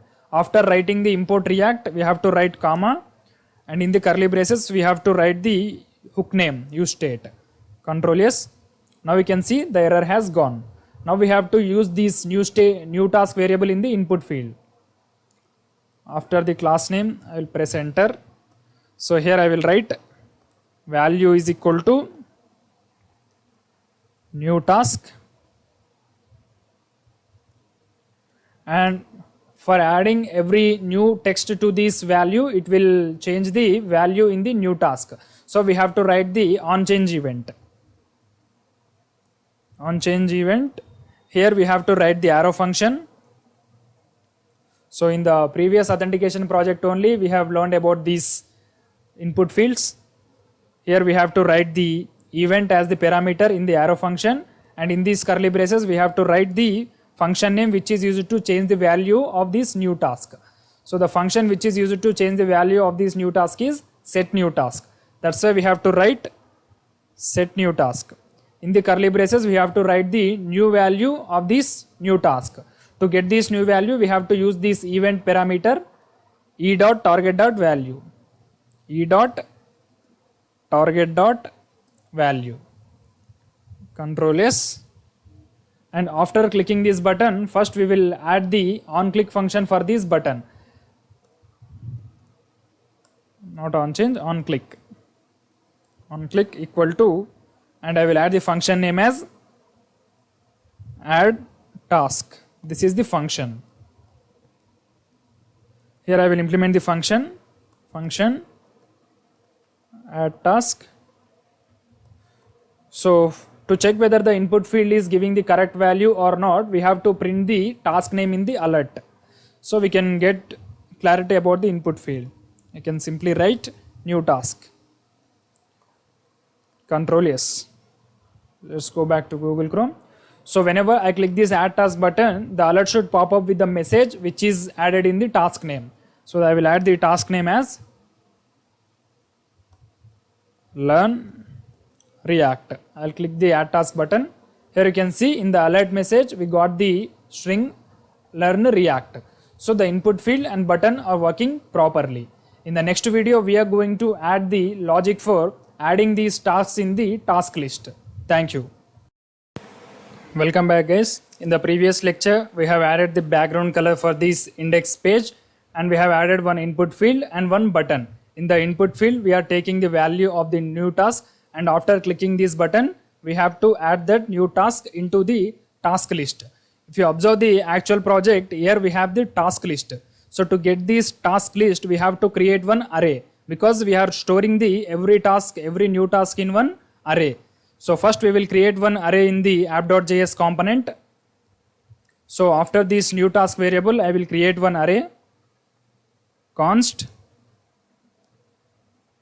array name is tasks, and the function which is used to update these tasks array is set tasks.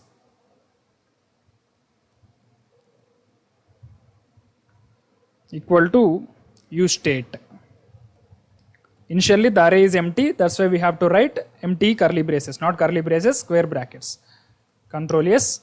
Now we have to add every new task into this array after clicking the add task button. Here you can see this is the add task button. After clicking this button we are implementing this function add task. So in this add task we have to add every new task into the tasks array. So to add new object into the array, there is a function called set task, because this is the function which is used to update the tasks array. And to update this array or to add any new element into the array, we have to use the spread operator in the React.js. Triple dots. So these triple dots indicates the spread operator. After these triple dots, we have to write the array name, tasks. This is the array name. If you can see here, this is the array name, and we have to write comma, and after the comma, we have to write the new element which you want to add into this array. The new element is new task, means the new input field value. I will write new task, Control S. Now after adding the every new task into the task array, we have to loop through that array and we have to return the HTML content. So to get HTML content from the arrays in React.js, we have to use the map function. Map function is used to loop through the array in the React.js and it can return the HTML content. Now I will show you how to create the map function with the help of this tasks array. First I will create a new variable with the name const tasks list equal to, and we have to write the first array name task. This is the array name, and followed by the dot operator, followed by the map function. This map function takes arrow function as the parameter. I will write arrow function. You can see this is the arrow function. In this arrow function, we have to write two things. So the first thing is object name and the second thing is object index. Means every array contains number of object. So for every object, it is having one name and it is having the index number. I will write the first parameter as object and the second parameter as index. And with the help of these two things, we can add the HTML content with the help of this task list variable. Here I will return the HTML content using the return statement, return div. In this div, we have to create the h1 text with the task value. h1, to get the task value, we have to use the object. Here you can see this is the object. We can simply write object. And after the h1 text, we have to write the button for deleting that task. Delete. Control S. Now let's see the output. Here you can see after creating this variable, we have to add this variable in the HTML content, because all the results which came from this map function will be stored in this task list variable. In the HTML content, we have to add the task list. In the curly braces, we have to write tasks list. Control S. Now I will add one new task. Learn Node.js. Here you can see the new task is added successfully in the task list. Learn Node.js is the task name and this is the button which is used to delete that task. So as of now, we haven't created the deleting task logic. Here you can see if you press the delete button, it will not perform any action. I will add the second task as learn Angular.js. Here you can see the second task is created successfully. But if you observe the actual project, the task list is looking differently. We have the index number and we have the task name, and at the right side we have the delete button. With the help of Bootstrap grid system, we can implement this styling. So I will add Bootstrap grid system in the task list map function. So here I will add the class as row for this div row. And for the h1 text, I will allot 6 columns. Class name equal to call md6, and I will add every h1 text at the left side of the page. So I will write the Bootstrap class as text left. Control S, and I will add the Bootstrap class for this button. Class name equal to, in the single columns we have to write call md1. Only we will allot one column for the button. Now let's see. Learn React.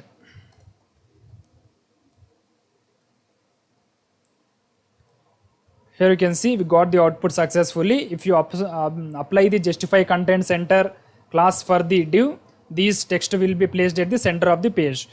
I will apply justify content center class for this div. Justify content center. Control S. I will add the task name as learn React.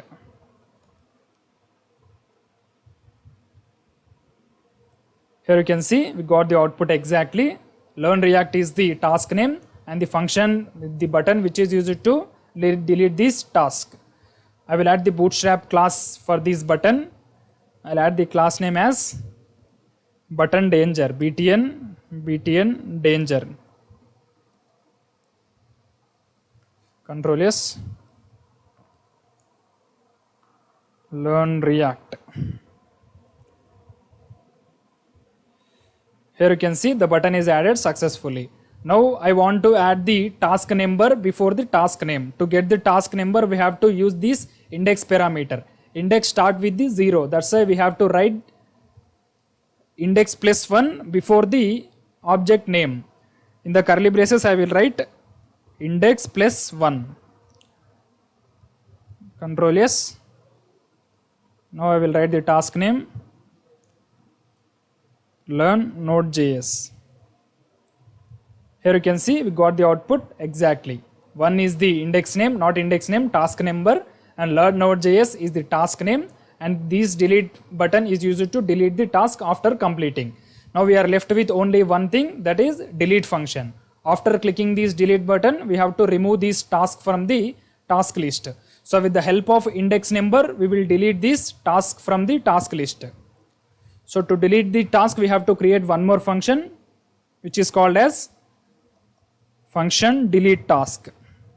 Delete task.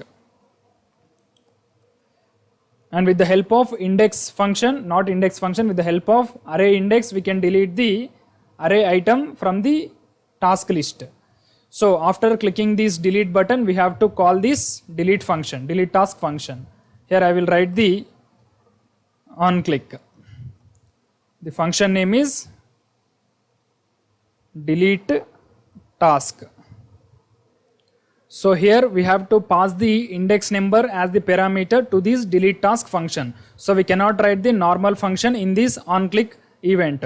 That's why we have to write the arrow function. Instead of writing normal function, we have to write the arrow function. In these curly braces, we have to write the function name. Function name is delete task. And to this function, we have to send the parameter index. Control S. Here we have to accept that parameter. I will write the parameter name as index only. Control S. There is no error. Now we have to create one duplicate array in this delete task function, because we cannot manipulate the original array. That's why we have to create duplicate array.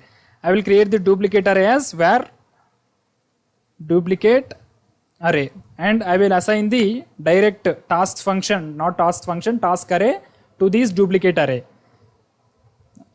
Square brackets, triple dots, we have to assign using the array name tasks. This is the way to assign a new array to the duplicate array in React.js. Now we have to delete one element from this duplicate array. So I will write duplicate array dot, to delete array we have a function called splice. With the help of this splice function, we can delete element from the array with the help of index. We have to write two things in this splice function. The first thing is index number, and the second parameter is 1. We have to write 1 every time. Control S. And after deleting the element from the array, we have to assign this duplicate array to the tasks array, because we cannot manipulate the task array. That's why we have created a duplicate variable, and we are manipulating that duplicate variable, and after manipulating, we are assigning this duplicate variable to the tasks array. So we can simply write set tasks. Here we can write duplicate array. Control S. Now let's see the output. So the first task name is learn React.js, and I will add the second task, learn React hooks, and I will add the third task as learn MongoDB.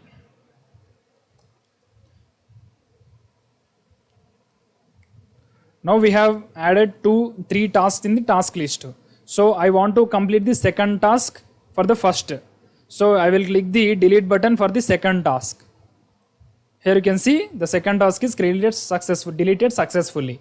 The AngularJS deleted successfully. Now I want to delete MongoDB from the task. I will click the delete button for this MongoDB. Here you can see the MongoDB is deleted. Now I want to delete the first task also, which is called as React.js delete. Here you can see all the tasks has been deleted successfully. So if you want to add margin for this button in this task list, we can add simply M1 for the button. M1 is the class which is used to apply margin 10 for the components. Here after the button BTN danger, I will add the margin as M1. Control S. Now let's see whether the margin is applying or not. Learn Node.js, add task. This is the first task. Learn AngularJS. This is the second task. Here you can see the margin is added successfully for the buttons. And the third task is learn JavaScript. And the fourth task is take dinner.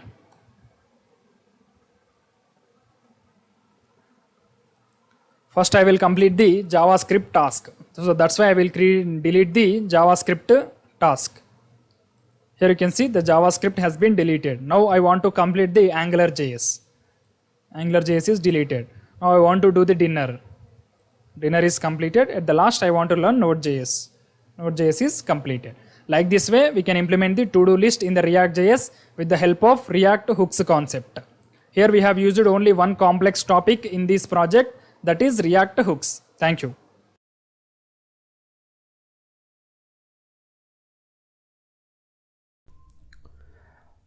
Welcome back guys. In this lecture we are going to discuss about the introduction of Firebase.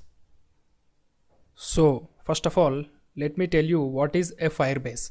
Firebase is one of the Google product which provides features for building web applications, Android applications as well as the iOS applications. So you can use Firebase with any platform, that may be Android, iOS as well as web. So this is the official website of the Firebase. If you want to open Firebase official website, you just need to type Firebase in Google. Open Google and type Firebase. So it will take you to the official homepage of the Firebase. So in the URL also you can able to see firebase.google.com. So it is one of the Google product and Firebase is completely developed by the Google developers only. So there is no trust issues while using the Firebase because it is a Google product. So I'll close this. So now we will discuss the features of the Firebase. As I said, it is one of the Google product which provides the features to the applications that may be in Android, iOS as well as web. So what type of features does Firebase provides to that platforms? So if you scroll down here, you can able to see all the features. These are all the features of the Firebase to develop the applications. So the first one is Cloud Firestore and the second one is machine learning, cloud functions, authentication, hosting, cloud storage and real-time database. Now we will discuss one by one. So here Cloud Firestore and the real-time database both are related to the database only. So if you want to put your data in any SQL server or MongoDB server, you need to purchase the hosting service that will provide the database. But when it comes to the Firebase, it will provide some free plans. So you need not to put your money to the hosting. You can use it for freely. And these both Cloud Firestore and the real-time database, these are called as the JSON data formats. That means these are not SQL data. These in this Cloud Firestore as well as in real-time database, the data will be stored in the form of documents collections, as like our MongoDB. MongoDB is also one of the non-relational database. That means in every non-relational database, data is stored in the form of documents. That means in JSON format. So Firebase will also provide us the non-relational database. That means JSON. So it will provide the free non-relational database to our hosting. And the second one is machine learning. So already you might be having some knowledge about this machine learning. It is one of the library to build the applications. And this is the cloud functions. And here we do not include the machine learning and the cloud functions while we are developing the applications with React.js. So we will only use cloud storage and cloud firestore, cloud storage, real-time database, authentication, hosting. So we can remove these machine learning and cloud functions from our course. So we will be concentrating more on the real-time database and the authentication. So now we will see what is authentication. So authentication is the combination of registration and login. So whenever you want to use any type of authentication in your application, that may be Google authentication, Facebook authentication, Yahoo, Twitter, anything, etc., you need to purchase their API and you need to write the code in their original format. But when it comes to the Firebase, it will provide the same code for all the authentications, that may be Google, Facebook, Twitter, anything, etc. And you can complete the authentication code in the Firebase in almost 10 to 15 lines only. If you want to implement the authentication without Firebase in your application, it may take around 150 to 200 lines. So this is the one of the best advantage of the Firebase. So you can complete the Google authentication, Gmail authentication, any type of the authentication in just 10 to 15 lines only. And the one of the next feature of the Firebase is hosting. So it is also provide the free hosting. That means if you have any domain, you can host your any web application, that may be React, Angular, anything in the Firebase. So when you want to use Firebase with your React application or any front-end application, you need not to put your amount for costing. That means hosting. So you need not to waste your money. Firebase will provide you the free hosting with limits.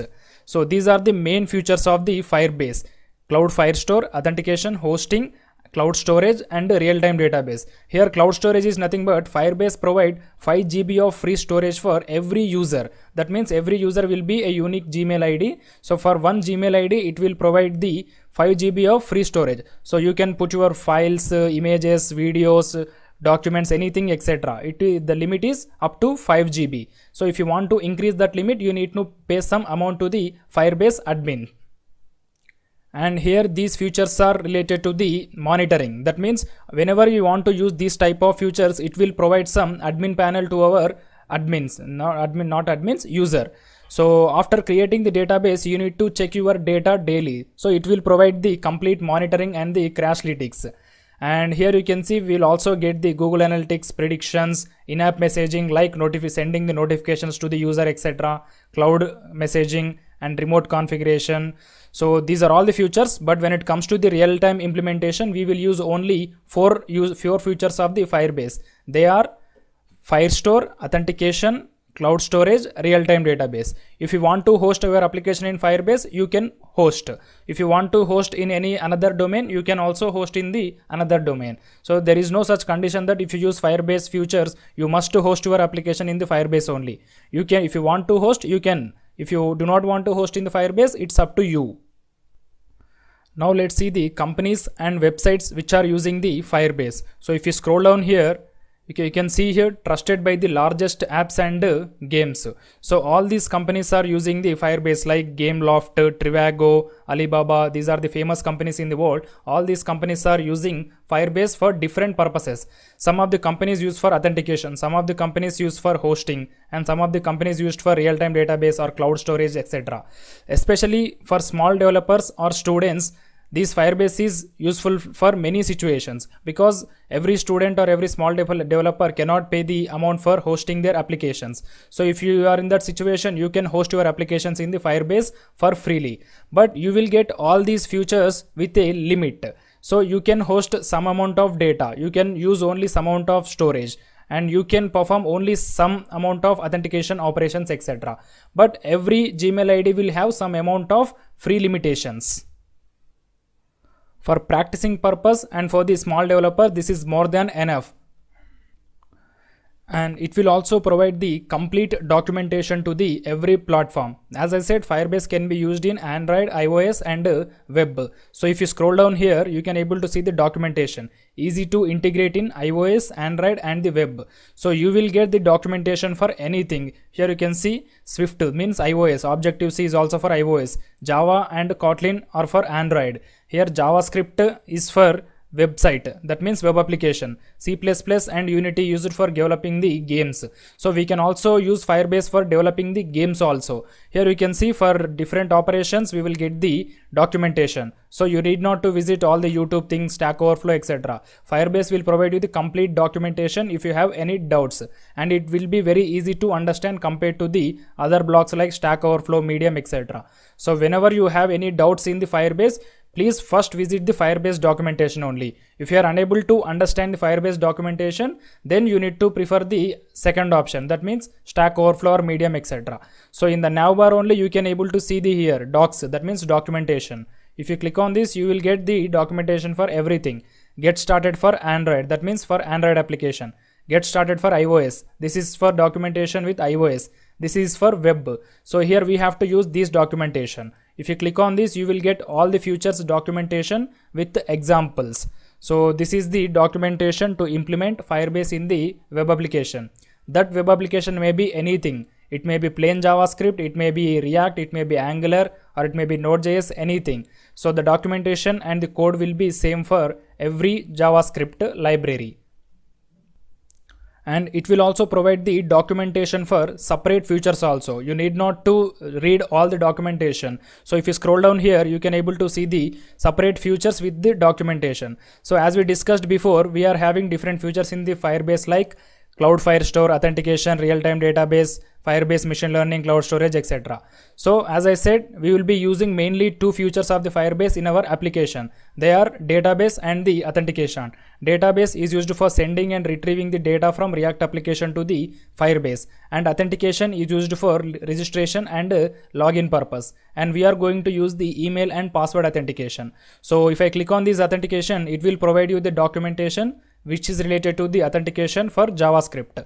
Here you can see, you can able to see the authentication platforms, iOS, Android, web. If you click on the web, it will show you the documentation for Firebase authentication. So this is the documentation for Firebase authentication. So you need not to refer all these things because I am going to tell everything you from scratch.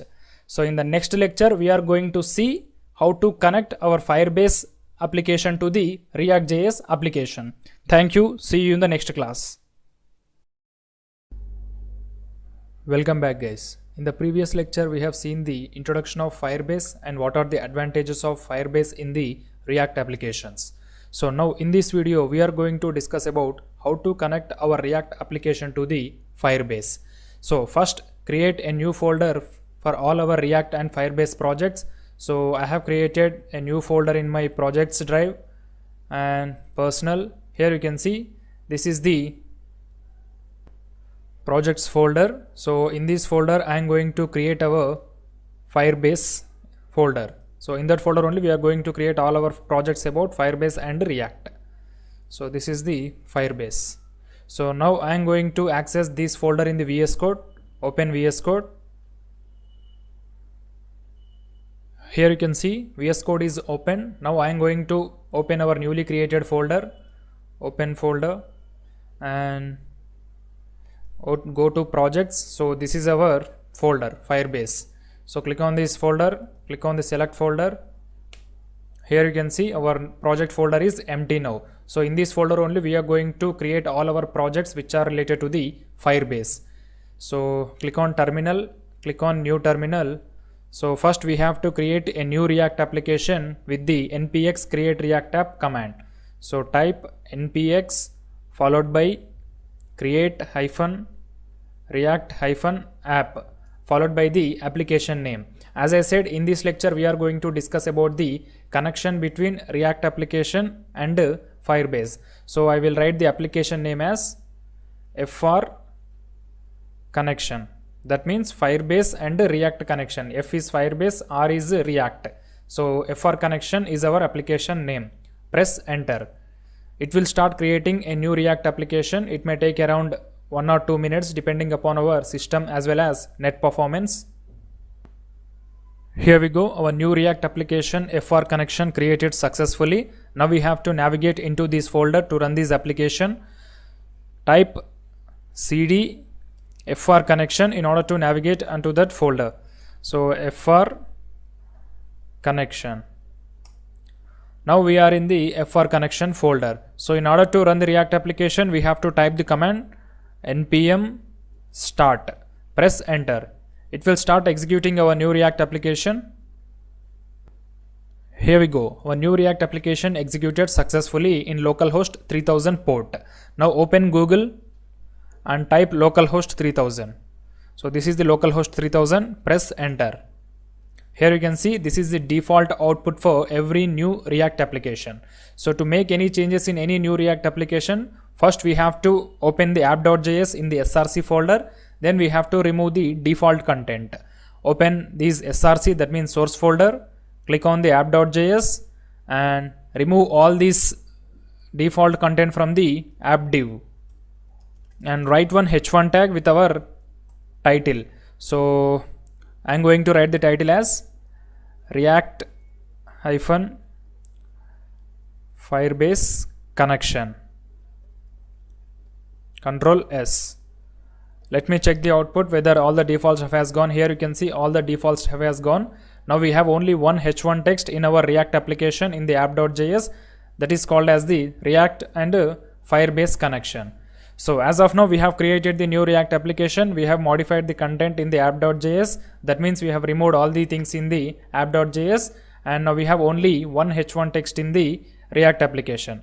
So now we need to create a new project in the Firebase. So open Google and type Firebase, because we are going to make connection with the Firebase. So that's the reason you have to create a new project. So click on the first website. Here you can see this is the official homepage of the Firebase. So here you need not to register or you need not to sign up. So Firebase will take only Google credentials, that means Gmail credentials. You just need to click on this go to console. Here you can see this is the Firebase homepage after getting logged in. So already I have some projects in my Firebase. These are my Firebase projects. So if you are entering to this homepage initially, you do not find any projects here. You will see only this box, add project. So first here we need to click on this add project. That means we have to create our first and new Firebase project. So as I said, if you are new to this Firebase homepage, you will not see any projects here. You will see only this add projects div. So now click on this add project. So here enter your project name. I will enter the project name as FR connection. So you can name it anything. So here I am using the same name with the React application only, because we have written the name for React application as FR connection. So in the Firebase also I am going to write the same name, FR connection, and click on the continue. Scroll down. Here also you need to click on the continue. So here we need to select your Gmail account in which you have logged in. So this is my Gmail account name, profile name, Gmail account profile name. Click on the create project. So it may take around 10 seconds, etc. Here we go, our project created successfully. Now click on the continue button. So this is our project homepage, and at the left side you can able to see the features of the Firebase. In the previous lecture only we have discussed about the features of the Firebase like authentication, storage, real-time database, etc. So all these are the features of the Firebase, and this is the information about our project. As of now we haven't used any one of the feature in this application. So now we are going to use the feature of real-time database, because we need to connect to the Firebase database. So before connecting, first we have to specify the platform for our project. We have created the Firebase. As I said, Firebase is used for 3 platforms: iOS, Android and web. So as of now we have created only Firebase project. Now we have to specify to which project you want to connect the Firebase. So here we have 3 platforms: iOS, Android and the web.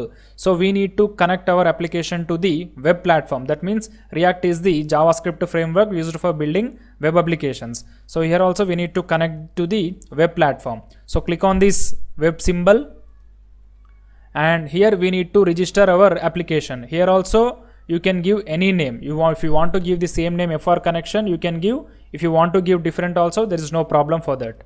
So here I will use the same name only, FR connection, and click on the register app.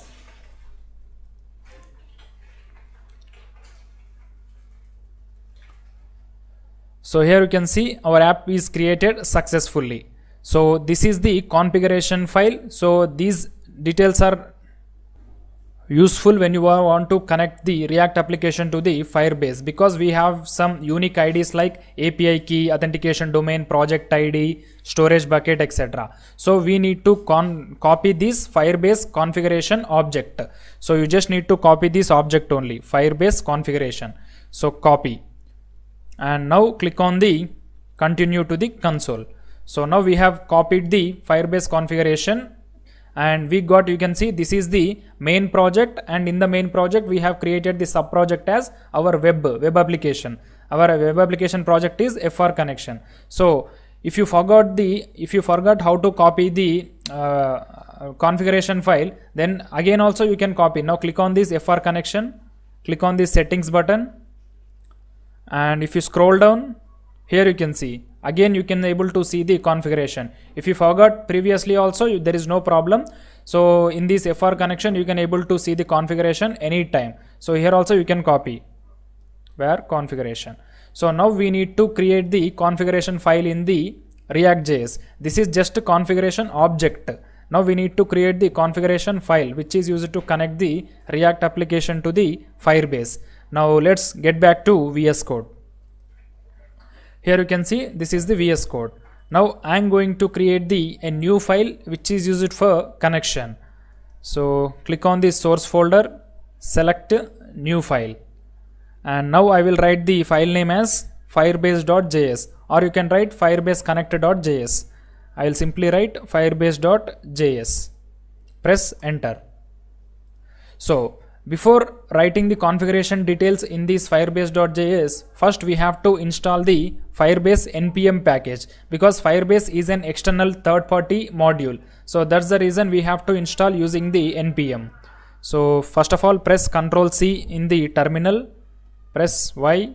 Now you have to type npm install Firebase. Press enter.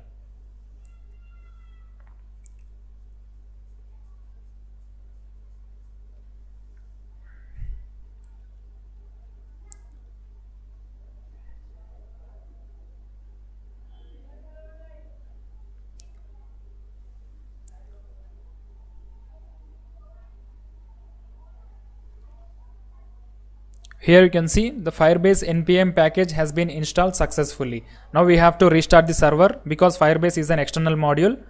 Npm start. Press enter.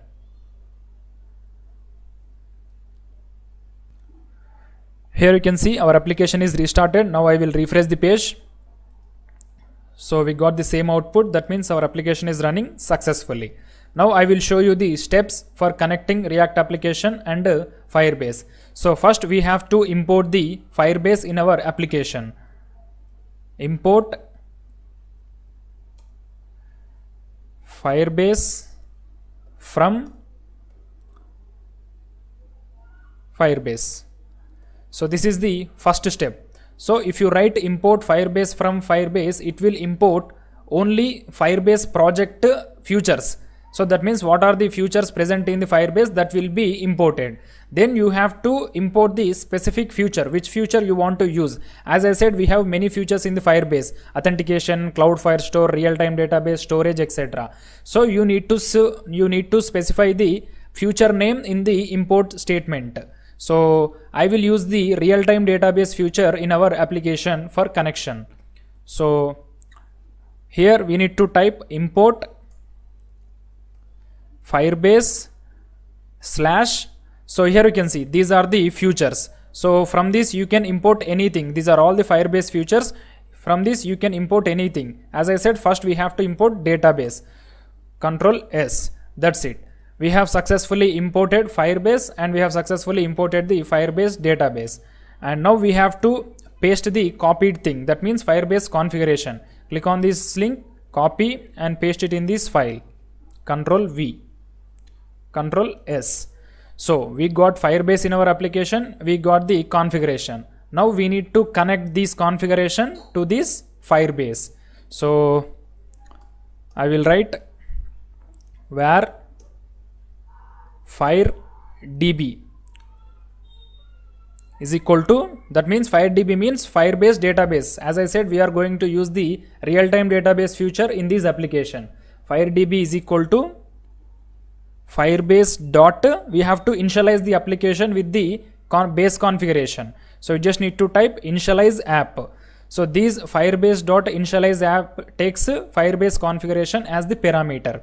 So you need not to write any configuration, you just need to copy it from the Firebase console. You just need to mention this Firebase configuration, Firebase config. That's it.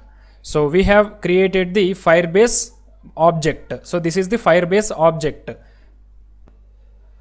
So now we need to export this Firebase object to our components, that means app.js or any child components, etc. So you just need to type export FireDB.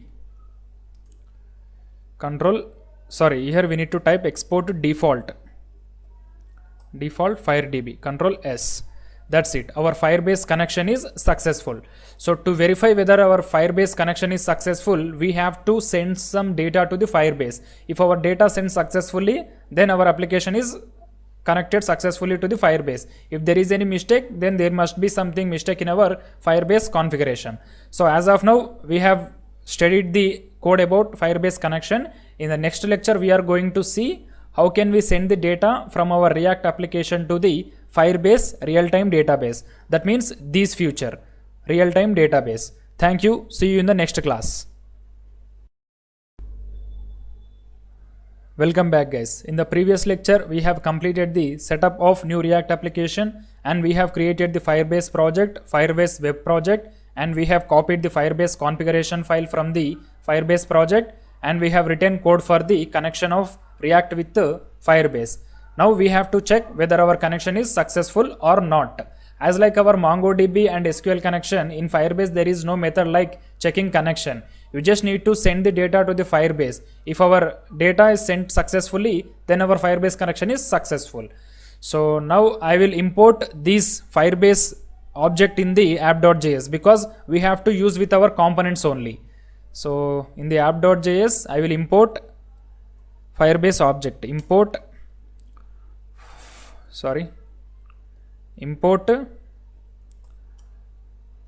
FireDB from :/Firebase.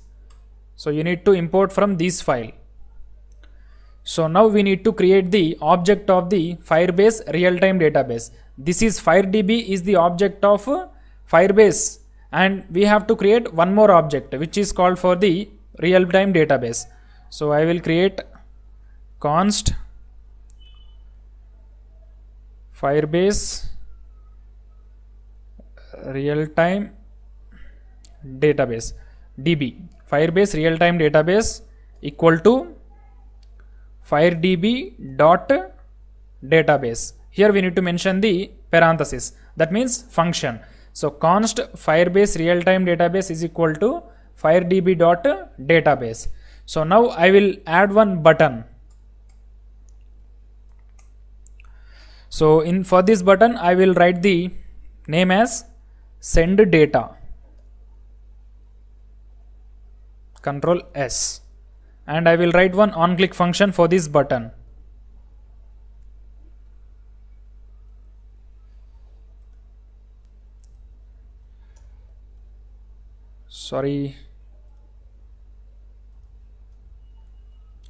On click. So after clicking this button, we have to execute the function send data. So here I will write that function send data. So now I will create one object. As I said, Firebase is nothing but the MongoDB. Firebase real-time database is nothing but the MongoDB. So that means it will have the data in the form of JSON. So here also I will create one object where sample data is equal to. So here I will create one object with some properties. So I will write first name, first first name, and I will write the value as React.js, and I will write last name is the second property, last name as JavaScript,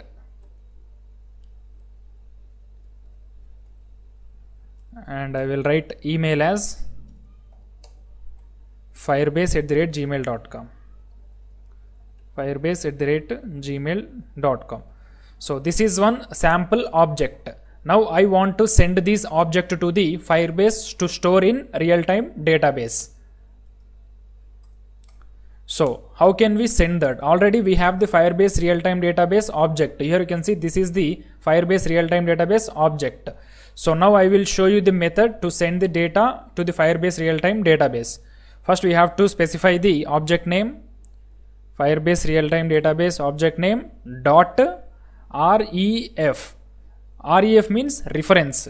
So in this reference you have to specify the collection name. Collection is nothing but the number of documents. So in MongoDB as well as in Firebase we have the same structure: database, collection, documents. Number of documents is called as the collection. Number of collections is called as the database. So in the ref you have to specify the collection name. So here I will write sample collection. So this is our collection name dot push. So this is the method. That means we are pushing data to the sample collection.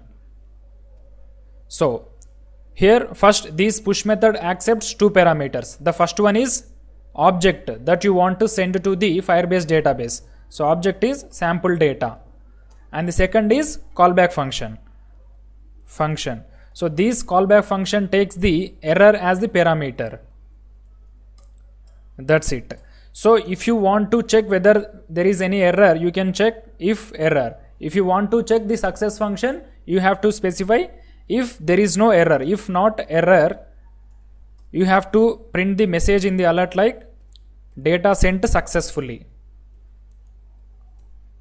Data sent successfully. Else is nothing but if there is any error. Else you have to send the message like Firebase connection failed. Firebase connection failed. And here you have to print the error console.log, because we need to know what type of error it is. Console.log error. Control S. That's it. Our program is completed. Now let's check the output. So here you can see this is our application React Firebase connection. So now I will click the send data button. After clicking the send data button, if you get the alert pop-up with the message data sent successfully, then our Firebase connection is successful. If you get the alert pop-up with the message Firebase connection is failed, then that is our message. That means our Firebase connection is failed. Now I will click on the send data button. Here you can see there is no alert pop-up. Now I will go to the console. So here there is no message in the console also. Let me check what is going on here. Send data, on click send data. Where is the mistake?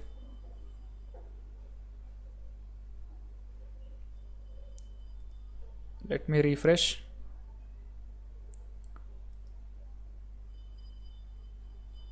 Here you can see we got the error here. Firebase database, Firebase warning, Firebase error.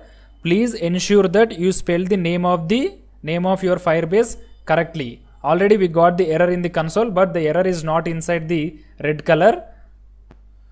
So here we got this error because we have specified the Firebase name, that means sample collection, but we haven't created any database in the Firebase as of now. So if you open the Firebase project and if you click on this real-time database, Here you can see it is still showing create database. That means we haven't created any database in this FR connection project. So if you do not have database, how can we send the collection or documents? So that's the reason first we have to create the database. So click on the create database.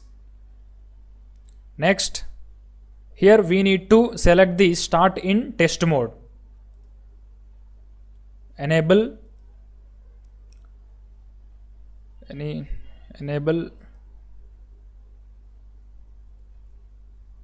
so it will create our new database for FR connection project. Here you can see we got our database. So this is our database. You can see all the collections and the documents in this place. Now I will click on the send data button once again. Refresh the page. Now click on the send data button. Here you can see we got the alert pop-up with the message data sent successfully. That means our Firebase connection is successful with React.js. So click OK and open Firebase project. Here you can see we got our collection name in the Firebase. This is the database name and this is the collection name. If you expand this, if you click on the plus icon, it will be expanded. Click on this plus icon.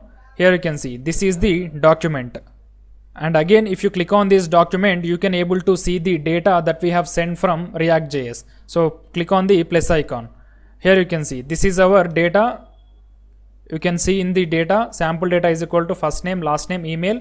Here also we got the same data. Email is equal to firebase@gmail.com. First name is equal to React.js and last name is equal to JavaScript. So we have successfully sent our data to the Firebase. That means our Firebase and React.js connection is successful. So if you want to check one more time also, you can send with the different values. So already we have sent the values with React.js, JavaScript and firebase@gmail.com. Now I will send the values with some different names. So instead of React.js, I will write AngularJS. And in the last name, I will write jQuery. And here in the email, I will write sample email@gmail.com.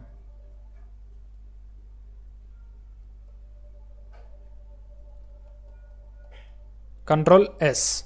And now I will click on the send data button once again.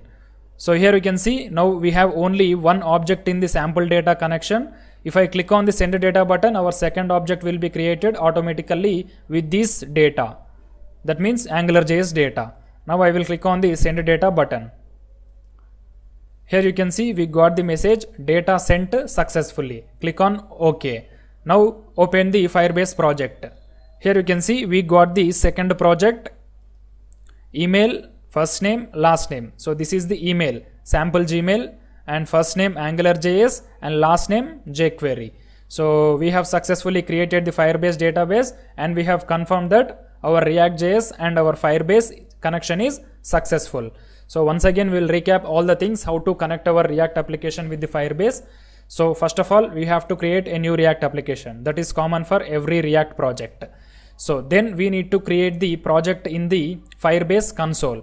So if you are new to Firebase, it will show you the pop-up with the message create new project directly. If you are an experienced person in the Firebase, first it will show you the previous projects and it will show you the new create button. After creating the project, you have to select your platform. In which platform you want to use Firebase features. So you can select any one of the platform like Android, web and iOS. So here React is one of the web library. So we need to select web. After selecting web, we will get the Firebase configuration object. So in that time, if you have forgotten the Firebase configuration file copy, then you can also copy once again. So in this project overview, if you select here, you can select the project settings. And if you scroll down, you can able to see the Firebase configuration object. So here also you can copy or you can copy at the initial stages only. So after copying, you have to create a configuration file in the React.js. So in the src file, you have to create any one new file and you have to specify some code. So this is the code to connect our React application to the Firebase. First, you have to import two things. The first one will be normal parent, that means all features included in this Firebase. So you have to import this Firebase, and you have to import one more thing which is called as the future which you want to use in our application. So there are many features of Firebase like real-time database, cloud functions, Firestore, storage, etc. In this application we have used only database. So that's the reason you have to write import Firebase/database. So then we need to specify the configuration file, because to connect or to initialize the Firebase application, you have to tell the compiler that this is my configuration. Then only the data will be sent to our Firebase project. So if you make any mistakes in this area, it will show the error. And here export default, that means you have to export the Firebase object. So if you export the Firebase object, you can use the feature of any Firebase from that object like this. So this is the Firebase object, and we have used the feature of database by creating the object.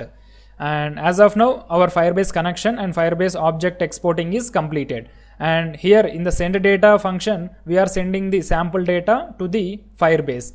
So this is the method, Firebase object, Firebase realtime obj.ref. In this ref, we have to specify the collection name. You need not to create the collection in the Firebase, you just need to create the database. So the collection will be created automatically when our request is sent to the Firebase.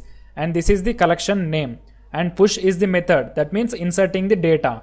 This push method accepts two parameters. The first parameter will be the data that we want to send, and the second parameter will be callback function.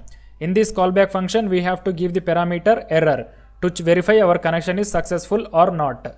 So then we have to use the if-else conditions to check the errors. If there is no error, we have to print the alert pop-up with the message data sent successfully. If there is any error, we have to print the message Firebase connection failed, console log error. You have to print the error in console. This is about the Firebase connection and sending the data with the Firebase. So in the next lecture, we are going to discuss about how to retrieve the data from the Firebase. As of now, we have seen how to put the connection, how to send the data. In the next lecture, we are going to learn how to get the data from the Firebase. Thank you. Welcome back, guys. In the last two lectures, we have learned how to make connection between the React and Firebase and how to send the data from React.js to the Firebase. So now in this video, we are going to learn how to retrieve the data from the Firebase. So already we have one button which is used for button send data. And now I am going to create one more button for retrieving the data. Button, on click, retrieve data, and I will write the text as also same, retrieve data, Control S. So now I am going to create the function retrieve data, function retrieve data, Control S. Let me check whether we got the two buttons or not. Send data, retrieve data. So here by mistake I have clicked on this data sent successfully. I have clicked on send data button. That's the reason we got the message data sent successfully. Click on OK. So select real-time database. Now you should be able to see three documents. The third document is by mistake I have clicked, so I will click on this delete button. So it will be removed automatically, because in the second document and in the third document we have same data. Here you can see. So that's the reason I will remove this document. So now we have only two documents. And now in this retrieve data function, we have to write the code to retrieve the data from the Firebase to the React.js. So whatever the operation it may be, to send the data, to retrieve the data, you have to use the same object that is called as the Firebase real-time database object. So the object name is Firebase real-time DB.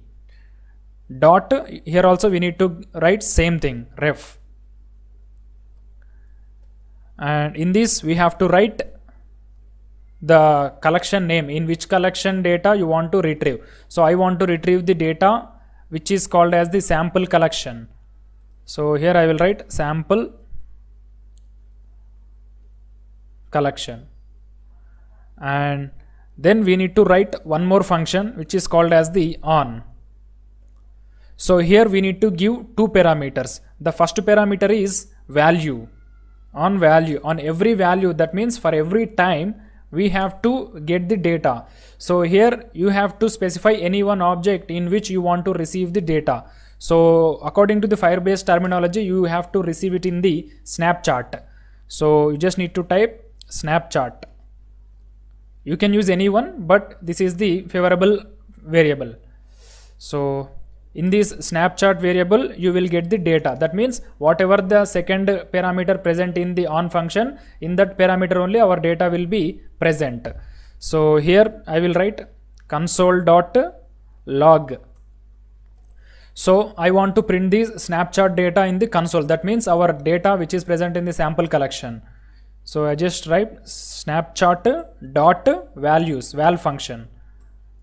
You have to write function name also, val parenthesis. So this is the way to retrieve. According to send, comparing with the send data and retrieving data, send is somewhat difficult because you have to write push method, callback function, all these things, etc. So here it is very simple while we are retrieving. You just need to type on function. In that on function, you have to write two parameters. The first parameter will be always same thing, value. This is constant. You should not change it, never. And the second parameter will be object in which we are having the data, snapshot. So the object name is snapshot. With the help of the snapshot.value method, we can able to print the data in the console. Now I will open React.js application output, refresh the page and open the console, inspect element. So here you can see initially there is no data in the console. Now I will click on the retrieve data button. Here you can see I have clicked the data, retrieve data button. Here you can see the data in the console. We got an array, or we can call it as object. So here you can see this is the data and this is the first object and this is the second object. So as I said, for every object in the Firebase, we will be having one unique ID. So this is the ID. This will be unique for every object, like MongoDB, because MongoDB and Firebase use the same way of storing the data, which is called as the JSON format. Here you can see this is the ID of the first object and these are the properties in the first object. Email, first name, last name. The first email is firebase@gmail.com. First name is React.js. Last name is object. If you want to confirm also, you can make it. Here you can see this is the first object and this is the second object. Email, first name and last name. Here also email, first name, last name. And if you see the output in this also, you can be able to see second ID, email, first name, last name. So it's very simple. You just need to write on function. In that on function, you have to specify two things. The first one is value and the second one is snapshot. But here is one of the glitch in the Firebase retrieving process. It will retrieve the data with the help of IDs. So here you can see for every object we will have the unique ID. So if you know this unique ID only, you can get into this object. If you don't know this unique ID, you cannot enter into this object and you cannot specify the email, first name or last name. In normal application, we will get the data in the form of just arrays only. You will not have any these IDs like specific IDs, specific unique IDs, etc. But when it comes to the Firebase, we will have this unique ID. So there is some different process to display these values in the HTML page or to display these values without ID. So in the next lecture, we are going to discuss about how to retrieve the data to represent in the HTML page. That means you have to get the data in the form of array. In array index 0, you have to get these values. In array index 1, you have to get these values and you should not have this ID in our object. So in the next lecture, we are going to see that. Thank you. Welcome back guys. In the last two lectures, we have discussed about how to send the data from React.js to the Firebase and how to retrieve the data from the Firebase to the React.js. But when it comes to the retrieving process, we will have some complexities in the Firebase because it will send the data in the form of JSON and that it is cannot be used in our React applications directly. So if you see the data here, I have clicked on the retrieve data button. So the data is present in the form of object. First of all, I will clear all these things. Click on retrieve data. Here you can see we got the data. This is called as one object. It is not an array. It is just an object. And inside the object, again, we are having the two objects. So we cannot loop through this data directly without converting it to the normal array form. Suppose if you want to print the email of the first object in the array, how can we print that? Because we cannot remember this ID directly, and here it is not having any index numbers. If it is array, it will have the index numbers, but it is not an array. It will separate format like Firebase format. So we have to convert these Firebase format data to our normal applications format. So let's try to print the email of the first object in the normal way. So you can see the error, what type of error it will raise. So I will write where my data equal to snapshot.val. So I have assigned this snapshot.value to the my data. Now I want to print the first object email. The first object is this. First object email is firebase@gmail.com. So according to the arrays, we have to write, to get the first object, you have to use the index 0. So I will use the same way. Console.log my data of 0.email. Let's check whether it is working or not. Remove all these things. Now click on the retrieve data button. Here you can see we got the error, cannot read property email of undefined, because Firebase data is not in the form of arrays, it will be a separate format. So we have to convert that format to our normal JSON format or array format. So in this lecture we are going to discuss about that. So in this lecture, our end of the lecture goal is you have to print the email of the first object. So this is the first object, and the email of the first object is firebase@gmail.com. So you have to print using the arrays. So the first thing is you have to convert these Firebase data into an array, then you can loop through that and you can print the emails. So first of all, remove this statement and remove this ID also, where my data also, Control S. So now we got only our data in the snapshot value. Remove these things. So you can see this is our data. Now we have to convert that. So listen very carefully. It is one of the important process in the React and Firebase concepts. So if you don't know how to retrieve and how to represent the data, you cannot do anything. So first we have to create two arrays. The first one is where duplicate. That means you have to perform some operations. That's the reason I am writing the name as where duplicate array equal to. So to this duplicate array you have to assign this data snapshot.value, Control S. Then you need to create one more array that is called as the original array, where original equal to empty array. Initially this original array is empty. So with the help of this duplicate array you have to modify the data in this snapshot. So I will write where, not where, for all where ID. So because we are having only this ID is the unique in our data, that's the reason you have to use this ID, where ID in duplicate. So here duplicate is nothing but the snapshot.value. So now you have to create this new array with the help of this for loop. So for every iteration you have to add an object with 4 properties. The first property is ID. Already we are having ID here, and remaining 3 properties are email, first name and last name. So now I will show you how to add that. Original, because we are going to push this ID to the original array. Original.push curly braces, because we are going to use 2 things. The first one is you have to add the array, not array ID. You have to add this ID. And the second one is remaining 3 properties. These properties. Here you can see already we have added ID. Now you have to add these 3 properties. So where are these 3 properties present? So if you know this ID, you can able to print these 3 properties. That's the reason you have to write one line here. Duplicate of ID. And here we need to append these 2 things. To append we just need to write triple dots. That's it. Not 4 dots, only 3 dots. That's it. So in this new array we will be having one object for every iteration. In that one object we will be having 4 properties. The first property is ID and remaining 3 properties are email, first name and last name, and that 3 properties are getting by this statement, triple dots duplicate of ID. So that's it. This is the only way to convert normal Firebase data to the normal data. So you can print the original data now, which is in the form of normal array. I will print console.log original, Control S. Now let's refresh the page. So after clicking the retrieve data button, you will get 2 datas. That means the data in the Firebase format, the data in the normal format. Now I will click on the retrieve data.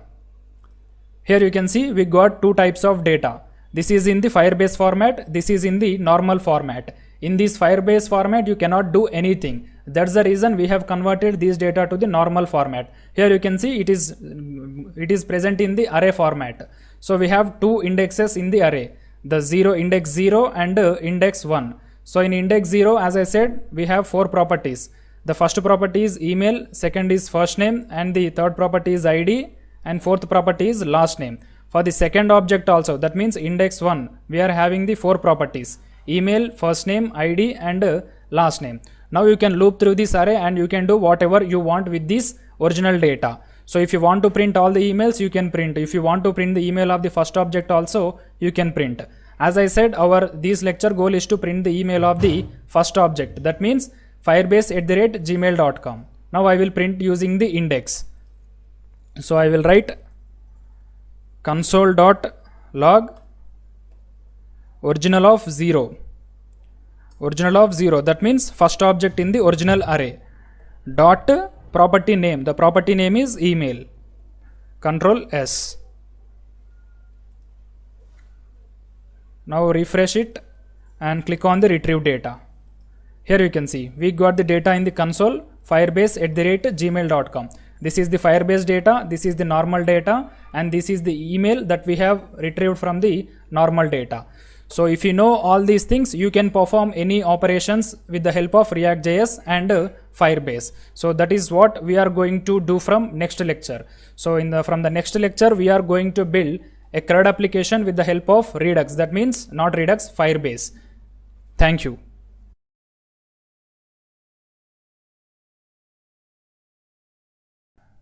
Welcome back guys. Up to the last lecture, we have performed the create and read operations with the help of React and Firebase. That means we have sent the data from React.js to the Firebase and we have retrieved the data from the Firebase to the React.js. So now we are going to use all the topics that we have covered in the last 4 lectures and we are going to perform a full stack application called as the React Firebase CRUD.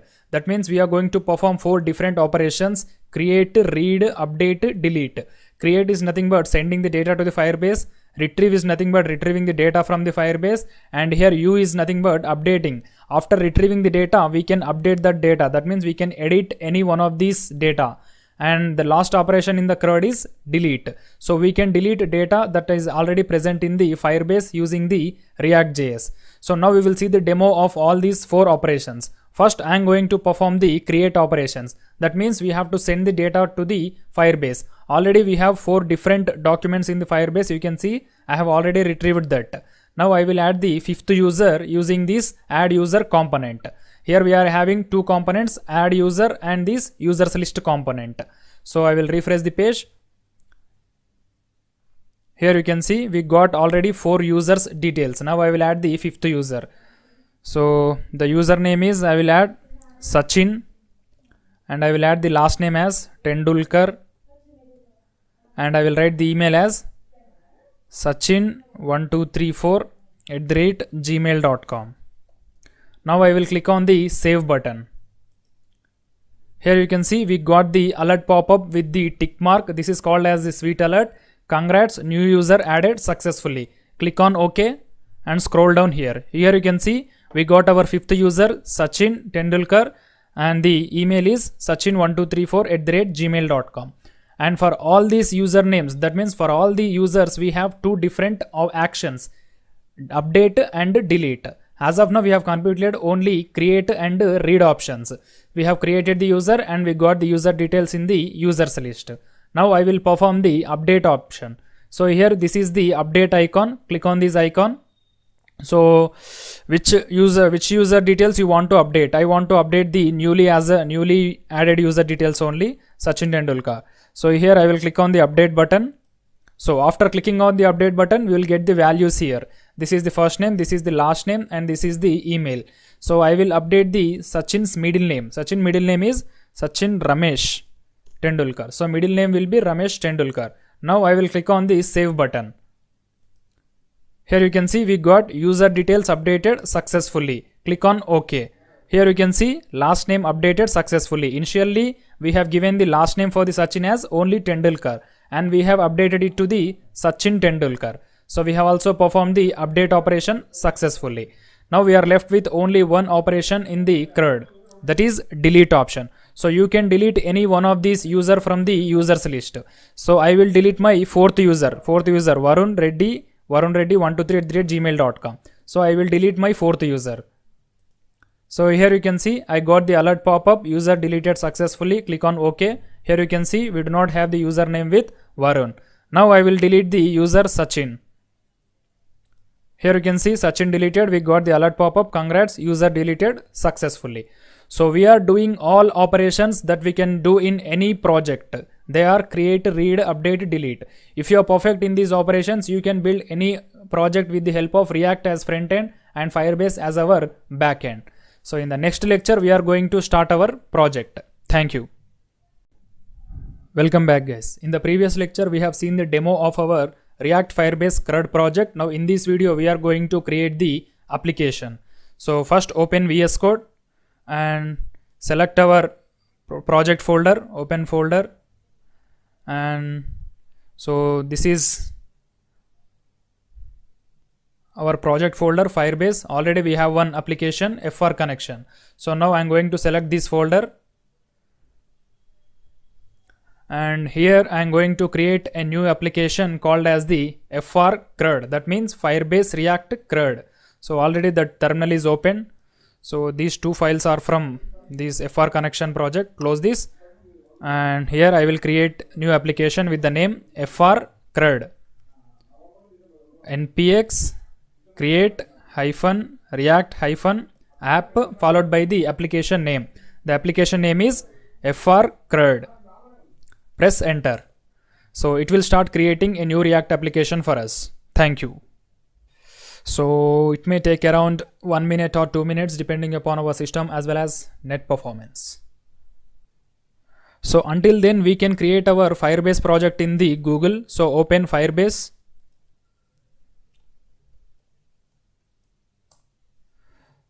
So we can create our new project. Click on go to console. And here we need to create the add project. Select this add project and here type our project name FR CRUD. CRUD. Click on continue. Scroll down, click on continue, and here select your name. Select create project. So it will also take around 10 seconds to 20 seconds time. Here you can see our project in Firebase is created successfully. Now click on continue. Now we have to select the platform in the Firebase. So our simple Firebase project is created. Now we have to select the specific platform in which you want to implement the Firebase features. Click on this web and write the application name FR CRUD. CRUD. Click on the register app.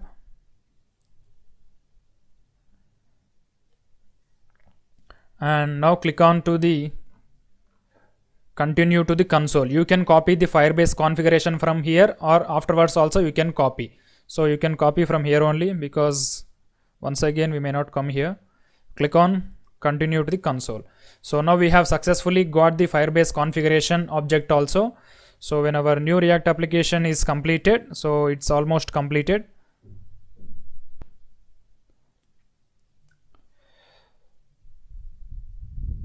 It's gonna complete in 5 seconds. 5, 4, 3, 2, 1. So it's not yet completed. My net is very slow, I think so. Yeah, now it's complete. It takes me around 2 minutes to complete this. So now we have to navigate into this FR-CRUD folder. So in order to execute the program, we must present in the React folder only. So cd FR CRUD, CRUD. Now we are in the FR-CRUD folder. So now in order to execute the program, we have to type npm start. Press enter. It will execute the FR-CRUD React application. Here you can see our application executed successfully. Now open Google and type localhost 3000. Here you can see this is our output. Now we have to make some changes in the app.js to remove all the default stuff. Expand this FR-CRUD folder, select source, click on the app.js and remove all this stuff. That's it. Now write one simple h1 text, and in this h1 you can write your project title, React hyphen Firebase CRUD. Control S. Here you can see we got our project title in the h1 text in app.js component. So now we need to understand which components we have to create first. So now I am going to create the layout for this application as, first I will create one parent component. In that parent component I will create another component, add user component, and in that component only I will write the code for retrieving the data. So we required only two components, parent component, add user component. So I will write first parent.js, and in that parent.js we have to write the retrieving code, and we have to add the add user.js component, add user.js. So now we got two different components. First we have to write the code in parent.js component because we need to add this component in this component only. So I will use the snippets, or I will write from scratch only. RFC means React functional component. So this is the React functional component. So now in this React functional component, first I will add one container. So in that container I will add two rows, row 1 and row 2. This is first row, this is row. So to use this container and rows we must have install Bootstrap. I forgot to install Bootstrap for styling. So terminate the job and type npm install Bootstrap. Press enter. So it will install Bootstrap in our application. So we can continue the coding. In the first row I will add the add user component. Add user. So here first we will write one functional component in this add user component, RFC React functional component snippet. So h1, this is add user component, Control S, and we need to import that in the parent.js component, add user. So here you can see I have imported import add user from .add user. So in the first row we have to add the form, that means add user component. So this is the first row, this is the second row. In the second row we just need to add the table and one h1 text. That's the reason I haven't created a new component for the second, that means table. So here we can simply write as h1 text. So for the table I will use 12 columns or 8 column dot call md8. First I will write one h1 text, users list.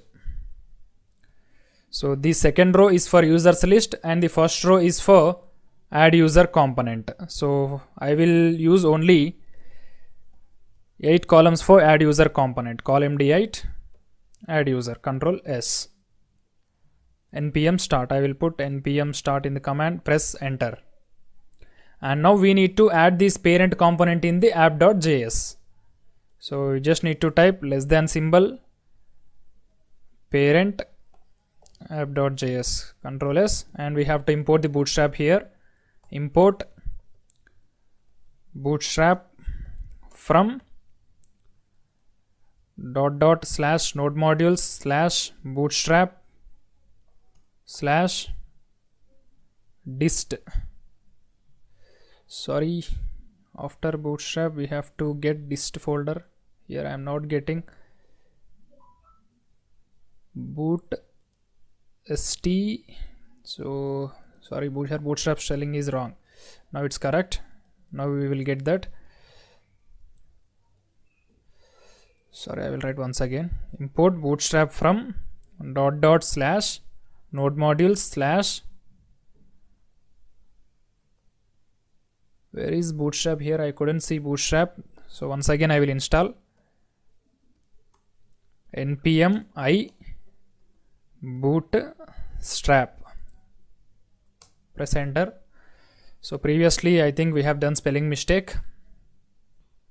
Here you can see now the bootstrap installed successfully. I will type npm start and here I will type bootstrap. So now you can see we got bootstrap in the dist.css / bootstrap.min.css. bootstrap.min.css. This is the way to import bootstrap in our application. Now let's check the output. So refresh the page. Here you can see we got, this is the add user component and this is the users list, and we have to bring all these to the center of the page. That's the reason we have to write justify content center. Here also justify content center. Sorry, CO. Control S. Now we got all the things at the center of the page. So leave about these users list component. First we have to work with the add user component. So open add user.js. So you can see in the add user.js we have to create one div. In the div we have to add one h1 text, 3 input fields, 1 button. So let me create that. First of all, instead of this is add user component, we just need to type the title as add user. Add user. And now we have to add 3 input fields. Input type is equal to text. Class is name is equal to form control. Form control. And placeholder equal to first name. First name.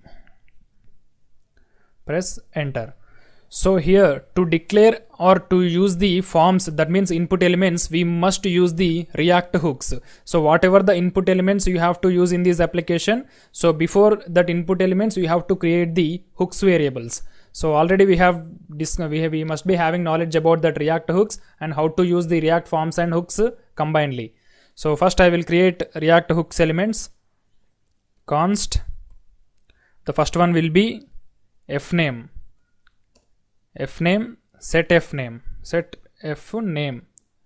equal to useState. Initially it is empty. Control S. And the second will be const lname. Here set lname equal to useState. Initially it is also empty. And const email set email equal to useState empty. So now you have to use the value for this variable. So value equal to fname because it is the first name, and we have to write on change equal to, we just need to type e as the parameter because we have to update the values whenever we change the text in the form. Set fname e.target.value. So this is the way to use React input fields with hooks. So already we have created one input field. Now we need to copy and paste it for the remaining two input fields. And we just need to change the value and placeholder. So here placeholder will be last name, and here value will be lname. Here also instead of set fname you have to write set lname. Control S. And I will repeat it for the third. Third will be email, and here also email. Here also set email. And we need to create one button to save these details to the Firebase. Button, class name. So we can use button, or we can use the direct input type submit also. So already we have three input fields. I will use the fourth also input field only. Input B, type is equal to button, value is equal to save, and class name equal to btn primary bootstrap button. Control S. Let me check the output. So here you can see we got buttons and input fields. So this is the button which is used to save, and these are the input fields. Now I will add some styling to it. So in the parent.js, instead of 8 columns I will use only 6 columns. Control S.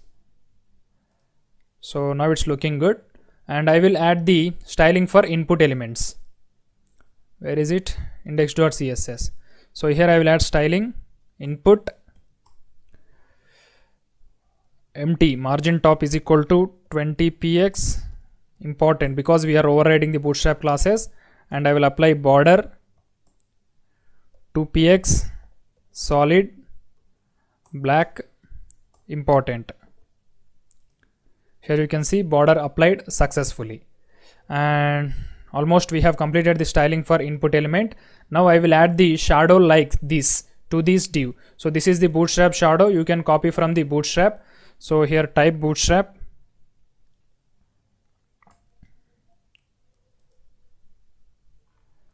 so sorry, we have to type bootstrap shadow. This is the bootstrap shadow. Click on this and copy the last one and paste it for our column-d6 div. So where is add user component? This is add user component. So here you can place, if you want to place here you can place here, or if you want to place it to the parent also you can place. Here also you can place, here also you can place. I will place here only. Class name equal to, this is parent component. That's it. Here you can see shadow applied successfully. So it's almost looking like this component only. Here we have used the 8 columns, but here we have used only 6 columns. If you want to use 6, you can use 6. If you want to use 8, you can use 8, because if we put very lengthy input fields, it will look like ugly. So that's the reason I have used only 6 columns. So let me try to use 8 and check how it's gonna look. So in the parent.js, I will use 8 columns for the add user component. See, if you use 8 columns, it will look like this. I don't like it. I will use only 6 columns. 6. Now it's looking good. Now I will add some margin top, because this h1 text and this add user component is looking like stretched. So I will use mt5. That means margin top 5 for the column d6. mt5. Control S. Yeah, now it's looking good. And we have successfully designed the add user component. In the next lecture, we are going to discuss about the how to send these values to the MongoDB, Firebase. Thank you. Welcome back, guys. In the previous lecture, we have designed the add user component. Now in this lecture, we are going to add the connection between the React.js and Firebase, and we are going to send these user details to the Firebase collection. That means Firebase real-time database. So first of all, copy the configuration, click on the settings icon, go to project settings, and if you scroll down here, you can able to see the configuration object. Copy this, Control C, and get back to VS Code. And first we have to install the Firebase npm package. npm install Firebase. Press enter. So it will also take around 30 seconds to 40 seconds time. So already we have seen all these things in the last project only, that means connecting with Firebase. So how to connect it, how to send the data, how to retrieve the data. So in this project we are doing all the things simultaneously. That means we are performing the create, read, update, delete parallelly. So first I will create one firebase.js configuration file in the src folder, firebase.js. So in this, first we have to import the Firebase. Let me restart the application. Firebase installed successfully, npm start. Here I will import the Firebase. Import Firebase from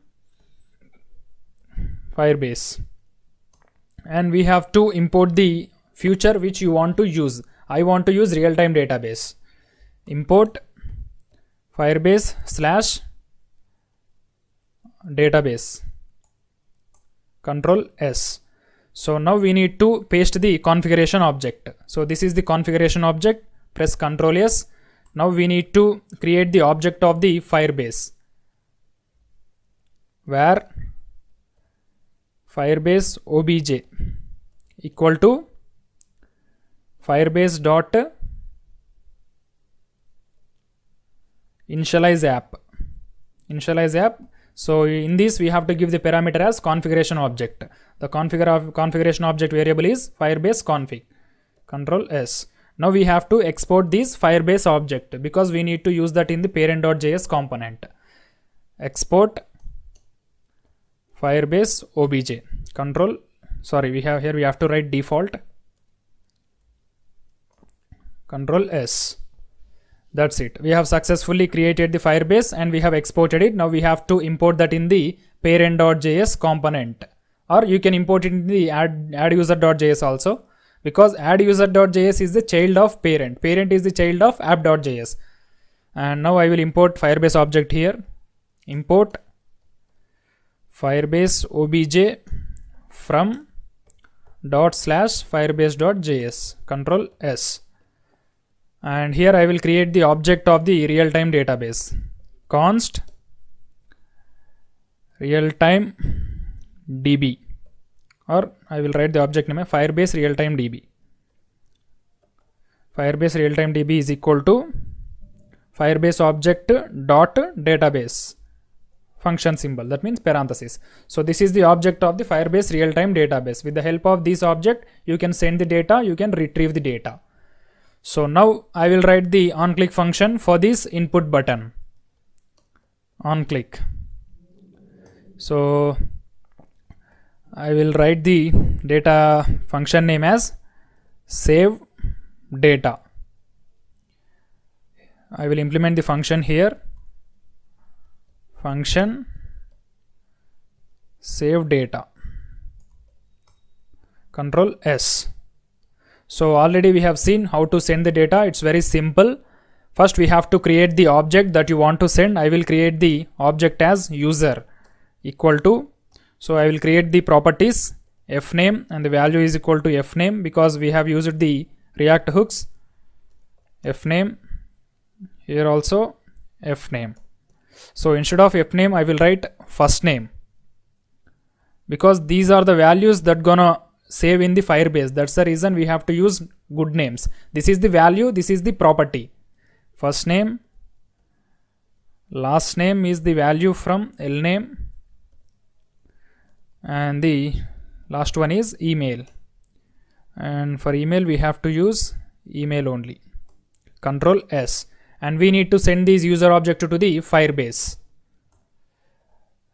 Firebase real-time db, Firebase real-time db dot ref. In this ref we have to add the collection name. So the collection name will be users. So dot push. So this push method takes two parameters. The first parameter will be object, the object is user, and the second will be callback function. So we have to check the error if we have any. So if we don't have any error, I will print the response in the alert method. Alert, user added successfully. User added successfully. Control S. Else, alert, something went wrong. So if we get alert something went wrong, then we can print the error in the console. It won't come, I think, because we have done everything in the format only. Something went wrong. Control S. So before performing this operation, we have to do one thing in Firebase. So that is called as the creating database. Click on the real-time database, and here we need to click on the get started button. Here you can see this is create database button. Next, select these, start in test mode, enable,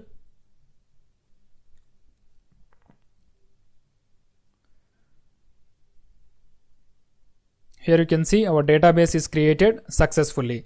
Now we can perform the insert or push operations. So open Chrome.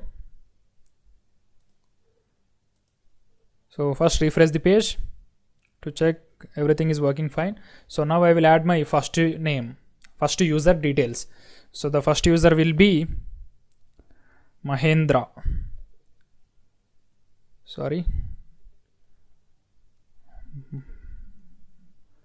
Mahendra. Last name will be Singh and email will be mahendra123@gmail.com. Now click on the save button. Here you can see I got the alert pop-up with the message user added successfully. Click on OK and go to Firebase console. Here you can see we got the collection name users. If you expand this, we got the new ID, and if you expand this ID, you will get the email, first name and last name. Email is mahendra123@gmail.com. First name is Mahendra and last name is Singh. Now I will add the second user. So change the username to Ronaldo and last name is football and last name will be, and email will be Ronaldo9989@gmail.com. Click on save. Here you can see I got alert pop-up once again, user added successfully. Click on OK. Now you can see I got the second ID, email Ronaldo9989@gmail.com, first name Ronaldo and last name football. So we have successfully completed the first operation in the CRUD, that means create. In the next lecture we are going to see the retrieve operation. Thank you. Welcome back guys. In the previous lecture we have completed the logic behind add user component. That means we have created the React hooks and we have sent the data using the React.js to the Firebase. So we have completed the first operation in the CRUD in last lecture. In this lecture we are going to see the second operation, retrieve. We are going to retrieve the user details that is already saved in the Firebase and we are going to put them in the table like this. So first go to the parent.js component, because we need to create the table in the parent.js component only. So here you can see this is the second row. In the first row we have added the add user component. In the second row we have to create the table. So I will create the bootstrap table. Table class will be table only. Class name is equal to table. Control S. And in the table we have two parts, table head, table body. First we have to create the table head, T head, and in the T head I will write the values as TR. So we have total 5 headings, not 5, 4 headings. First name, last name, email, actions. So I will write the first heading, TH will be first name, and TH second will be last name, third will be email, and last TH last will be actions. Control S. Let me check the output. Here you can see we got the table, first name, last name, email, actions. So I will use the table dark. So the header will become dark. Table dark. Control S. Here you can see we got the table header dark. So now we need to retrieve the data from the Firebase real-time database. So it is also very simple. Already we have discussed about these things. So I will close this terminal. Now we have to retrieve. So to retrieve, we have to use the use effect function, because whenever the page is rendered, you have to retrieve the details and you have to represent them in the table. So you should not use any function. You have to use only useState method. useState is one of the hook which will be called automatically whenever the functional component is rendered. So now in the useState hook, we have to do that. So here we have to create the useState hook above the return statement. useState. So this useState hook accepts the functional component as the parameter. That means function as the parameter, and at the last you have to write symbol, empty array symbol. And to check whether this useState function is working exactly or not, you just need to print the alert. If the alert popped up whenever the functional component rendered, then your useState function is working. Here you can see we got the alert when the component is rendered. Remove the alert and create the Firebase real-time config, Firebase real-time database object. First we have to import the Firebase object, Firebase obj from /Firebase. Control S. Now I will create the Firebase real-time object, const Firebase real db equal to Firebase obj dot database. Control S. And here we need to perform the retrieving operation. Firebase obj, not Firebase obj, Firebase real-time obj dot ref dot, the collection name is users dot on. So here we need to give two parameters. The first parameter will be always value and second parameter is snapshot. That means the object in which we will have all the data from the Firebase. Snapshot. So in this I will print the response in the console to check whether the useState and this retrieving function working or not. Console.log snapshot here also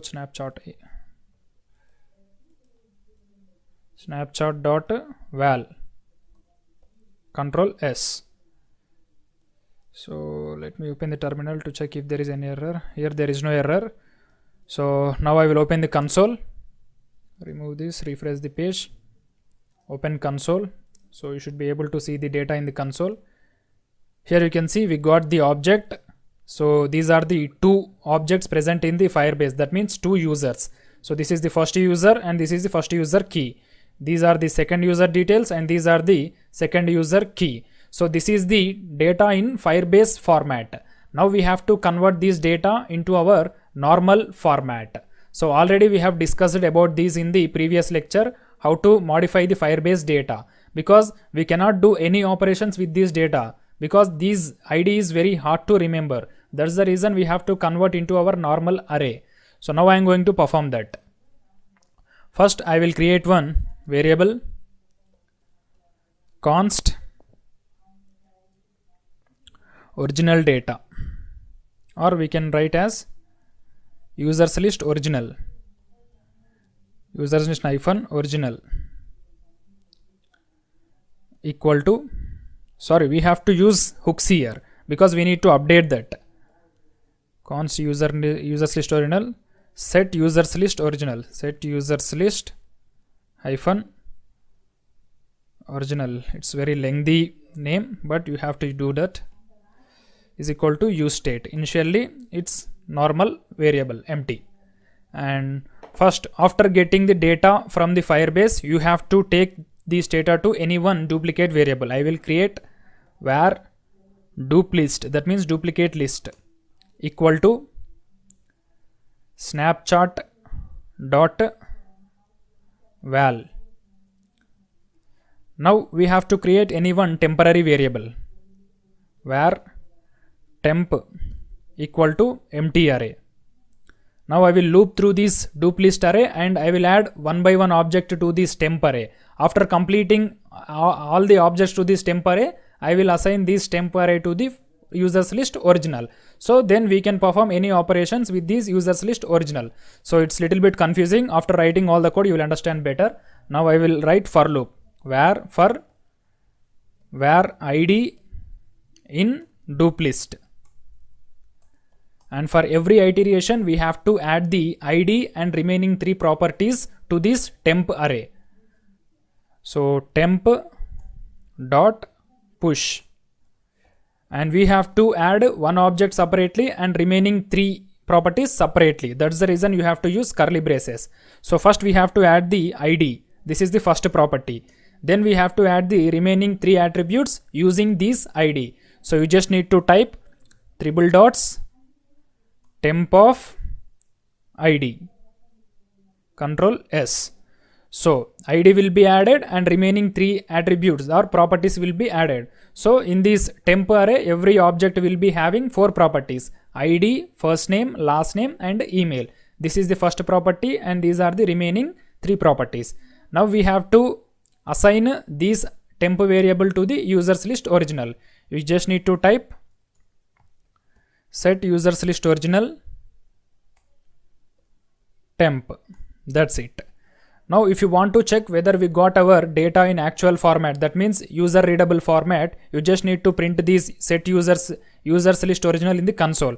Then you can get clarity. Console.log users list original, Control S. So you should be able to see the array. In that array you should be able to see 2 objects. So remove all these things and refresh the page. Sorry, we got an error, undefined. So let me check the error where we have. Sorry, here in the temp.push method we have used temp of id. You should not use temp of id. It is a temporary variable. Our details are present in the dup list array. So here you have to write dup list, duplicate list. Control S. Now let me refresh the page.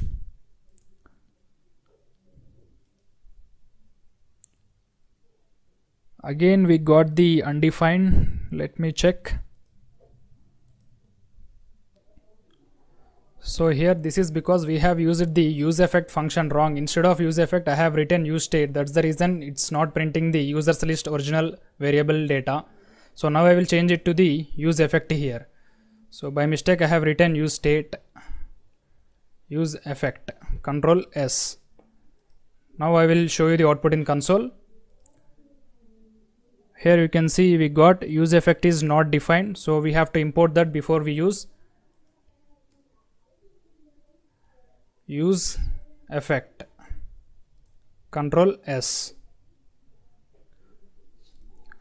So here you can see now we got the output in the console. We got 2 objects exactly. This is the 0th index and this is the first index. You can able to see here in the first index we got the details of the first user, and in the second index we got the details of the second user. So initially we made a mistake in the use state and use effect hooks. That's the reason we got error in the console. So this is very simple. You just need to implement the real-time configuration retrieving function in the use effect, and in that function you can able to perform the array modification, because we will get the data in the form of Firebase array. You need to convert it to the normal array, and in the next lecture we are going to discuss about how to represent the data in the table. So once again in this use effect function I will explain all the things. First you have to write the use effect function which will be executed automatically whenever the functional component is rendered, and with the help of this Firebase realtime db.ref, ref means collection. In this you have to mention the collection name .on. Already we have seen all these things in the previous lectures only. So here at least we just need to add the users list data to this users list original variable. With the help of this variable you can able to print the rows in table. In the next lecture we are going to see that. So here I have printed the data in the console because when we are representing the data, we make sure that we are getting the data successfully or not. Then only you should proceed with the adding data to the table. So now we got confirmation that we got the data and we have successfully converted the data to the Firebase format to our normal array and JSON format. In the next lecture, we are going to see how to represent these data in the table rows. Thank you. See you in the next class. Welcome back, guys. In the previous lecture, we have seen how to retrieve the data and how to modify the data. And we have successfully modified the Firebase format to the normal JSON and array format. And now we are going to use the data and we are going to represent the data in this table. So already we are having the data in this users list original variable. Now I am going to create a new variable which represent the table body. So we have created the t head as of now. You can see we have only t head. Now I am going to create the table body. That means all the users information in rows. T body. So here I will create a variable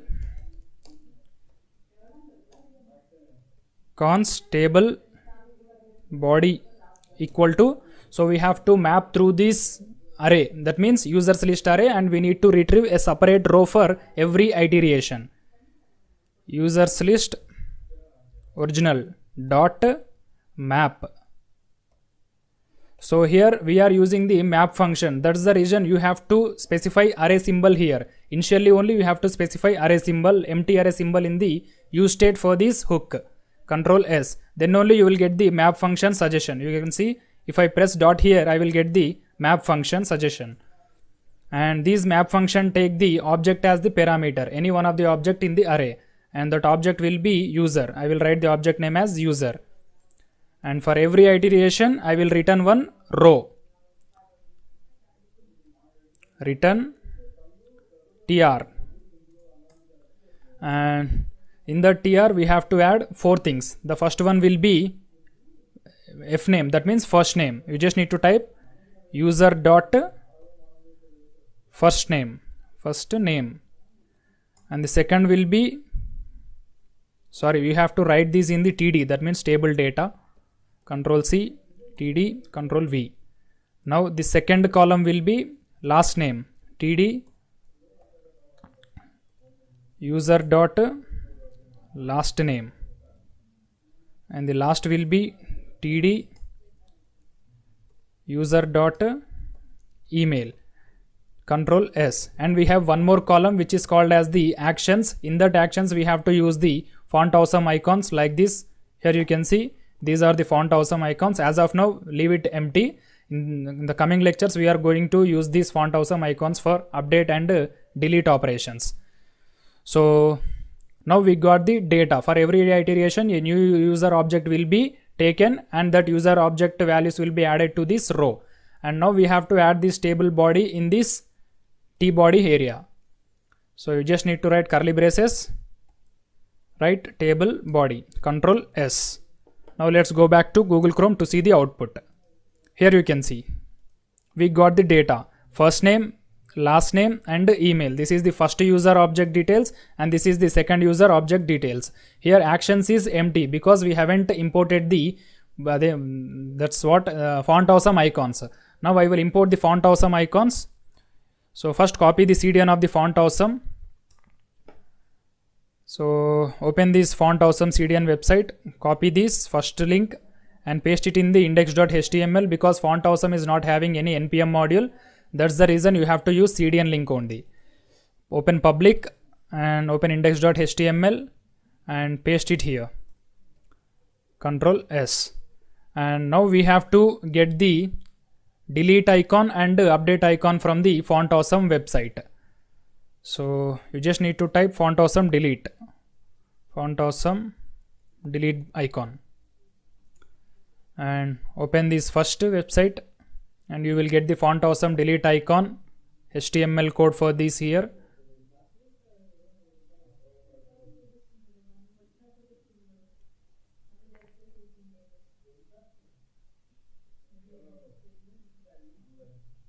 And copy this HTML code for the button and paste it in the table last, that means actions column. So where it is, here you can see create one new TD, that means table data, and in this table data we have to add two things. The first one will be delete button and the second one will be update button. So this is the delete button, and now we have to copy one more thing, update. So you can use any one of the icon here and copy this icon and paste it here. Control S. Now let me check the output. Here you can see we got the two buttons, delete button and update button. So these two buttons are looking like stretched. Now I will add some margin to these buttons. So you can add margins directly, like with Bootstrap classes, M2, that means margin 20. Here also you just need to type M2, margin 20, Control S. So that's it. Now we got the actions with the update button and delete button.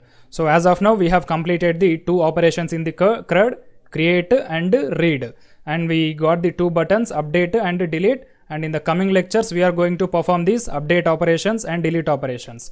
Thank you. See you in the next class. Welcome back guys. In the last lectures we have completed the two operations in the CRUD application. They are create and read. So we have sent the data from our React.js to the Firebase, and we have retrieved the data from the Firebase to the React.js, and we have represented the data in the users list, that means table. Now we are left with the remaining two operations in the CRUD application. They are update and delete. So when it comes to the CRUD application, it may be any technology or any library. Update is one of the difficult tasks compared to all the remaining tasks like create, read, delete. So it's very complex task. So that's why listen very carefully and write down the code in your notebooks or any notepad, etc. Because as I said, update is one of the difficult tasks. We need to do some core concepts in the React.js like passing props, taking props, etc. So first of all, let us assume the application like this. So first of all, I will refresh this page. Here you can see. Now I will tell one blueprint how we want to perform the update operation. So here in this application, we are having the two components, parent component as well as the add user component. Add user component is the child of parent component. So in React, there is a topic called as props, which is used to pass child from parent component to the child component. So here we are going to implement the props in this update operation. When we click the update button for any one of these objects, we are going to pass this object to the add user component. So this add user component will take that object and it will print the values in the input fields. So we will get the values with initialized values. Then you can edit that values and you can click the save button to update it in Firebase. So once again I will tell, after getting the users list, we have two actions, action delete, action update. We are going to discuss about this delete button in the coming lectures. In this lecture we are going to concentrate only on the edit, that means update. So whenever we click on the edit button, suppose if I click on this first object edit button, Mahendra Singh, and if I click on this edit button, we have to send this value, that means complete object, to the add user component using props. So whenever I click on this edit option, you have to print these values in these input fields. Then you can update it directly. Instead of going into another route or instead of creating another component for this only edit option, you can use this add user component only, because already we are having the same input fields, first name, last name, email and save. You just need to get these values in these input fields, and if you want to edit anything, you can edit, or if you want to save directly, you can save.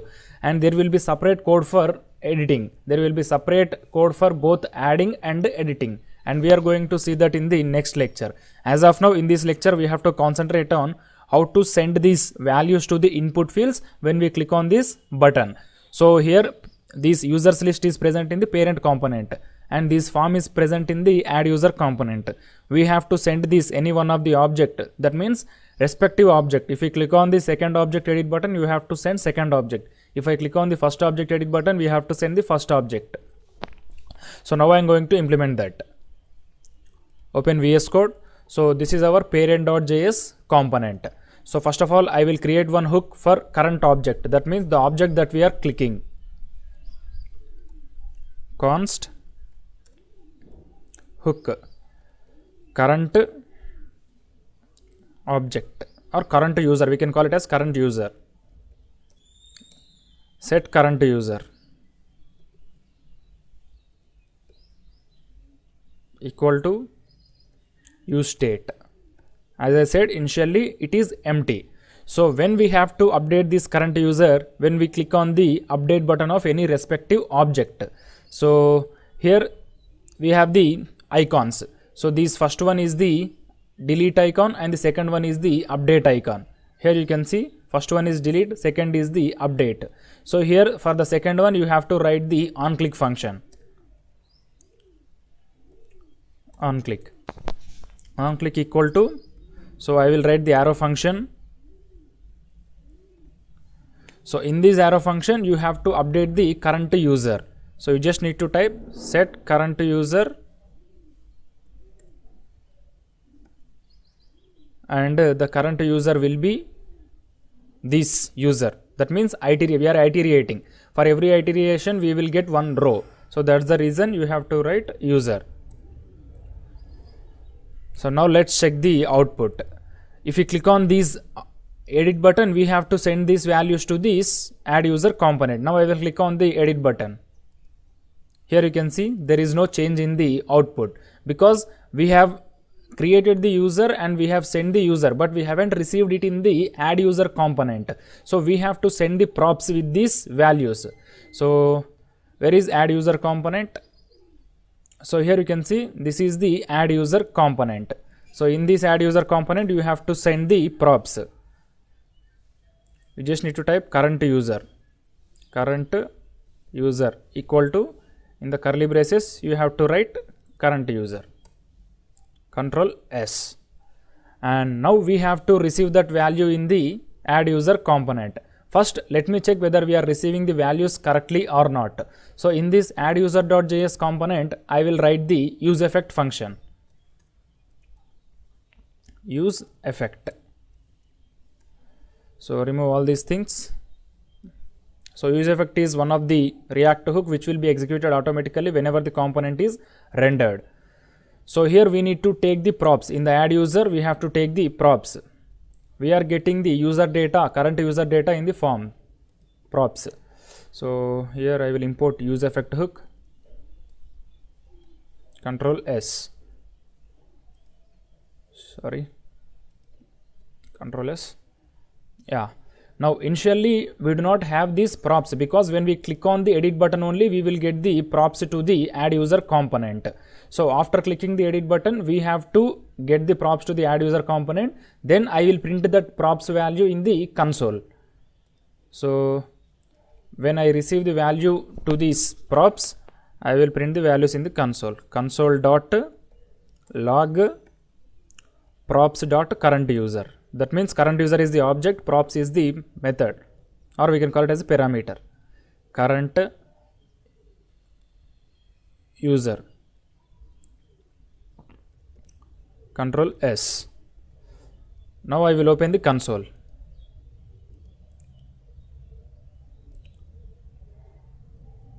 Here you can see we got the object because we have clicked on the edit button initially. Now I will refresh the page.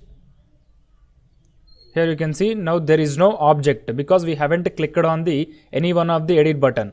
Now I will click on the second user edit button. This is Ronaldo9989. Here you can see now I will click. So there is no change in the output. Let me click once again, edit. Here there is no change in the output. Let me check the error. So here the error is we haven't mentioned the props.currentUser in these array brackets because we are waiting for an external object which is coming from the parent element. So whenever this scenario occurs, we have to specify the variable name for which we want to wait. So here we are waiting from the props.currentUser. So in this array we have to mention that. So it will execute whenever we got that element only, props.currentUser, Control S. Refresh the page and now open the console. So remove all these things, and now I will click on the edit button for the second object. Here you can see we got the second object in the console. So we got all the details: email, first name, ID and last name. Now I will click on the edit option for the first button, first object, that means first user. Here you can see now I got the edited details for the first object. So now we can add these details to these input fields, and when we click on the save button, first we have to check which operation we should perform. If we have the current user, we should perform the update operation. If you do not have the current user, we must be performing the new user operation. So how can we check? We can check using the if condition. If props.current user, that means if current user is present, you have to perform the edit operation. If our current user is not present, we have to perform the save operation, that means adding new user.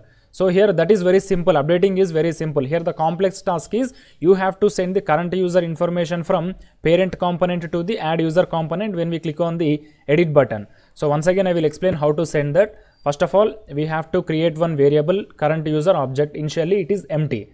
When we click on the edit button, you have to update that value, set current user is equal to user, and we are sending that current user value to the add user component using the props, because we can send the data from parent component to the child component using props only in React.js. So this is the current user component. Initially it is empty only. In add user component also this value will be empty only. When we click on the update button only, this current user variable will get the values. So in the use effect function, first you have to get this value props.current user. So you can receive the value using here this props parameter. So here we need to mention some changes in the use effect function because we are waiting from external variable that is coming from the parent component. So use effect will be executed sometimes automatically without getting that value. That's the reason you have to tell the compiler that until unless the props.current user is present in the application, please don't execute the use effect function. So if you execute also, you have to specify the if conditions. Now I will write the if conditions. Remove this console.log, and instead of that console.log, we have to update these input values. That means if you click on this edit option, you have to update these values to these input fields. So I will write first set fname. So our fname value will be present in props.current_user.fname, not fname, first name, and set lname props.current_user.lname, not lname, last name. So forgetting one, last name. And the last one is set email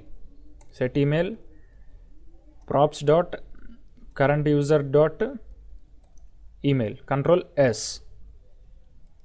Here you can see now I got the values for this first object. I will refresh the page. Here you can see now we will get the error cannot read property first name of undefined. This is because when we initialize the page, we haven't clicked the edit button. That's the reason these statements will be executed and the compiler couldn't find this props.current_user.firstName. That's the reason I have said we have to implement the if condition. If props.current_user, if current user object is present in this add user component, then only you have to execute these statements. So please copy these statements and write if condition. If props.current_user, that means if anyone click on the edit option only, this compiler will go to the if statement. That means props.current_user. If our current user is present, then it will update the current user values with the input fields. Now I will execute the program. Here you can see this time there is no error. If you open the console also, there will be no error. Inspect. Here you can see there is no error. This error is from unique keys, so you can avoid it. And now close this and click on any one edit button. Here you can see now I have got the first object details in this input fields. If I click on this save button, it will be added to a new user. So we should not do that. First, in that onClick function also, we have to check if condition. If it is current user, we have to update the information. If it is not a current user, we have to add it as a new user. Now I will click on the second object input field. Here you can see it is changed to the second object input field. Now we have to only do one thing in the onClick function. Which onClick function? Button onClick function. Here you can see after clicking on the onClick function, we will execute the save data function. In this save data function, first we have to check whether we should do insert operation or update operation. Insert means push operation. Update means there will be a separate method called set. And in the next lecture, we are going to see that. Thank you. Welcome back, guys. In the last lecture, we have seen the first part of the update operation in our CRUD application. That means we have seen how to send the data from parent component to the add user component, and that data will be the current user object. So whenever we click on the edit button for current user, we have to send that object details to the add user component, and in that add user component, we have to implement the use effect hook. So if our current user props is present, then we have to update the input fields values with the current user values. So now we got everything. We just need to update the values when we click on the save button. So this is the save data function.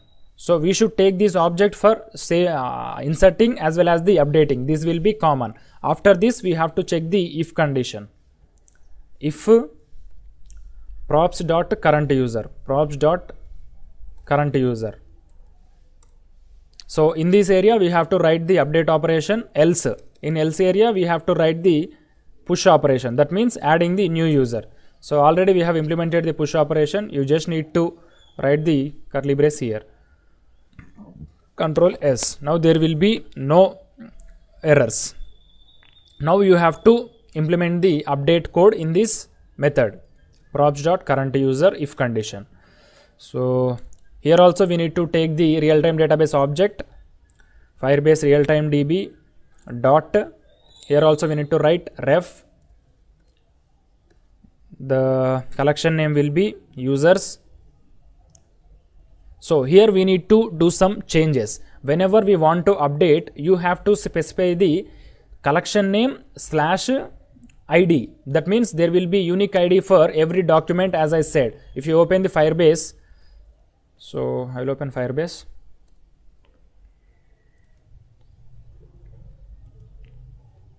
Go to console. So this is our project FRCRUD. Go to real-time database.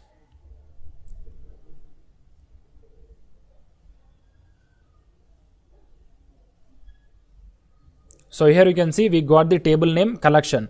So if you expand this, we are having the ID. So with the help of ID, you have to specify the update operation. So after collection name, you have to write /, then you need to write the ID. So how can we write that? With the single colons, you cannot write that. So that's the reason I will use backticks. If you use backticks, you can specify the ID directly. So users / ID is the external variable. That's the reason I have used the backticks. That means interpolation concept. So I will write $ curly braces. In this you can specify the ID. So the ID is props.current user dot ID. That's it. Now you can specify the update method. Update method is denoted by set. So this set method also takes two objects, two parameters. The first one will be updated object. Updated object will be as usual user only, and the second will be callback function. So here also we have to check if there is any error. So if there is no error, you have to print the response in the console, not console alert. User details updated successfully. User details updated successfully. Control S. If there is any error, you have to print the response like something went wrong in the alert. Something went wrong.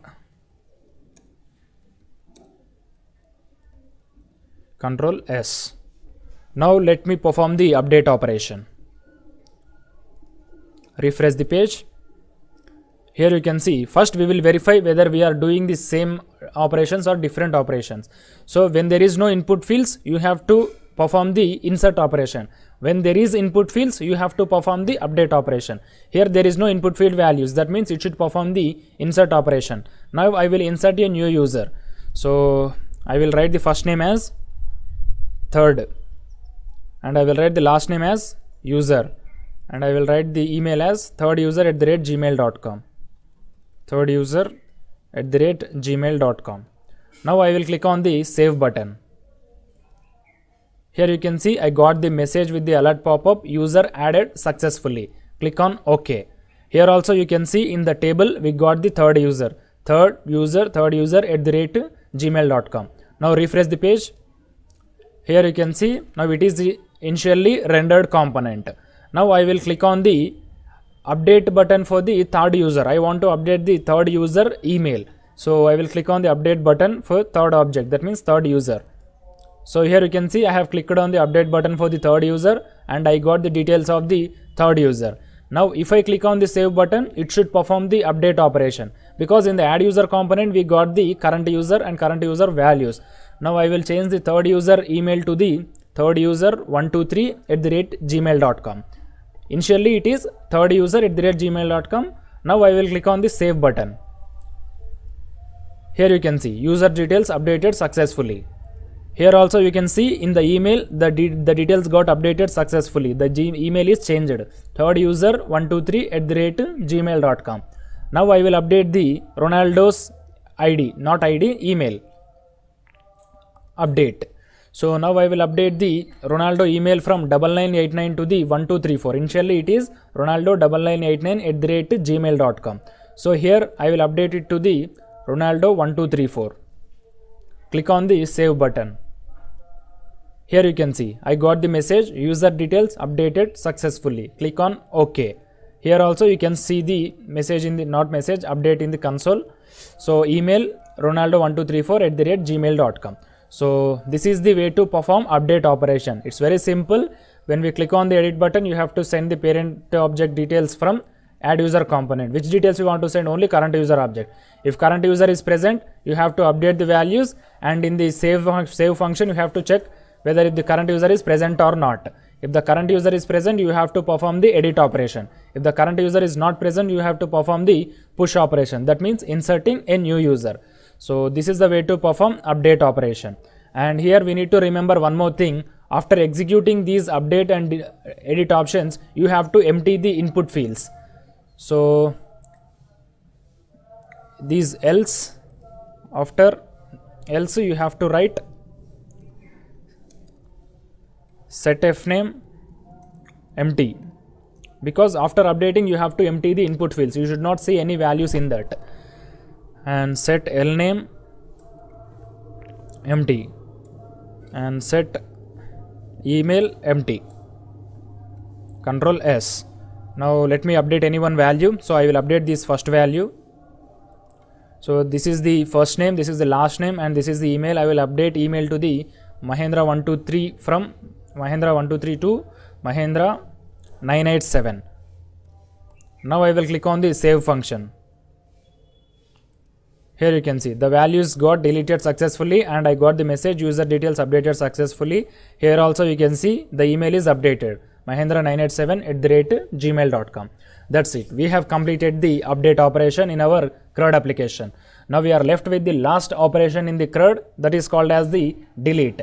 And it is one of the simplest and easiest task in the any CRUD application.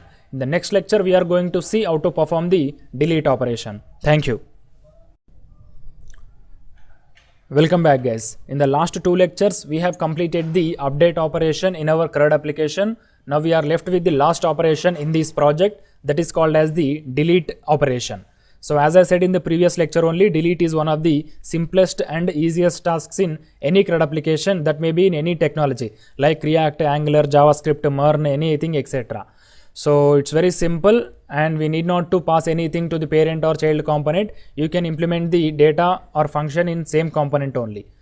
So first of all, find out the various delete button. So this is the parent.js component, and here you can see this is the delete button. For every iteration we will print the values, and first three will be the normal values and last two will be the actions. and we have completed also the update operation. And for this delete button, you have to write the onClick function. OnClick equal to, so you have to write one more function that will be called as delete user. So for this function also you have to pass the user as the parameter, because we have to use the ID in that function. Control S. Here you can see we got the error, delete user is not defined. Now I will define the delete user function here. You have to specify it in only parent.js component only. Function delete user. So in this delete user, you have to accept the user details as our parameter. And here also you need to use the MongoDB real-time database object to update the user. You just need to type real-time database. So where is real-time database object? Firebase real-time database. So this is the object, Firebase real-time DB dot ref. In this ref you have to specify the collection name. So here also we have to do the same thing. After collection name you have to write the ID of the document, then only you can able to perform the ID operation. So that's the reason I will use backticks. Then I will use the interpolation and I can put the JavaScript variable values directly. So users slash dollar curly braces, in that curly braces you have to specify the ID, user dot ID. And after this you have to write the, sorry, here this is up to here only. Then you have to write the delete operation. To delete we have the method remove. That's it. So this remove accept the function as the parameter. Here also we have to write the error. If there is any error you have to print the response like something went wrong. If there is no error you have to print the response like user deleted successfully. And I will write first if condition. If there is no error, I will print the alert user deleted successfully. If there is any error, I will print the message like alert something went wrong.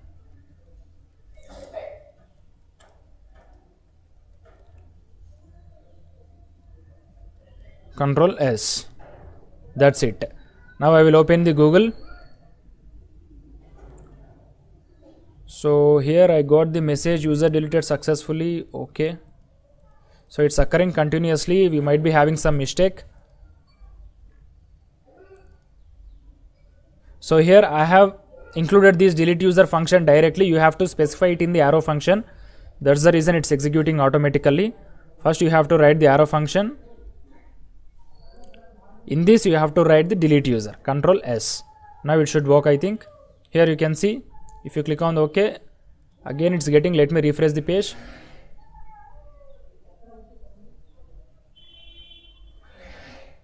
So we didn't got the users list. Let me refresh it again. So you might be having some error. Let me check. So here I have refreshed the page. Now it's working fine. It's my net problem only. We haven't did anything. So the function is correct only. So here you need to mention the arrow function. In that arrow function you have to specify the delete function. So this is our delete function. So already we have implemented the code. It's very simple. In the ref you have to mention the user ID. Then you can specify the remove option. And now I will perform the delete operation for our third user. So first of all refresh the page.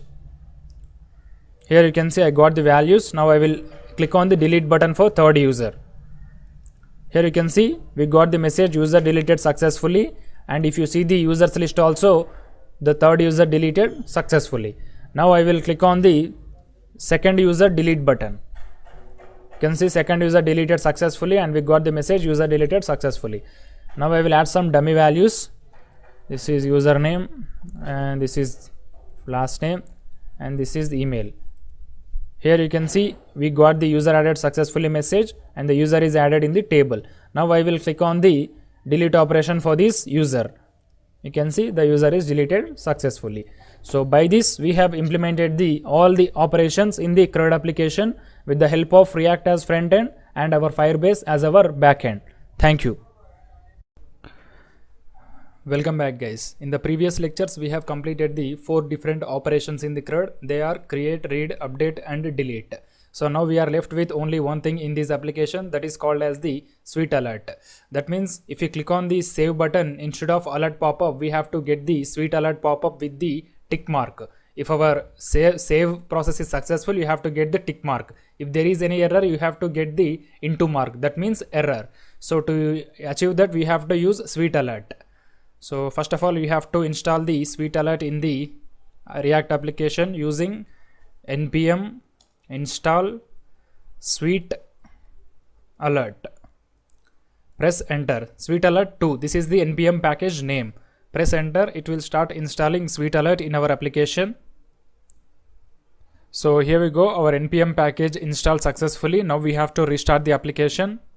So npm start. So we have successfully installed the sweet alert. Now instead of printing the messages in the alert, you need to print the response messages in the sweet alert. So first in the add user component, I will import the sweet alert. So I will write import capital S WAL swal, that means sweet alert, from swal sweet alert 2. So this is a way to import sweet alert in our application.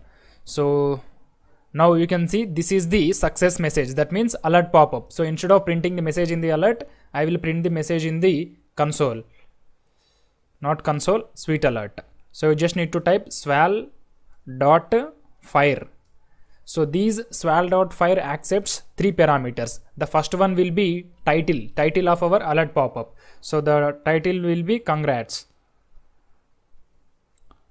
and the message will be new user added successfully.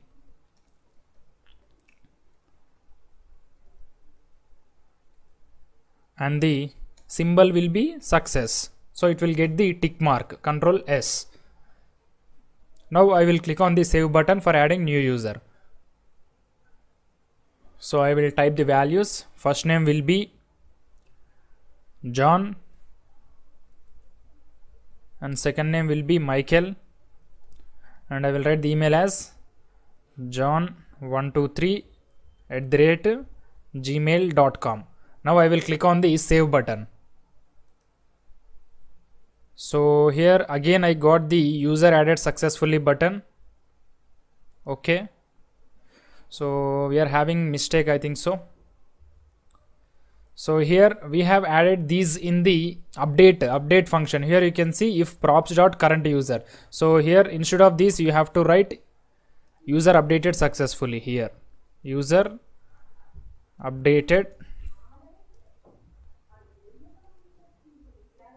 successfully, and in this new user you can write same function. Instead of new user updated successfully, you have to write the message as user added successfully, new user added successfully.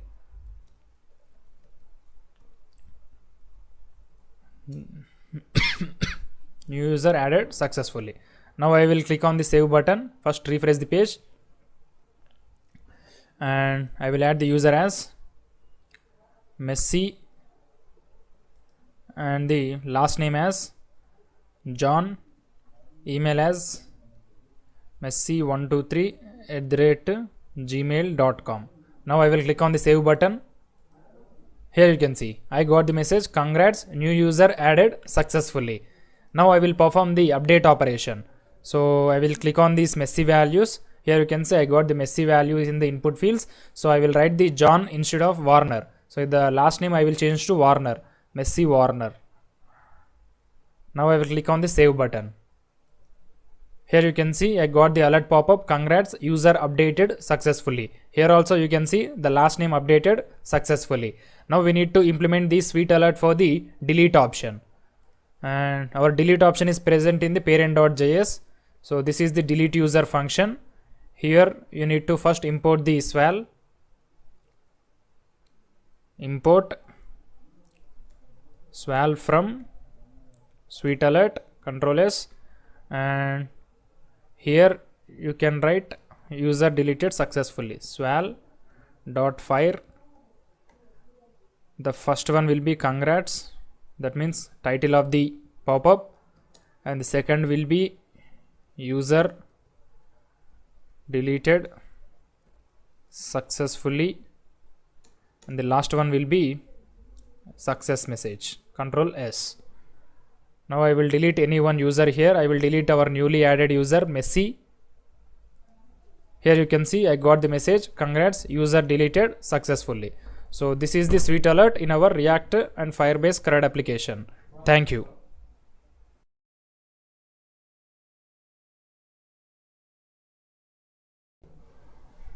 Welcome back guys. Up to the last lectures we have discussed about the Firebase connection, and one of the important feature of the Firebase is called as the real-time database. In this lecture we are going to discuss about the one more feature of the Firebase called as the authentication. So we are going to perform Firebase authentication in this lecture. So first we will see the demo of our Firebase authentication project, and in the next lecture we are going to start the coding of this project. First let's see the demo. So this is the demo of our application. This is the gradient color background, and at the center of the background color we have one div with the title Firebase Authentication. So here I am using the same component for both registration and the login, because if we write the separate components also we have to use the same input fields, so that's waste of time. That's the reason I am using same component for both registration as well as login. So first a user needs to register in this application with his email ID and password, and that details will be sent to direct Firebase authentication called as the Firebase Gmail authentication. Here you can see this is the Firebase as authentication. We are not storing these values anywhere, and we are not keeping these values anywhere like MongoDB, real-time database, etc. We are just directly doing the authentication with the help of Firebase. So already I have registered 2 users in this application. So if I refresh the page, you can able to see the users here. I have 2 users. That means 2 email IDs. This is the first email ID. This is the second email ID.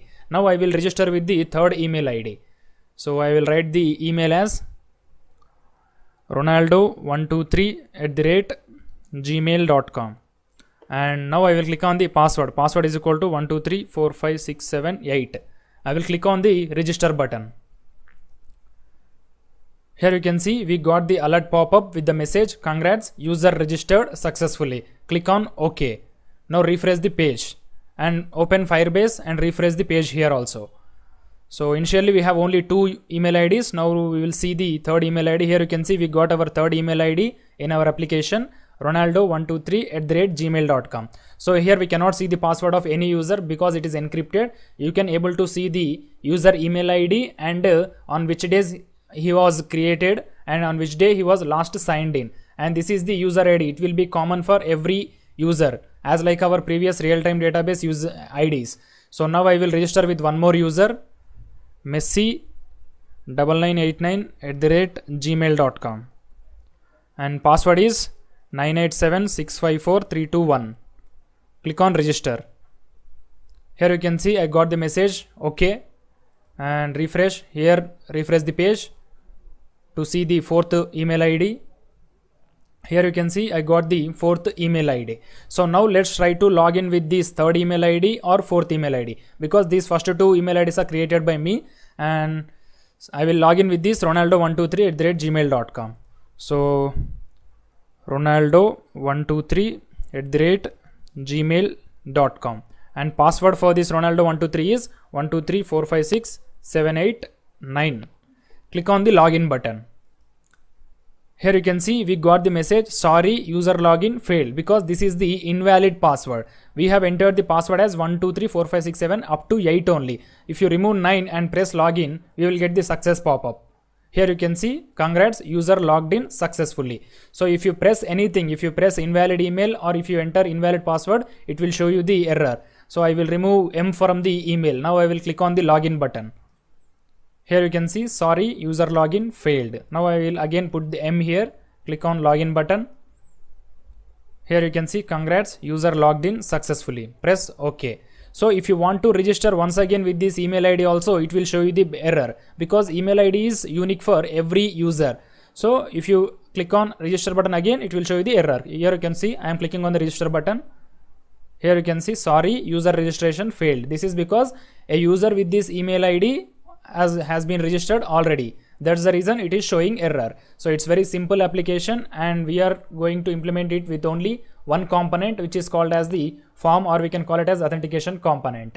And we are going to implement both registration and login in the same component. So in the next lecture, we are going to start the implementation of this project. Thank you.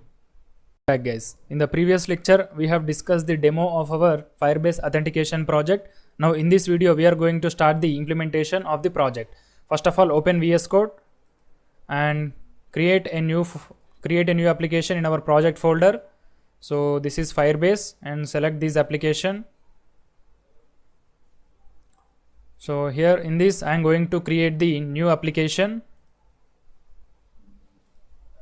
npx create React app, followed by the application name. The application name is FB Auth. That means FB authentication, not FB authentication, FR Auth, Firebase and React authentication. Sorry, FR Auth. FR, yes, press enter. So it will start creating a React application with the name FR Auth. So by completing this application, you will get the new React application. By completing process, you will get the new React application. It may take around 1 or 2 minutes. Still then we can create our Firebase project. So open Firebase. So this is my home page of the Firebase. Now I am going to create the new project. The project name is FB Auth, not FB Auth, FR Auth. So click on continue. Continue. Here also you need to select your name, create project.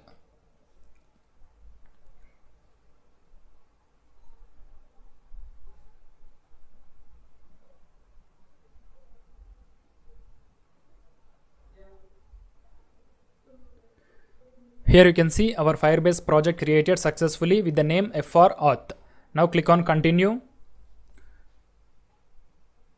So now you need to select the specific platform for this project. So we have to select web platform, and here you need to mention the project name once again, FR Auth.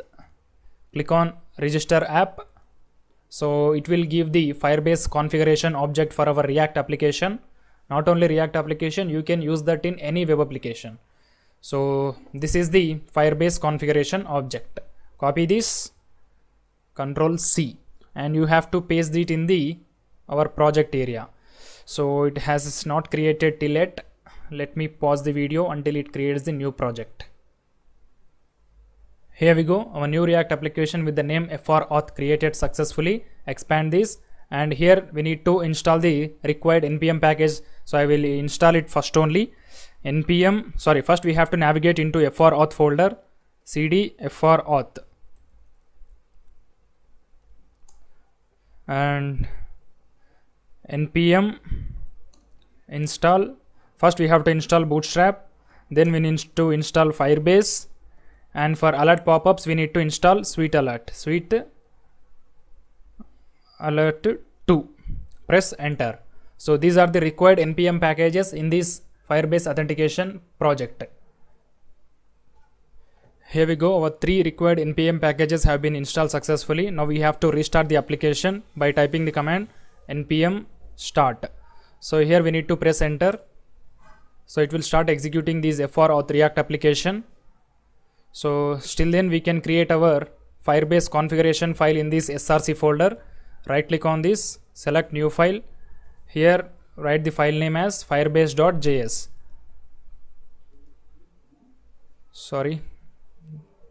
Rename firebase.js. So this is our configuration file. So in this, first we have to import the Firebase. Import Firebase from, in the single colons you have to write Firebase. Then we need to write import. So the feature which you want to use in this application. In the previous lectures we have used the real-time database. That's the reason we have imported the database. In this application we have to import the authentication. So you just need to type Firebase/auth. So this is nothing but authentication. Control S. That's it. We have imported the required components. Now paste the following thing in the Firebase configuration file. So this is the Firebase configuration object. Now with the help of any one variable, you can create the object of the Firebase, where fire obj equal to Firebase dot initialize app with Firebase configuration. And then we need to export this Firebase object. Export default Firebase object, Control S. So let me check the output first. Refresh the page. Here you can see we got the alert, not alert. This is the default React application output. Now we have to remove all these default stuff. So open app.js and remove this header part. Control S. Write one only h1 text. So the h1 text is Firebase Authentication.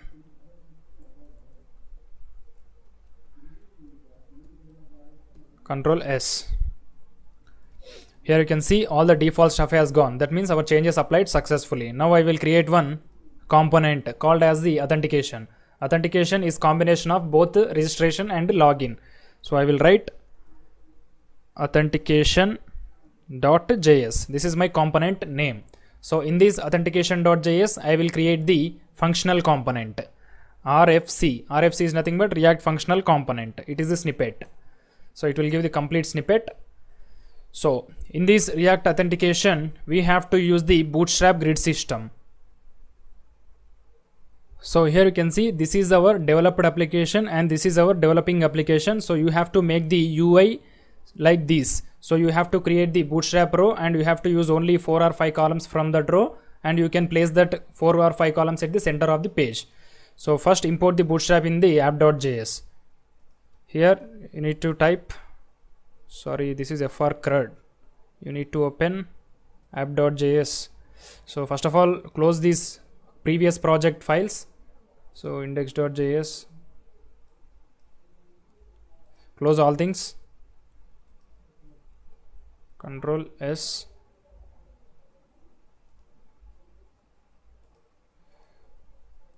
So here we have total 3 projects. We are going to use FR auth. So open app.js. So this is the app.js. Let me refresh it, the page, whether we are in the correct place or not. Yes, we are in the correct place. Now I will import the Bootstrap. Import Bootstrap from, in the single colons, first you have to write double dots slash node modules slash bootstrap slash dist. Sorry, dist slash css slash bootstrap dot min dot css. Control S. So now in the authentication.js, I will create one row. Dot row. In this row, I will use only 5 columns or 4 columns. Dot call md5. I will use 5 columns. So in these 5 columns, first we have to write one h1 text for our project title. Firebase Authentication. Control S. Then we have to write the 2 input fields. Input type is equal to text, placeholder equal to email,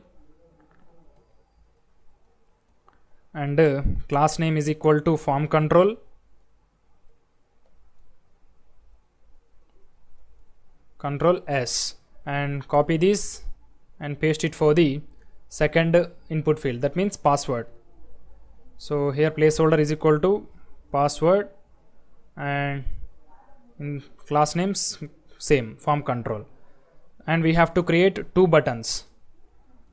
Input type is equal to button, value is equal to, the first one is login, or sorry, first one will be register, and class name is equal to btn primary. And I will create one more button. Input type is equal to button, value is equal to login, and class name is equal to btn success. This is my class name. So let me import these authentication.js in the app.js. So authentication, so here you can see I have imported authentication.js. Now I will paste it by replacing this h1 text, authentication / greater than symbol, Control S. So here you can see there are no errors. Let me refresh the page. Here you can see we got all the details. Now we need to bring this Firebase authentication div to the center of the page. First of all, we have to write justify content center for the class. Justify content center. Here you can see now we are at the center of the page. Now I will apply some padding to the col MD5, or we can apply padding to direct row also. I will apply padding to only col MD5. So open index.css or app.css. I will use index.css, and here I will write dot col MD5. So for this class I will apply margin top 200, and we are overriding the bootstrap. That's the reason we have to specify important tag. Here you can see now our div is at the center of the page. Now we will add some styling to the input elements. Input, first of all I will add margin top is equal to 20, and here also we need to specify the important because we are overriding bootstrap. Border equal to 2px solid black, Control S. So for this important, Control S. Here you can see border applied successfully. So here we have used only 4 columns. Here also I will use only 4 columns. 5 is looking very lengthy. Col MD4. In authentication also I will use only 4 columns. Col MD4. Yeah, now it's looking good. And for these input fields I will apply the margin left. So input type button. So index.css input type equal to button. So for this I will write margin left 20px important, Control S.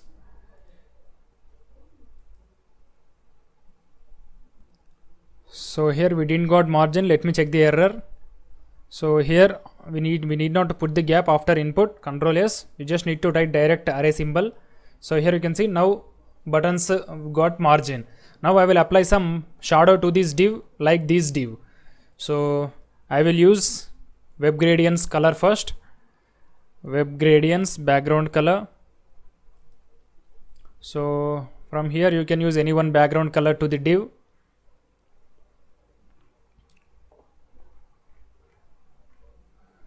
So I will copy this color and paste it for the col MD4,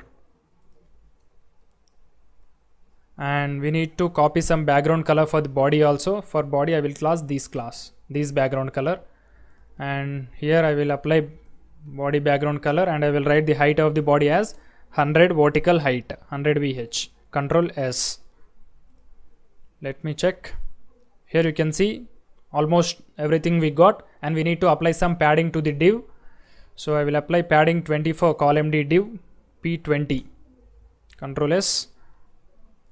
Here you can see padding also applied successfully. If you want to apply shadow, you can apply. I will apply the bootstrap shadow. Bootstrap shadow, and copy this last shadow.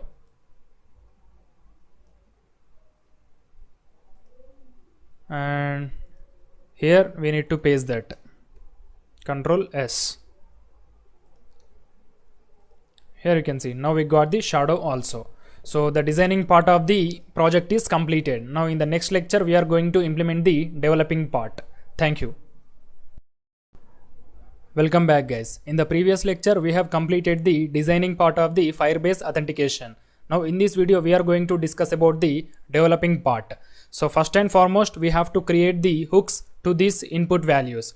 So in the function I will create 2 hooks, const email set email equal to use state. Initially this value is empty, and const password, here set password equal to use state. Initially it is also empty, and now we have to assign these values to the input elements. I'll press enter. Here I will write value equal to, so this email, and password equal to, sorry, not password, on change equal to arrow function. So it will take the e as parameter, and here we have to write set email e dot target dot value, control S, and here also we need to do the same thing. Value equal to password, and on change equal to this e set password e dot to target dot value, control S. Now we have to create two different functions. The first one is for registration and the second one is for login. First I will write the onClick function for registration. OnClick, I will write the function name as register, and for login I will write the function name as login only. Now I will implement these two functions above here. Function register, and the second one will be function login, control S. So first we have to create the object of the Firebase real-time database, not real-time database, authentication. To create the object, first we have to import the Firebase here. Import Firebase obj from ./Firebase, control S. Now I will create the Firebase authentication object. Const fire auth obj, that means fire authentication object equal to Firebase object dot auth. This is the function. So now we got the Firebase authentication object. So now I will create the user details. Sorry, we need not to create the user details. Already we have given the details as email and password. Now we just need to implement the registration with the help of this Firebase authentication object. So you just need to type Firebase authentication object dot create new user with email and password. That's it. So this create new user with email and password will take the two parameters. The first one is email and the second one is password, control S. And then we have the two callback function. The first one will be then is the success callback function. So here we can print the direct alert pop-up. So alert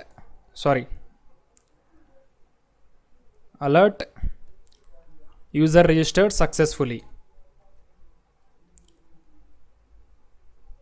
user registered successfully, control S.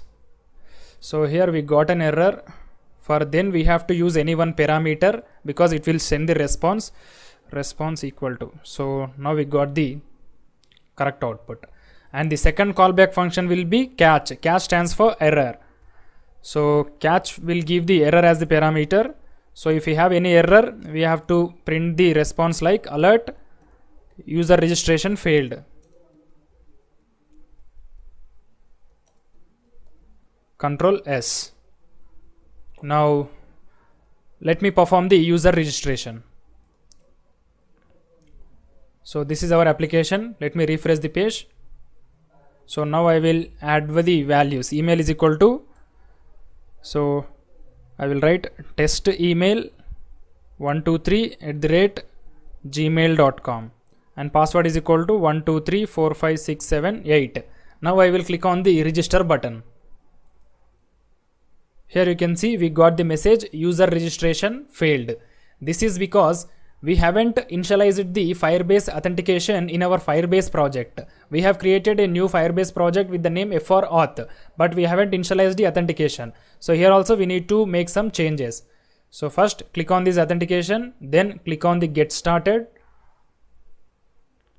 and there will be many types of authentication in the Firebase. So we have to use the email and password authentication. This is our authentication, email and password. So if you click edit on this, you can see enable both. Click on save. So now if you click on these users, you can able to see no users for this project yet. So now refresh this page and click on the register button once again here. Now I will click on the register button once again. Here you can see now we got the alert pop-up with the message user registered successfully. Click on OK. Now refresh the page. After refreshing, you must able to see the first user details here, email.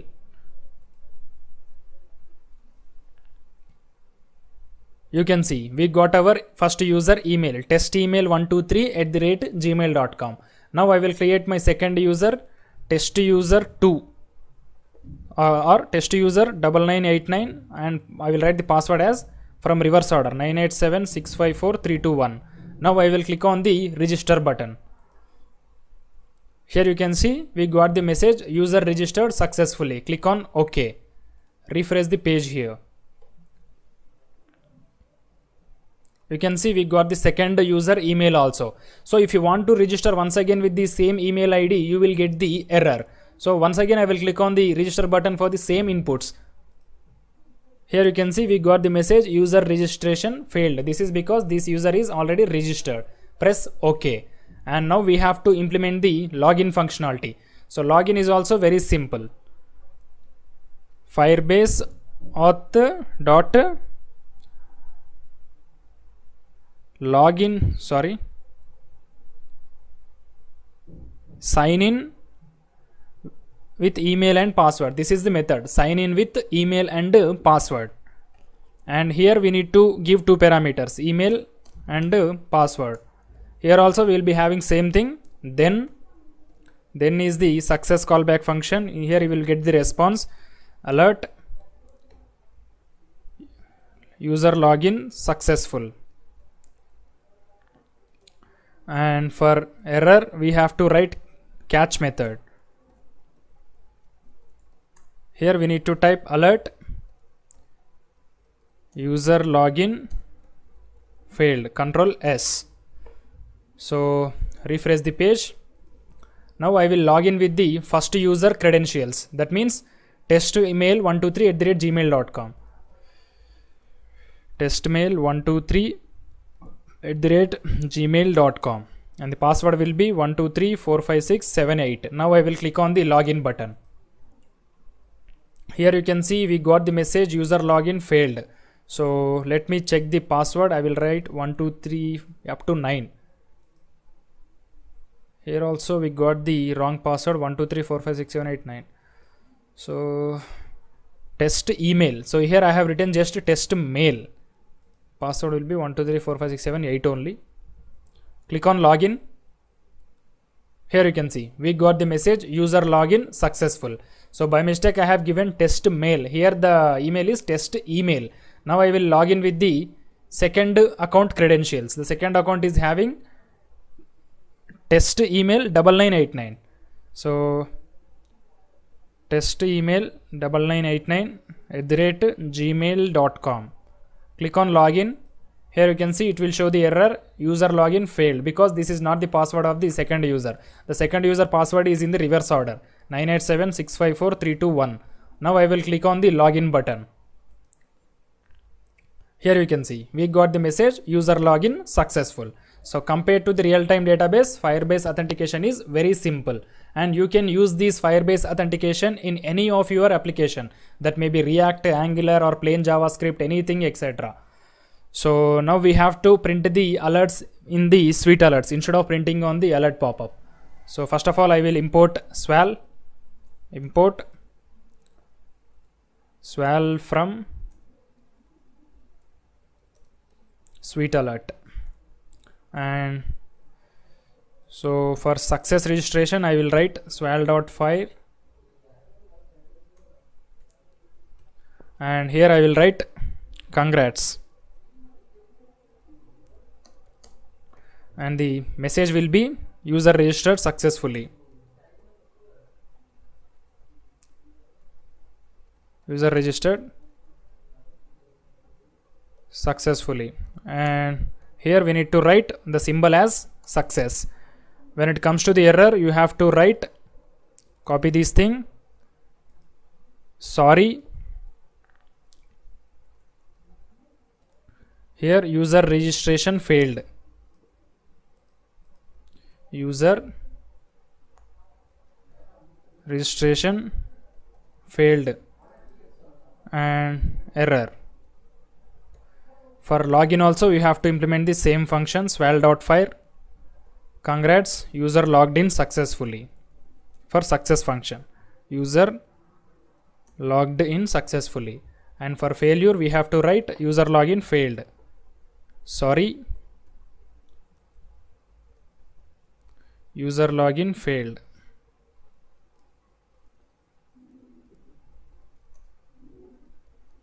Control S.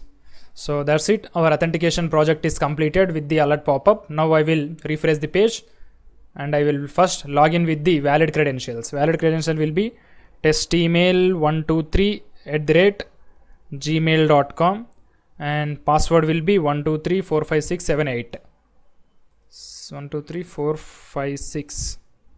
Now I will click on the login button. Here you can see I got the message, congrats, user logged in successfully. Click on OK and type invalid password. Here you can see again also we got the same message, we got the message but symbol is wrong. Here we need to change the symbol, error. Control S. Now click on the login once again. Here you can see now we got the error symbol. Okay, now I will perform the registration operations. So the registration operator will be warner123@gmail.com and I will write the password as warner123. Click on register. Here you can see we got the message, congrats, user registered successfully. Press OK. Now click on register button once again. It will show you the error because this email is already exist in the Firebase authentication. Click on the register button. Here you can see we got the message, user registration failed. So this is about the Firebase authentication. Thank you.